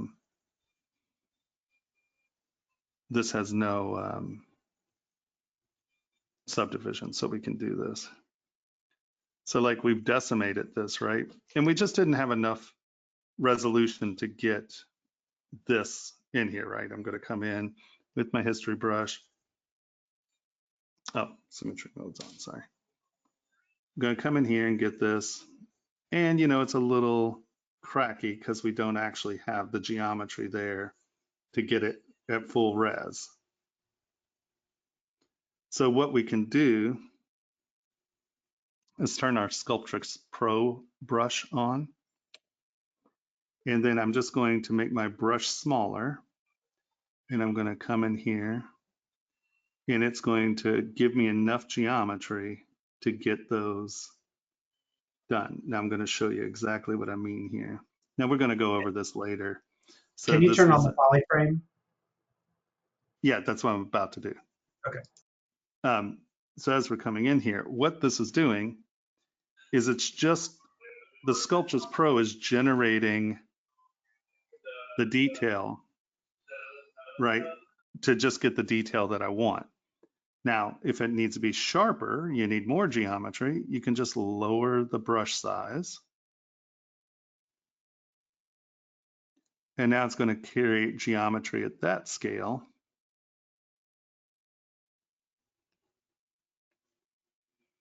And this way you're applying geometry only where you need it. And so this is a way to really control and keep things that need to be super sharp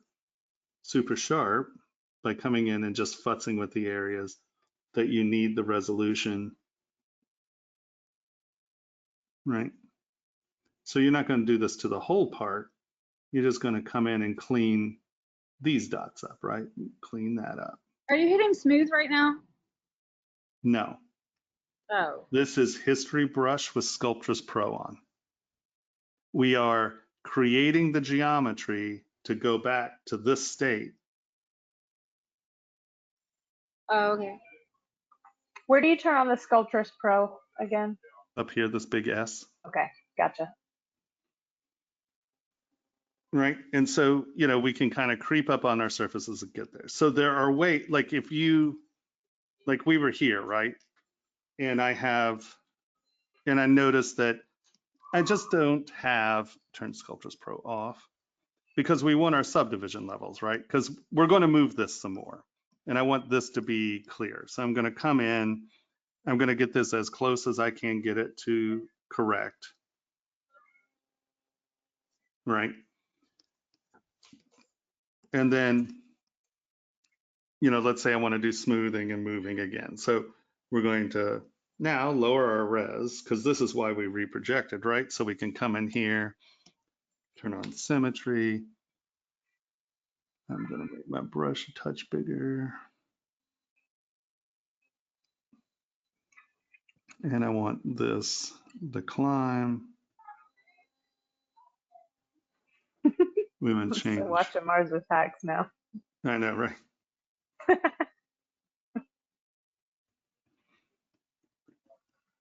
And so that's a pretty big change, right? Mm-hmm. Well, we just come back to our higher res, and you can see that it really didn't lose as change much. the sculpting detail, right? It just distorted and stretched it and blah, blah, blah. So, you know, I can come back in here and go, okay, well, this is a little stretched out. Let's go to our lower res, come in here, move this around a little. So we're kind of giving that width, not just height, right? So you're coming to your lower res, moving it, and then coming back to the high res, and that's where that. And see, it's not distorting the sculpt. Yeah, right? that's amazing. Yeah. Yeah. And so that way, this is why we needed our subtools, right? But now let's say, you know, this isn't just quite where it is. You can go to a history state and return your stuff as long as it's in the same area. So, you know, this is why you would want to get your subdivision levels back.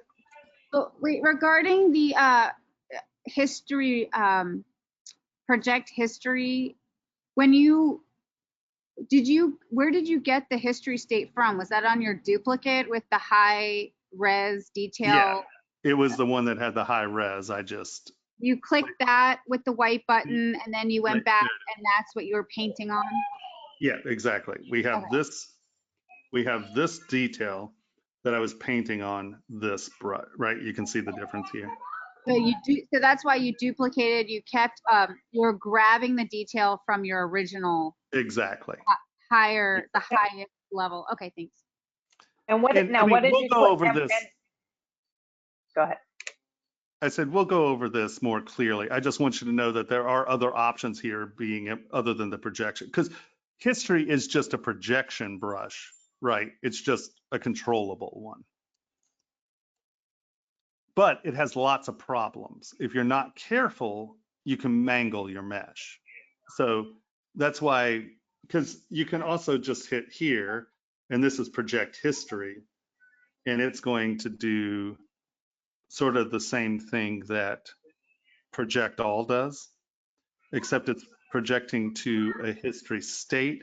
And I find that really this is just a touch cleaner than project all.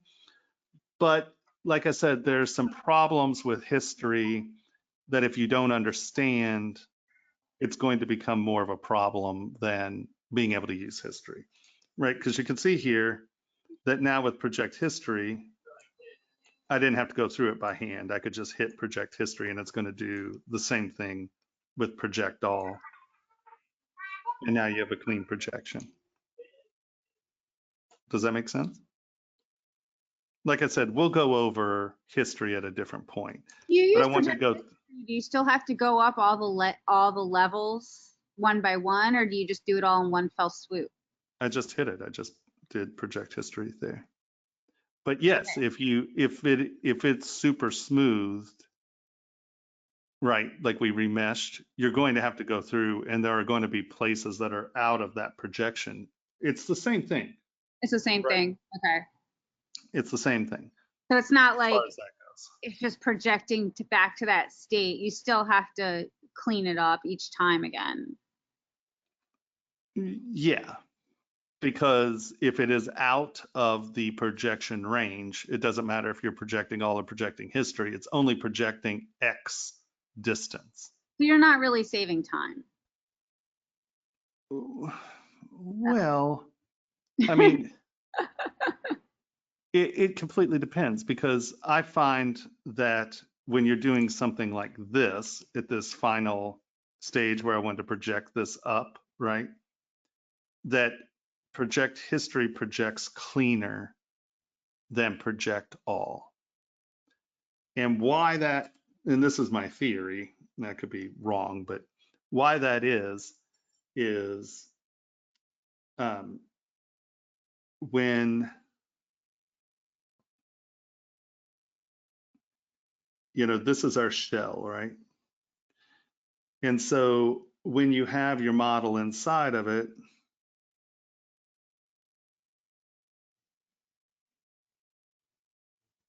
right? This is out here looking at a range.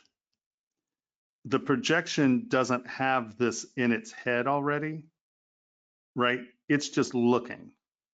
So it has the capacity to do these crossovers a lot worse because it's randomly searching, where if you have the history state, it knows where this is. So it's not out here looking. It knows it's looking to that point. Now, it might not be able to reach that point, but it knows that point's there, right? So you might wind up with a pit because that's there, but these aren't looking out here, so you wind up with less of this weird crossover. Does that make any sense? Yes, yep. Totally. Okay. 100%.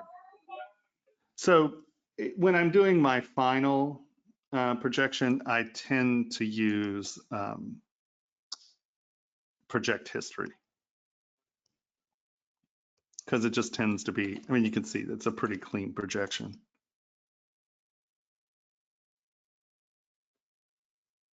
I'm not really seeing any major,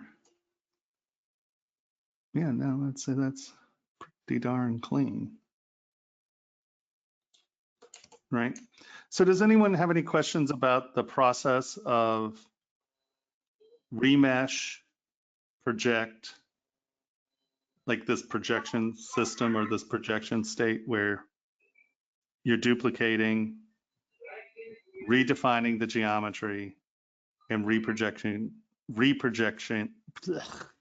reprojecting your original detail? And do we understand why we're doing this?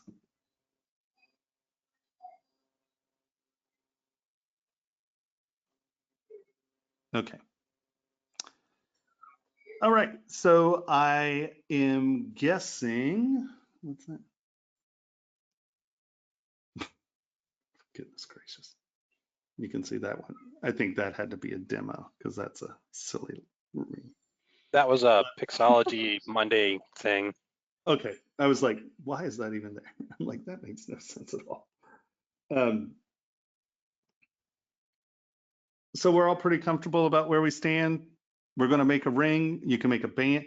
Now, I want you to make something that isn't just, if you're going to make a radial band, make that your second project. Because if you come in and all you've done is drawn 16 circles on a flat band, I'm going to poke you in the eye.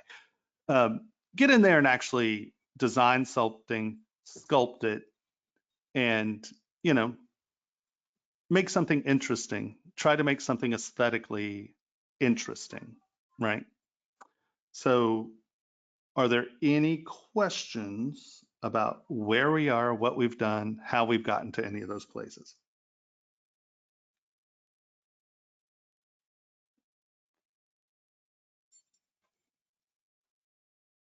Crickets. Well, okay, then I always rephrase that wrong, or always phrase that wrong. Let me rephrase that. Is there anyone who is skeptical or reticent with their understanding to be able to create a ring for homework?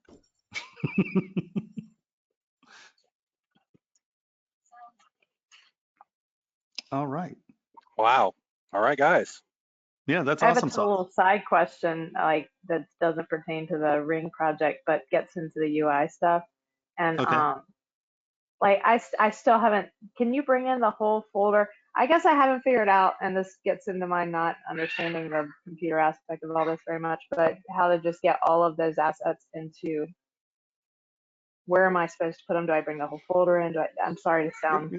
No. That's I all have good. no idea. Nope, that's I definitely all haven't gotten them in there yet. I definitely figured that out during this. I like opened up. So let me.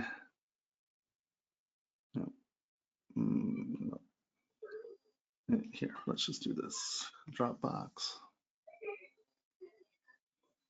And I think that is in. Do we see like Twitch downloads or something like that?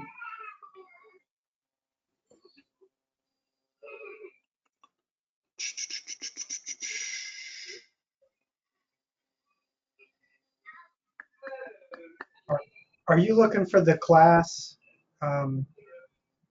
Asset folder. Yeah, all right, I'll post a link.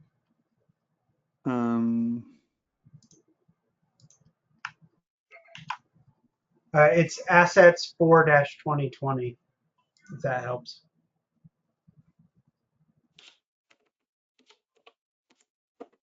Yeah, there it is.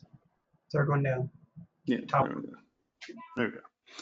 Okay, so you can see here, this is all kinds of documents. This is that folder I was talking about with just, it's just tons of information. And I think everyone should kind of glance through this because some of this stuff is interesting. You know, it's like, oh, well, I didn't really think of that. So I just gathered a whole bunch of just weird information in that. So now, this was the lily pictures and stuff like that. Don't worry about that because we've been doing it. So we have all kinds of documents, bracelet stuff, brush presets, grids, plugins, rings by sizes, and stone stuff.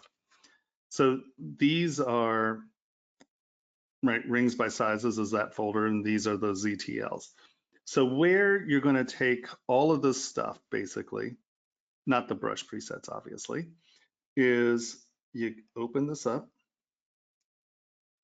go to this PC, go to Windows, go to Program Files, go to Pixel Logic, go to 2021. And now I'm going to go not into the startup folder. I'm just going to open the Z Tools folder, right? And you can see my jewelry tools. I just downloaded that there, and that is all that stuff there. Okay, so you just basically put it all in my jewelry tools and then it'll. Yeah, exactly. Okay, thank you. And I mean, honestly, I don't think there are any grids. Grids are an old concept because now you just change the stuff. It's easier to deal with grids now than it used to be. This is a carryover.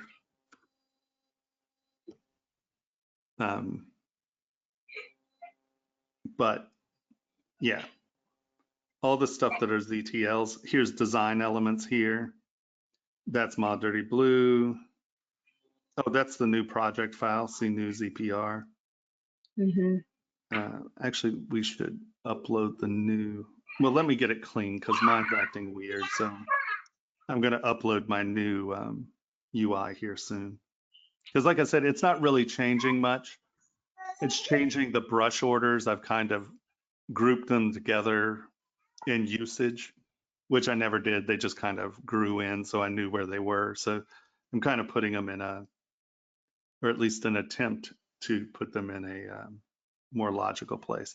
So you can see here, this, so if you are looking here, right, you Yep. have Z tools, you have Z projects.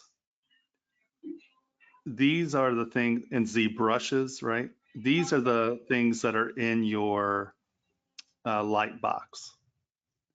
If you want them to load into your, like on the update or on the startup, then this is where you put those brushes. This is where you put the materials and stuff like that. So in the Z startup, Z stuff startup, that will okay. load up into your user interface. This stuff will show up in Lightbox, right? So just open Z tools. I have the My Jewelry tools, and that's where this stuff is. Okay, that makes sense. Thank you. Yep, sure.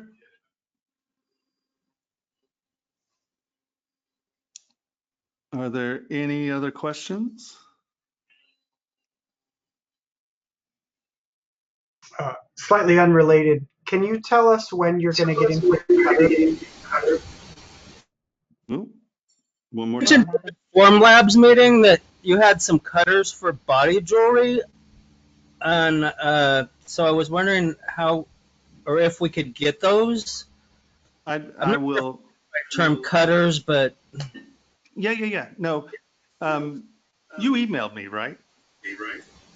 not about that. I don't think. Oh, really? I don't Someone think I've else ever did. emailed. That's I interesting. messaged you on. Yeah, or message me. Yeah. Yeah. No, I'll just I'll upload it for you. I'll send you a link, or I'll post a link so you can see those. Okay, for sure. Yeah, I just Yeah. want to. I don't want to like copy them. I just want to try to figure it out. It's kind of difficult for me to figure that stuff out. I'm I'll kind tell of you what. dyslexic. Me too. No, let me tell you, it's a nightmare. It really is tricky to get them to do Okay. exactly what you want them to do, you know, because you have to Hmm. think.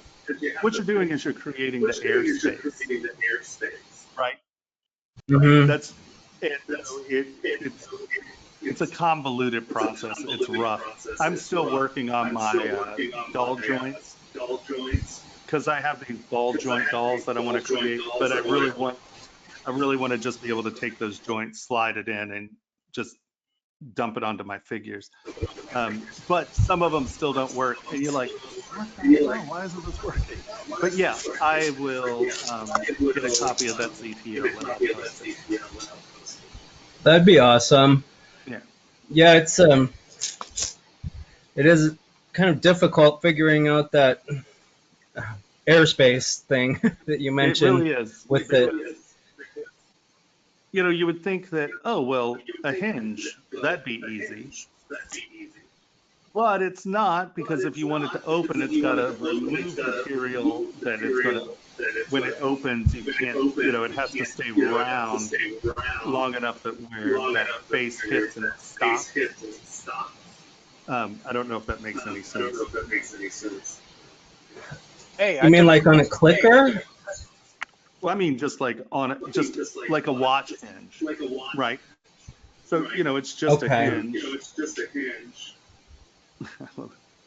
that's like that, right? So you're like, well, all I need to do is put a hole here and then put a plane here. That cutter would look like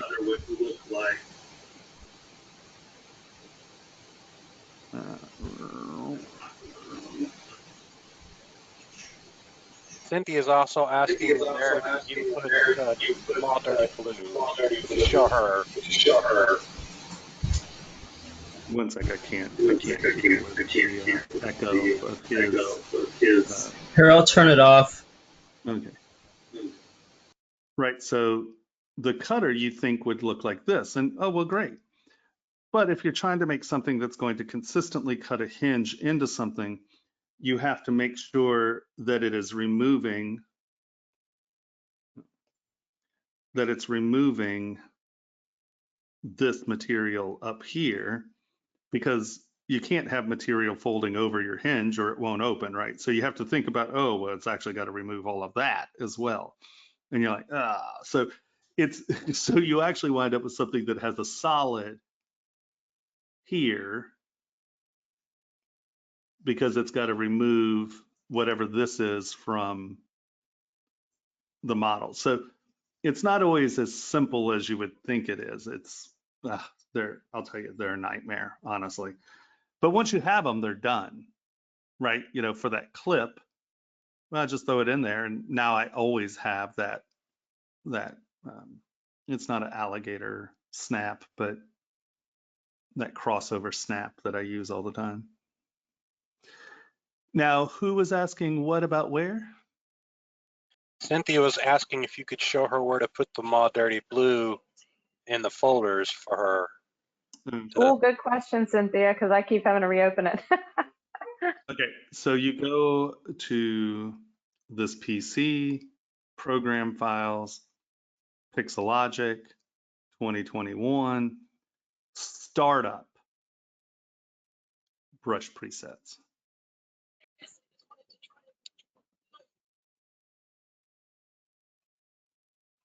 And then just put it right in there, Cynthia. Just drop it in that folder. Right. And then the startup file he has, could you show him where to put that too? So that will show up the startup file. Thanks a lot. You mean my UI?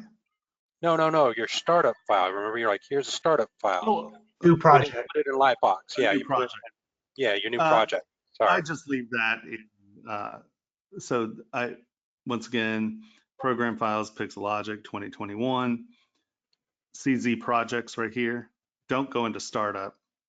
It's just in Z projects. See, new project. And they just drop it there. Yeah. Yeah. Folder. While we're here, might as well just. Oh, did I already put? No, I don't want to replace it. No, so I'm just gonna. Did you go through that toy design class for maybe see if he's got your solutions? I don't particularly care for his jointing systems. Oh, okay. I don't. I want something that's, or I'm working on something that's a very traditional ball joint. The ball joint doll community is a weird group of wing dinghies. And they actually want that, you know, that traditional ball joint doll. And there's some that I have seen the joints, and I want them to act that way, but you really have to sit there and tune them. So I need the joints and the parts to work together correctly and still, and then I can easily create the airspace, right? Because but I haven't had time to get the thing where I want it. What are you working on? A ball joint? Why am I working on ball joint dolls? Or no, what are you working? I'm going to tell the ball joint community you said that, by the way. Well, there's a specific there's a specific world of people who spend people, you know, you're gonna have like dolls in your $5,000 window. for an art doll.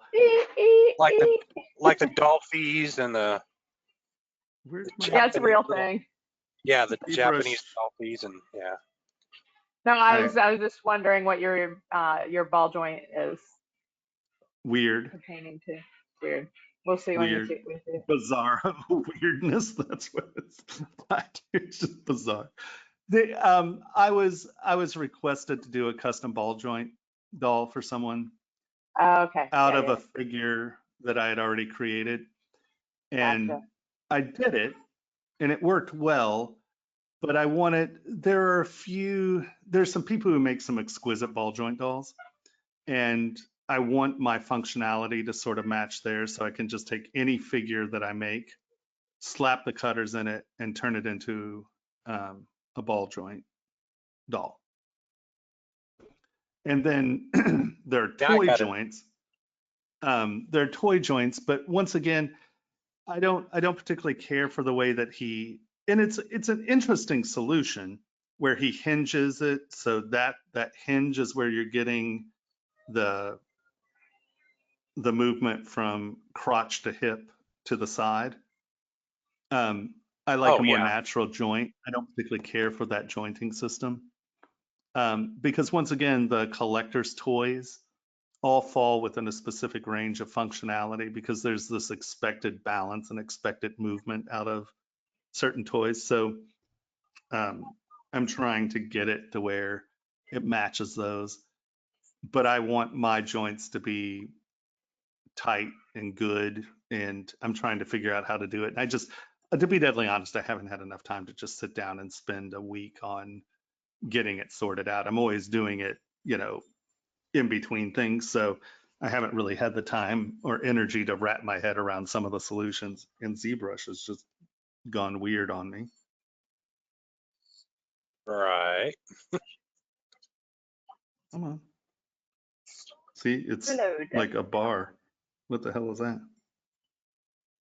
It's not a window. See, it's just a white bar. Oh well. Kill ZBrush. No.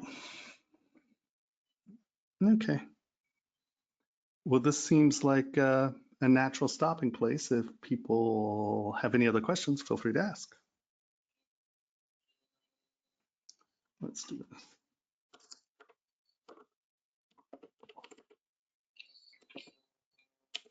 Now I want to see one of these exquisite ball joint doll people you're talking about. Right. I will show you. So this is, it has a dual knee joint, right? And it gives pretty accurate functionality. See how the double joint bends? And so you can get a naturalistic pose because your arm can come up on it because there's a dual bend here. And then they have a slice and a pin here, and that's how it rotates out. Does that make sense? And getting this to be a clean intersection cut is actually pretty tricky. So Ashley Wood and 3A, this is considered some of the apex of art toys. And now ball joint doll.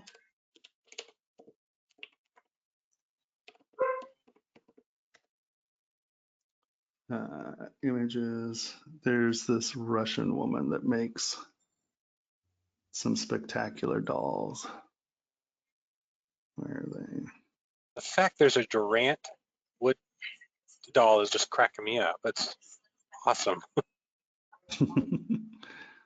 There's a doll for everyone. Where is, I can't believe that usually she comes up. Well, here, let's do this. Ball joint art doll. Oh, now I'm gonna have nightmares from this. Oh, you should see the dude who really started all of this, the Japanese guy. They're really creepy, weird. You're just like, okay. I think I'm gonna. Dreams are made of. Yeah, it's like I need to go take a shower now. I feel really dirty. That's crazy. Normally you see her work instantly. Hold on, let's see.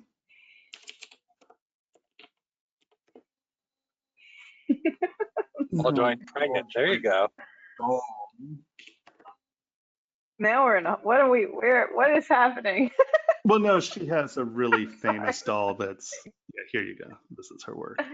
I'm kidding. Oh, wow. And so she does these very interesting, oh, see, this is someone knocking her off. This isn't actually her. That's not her name. Always one of those. That's so weird that I'm not seeing her work because it's, Like it's this, oh, actually that was the mastectomy one, hold on. Her work's pretty spectacular. It has, It's got a beauty to it if that's her work, but it's very frustrating. Where, when, I mean, here, this is, that's her.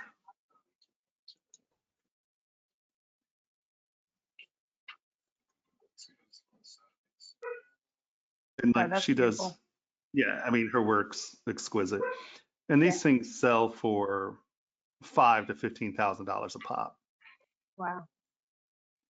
But it's funny because she actually has molds that she presses the porcelain slip into. And so she's hand pressing these things. Probably 12, 14 inches. Okay. They're a little bit bigger than 1/6. Yeah, you can see. Yeah.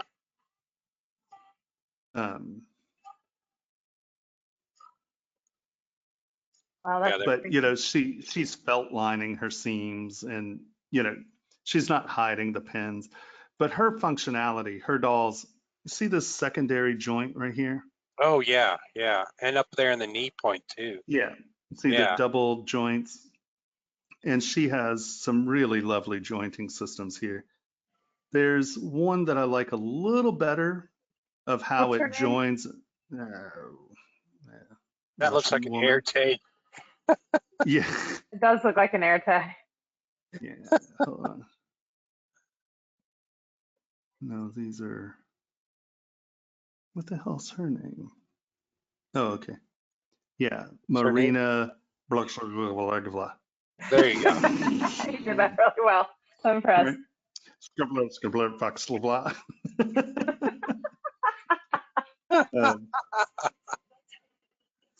Yeah, she does some spectacular work.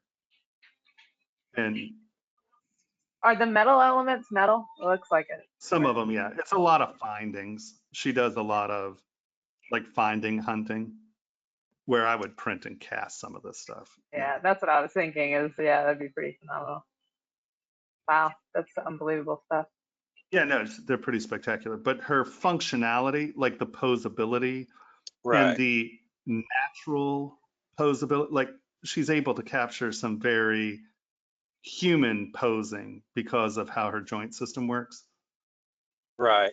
You know, and I think I don't particularly like her knees. I think they're too big. I think this can Yeah, function that one's smaller. freaking me out a little bit. Yeah. You know, I think there's a way to get full functionality out of that by shaping the leg instead of getting the knee that big. Right. That was so pretty right there. Yeah. Wow. You know, she's really talented. The other thing, she only uses one joint at the rib cage. Oh, and yeah. I like a joint down here at the waist as well. It allows for better balancing.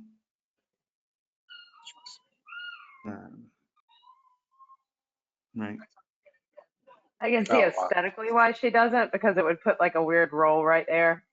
Yeah. That'd be hard to avoid. So She couldn't paint a frog on the belly then.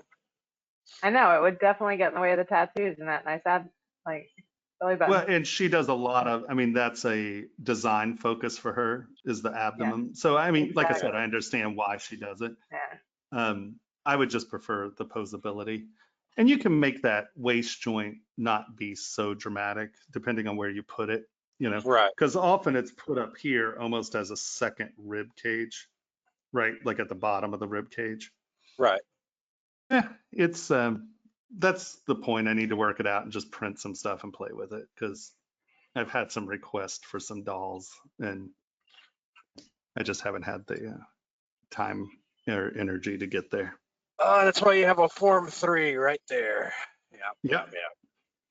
Exactly, because you can print porcelain. You can print porcelain with a Form 3? Yeah. Well, a form, I would suggest buying a used Form 2 and doing it that, because from what I understand, it's sloshy and it can trash your machine if you're not careful.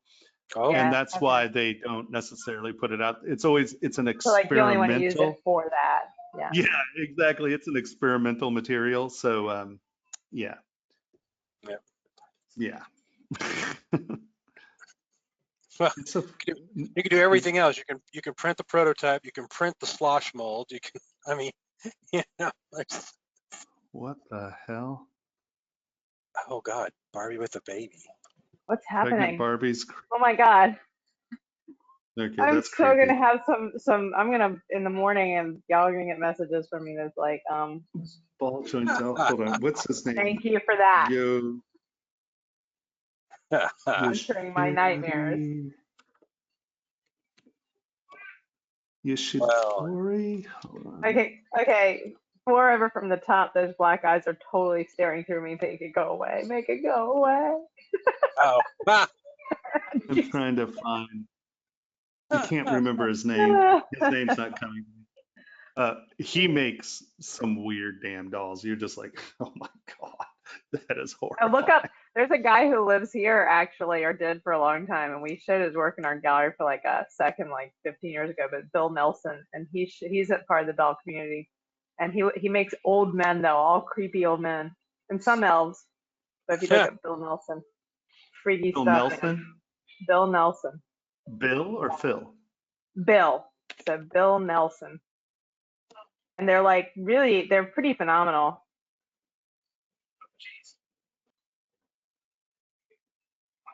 Yep. Oh yeah. There they are. Oh, yeah. Cool. Yeah. He lived here in our town for a while. I know him pretty well, and we showed his work for a minute. I could a couple of those freaked you out though. And I went to a studio, and he had like this one closet size studio. I mean, it was small, and he had it lined with shelves, upper, like middle to up, and then his desk below, and there was nothing but heads. And I was like, this is really weird. That's cool. It was pretty amazing.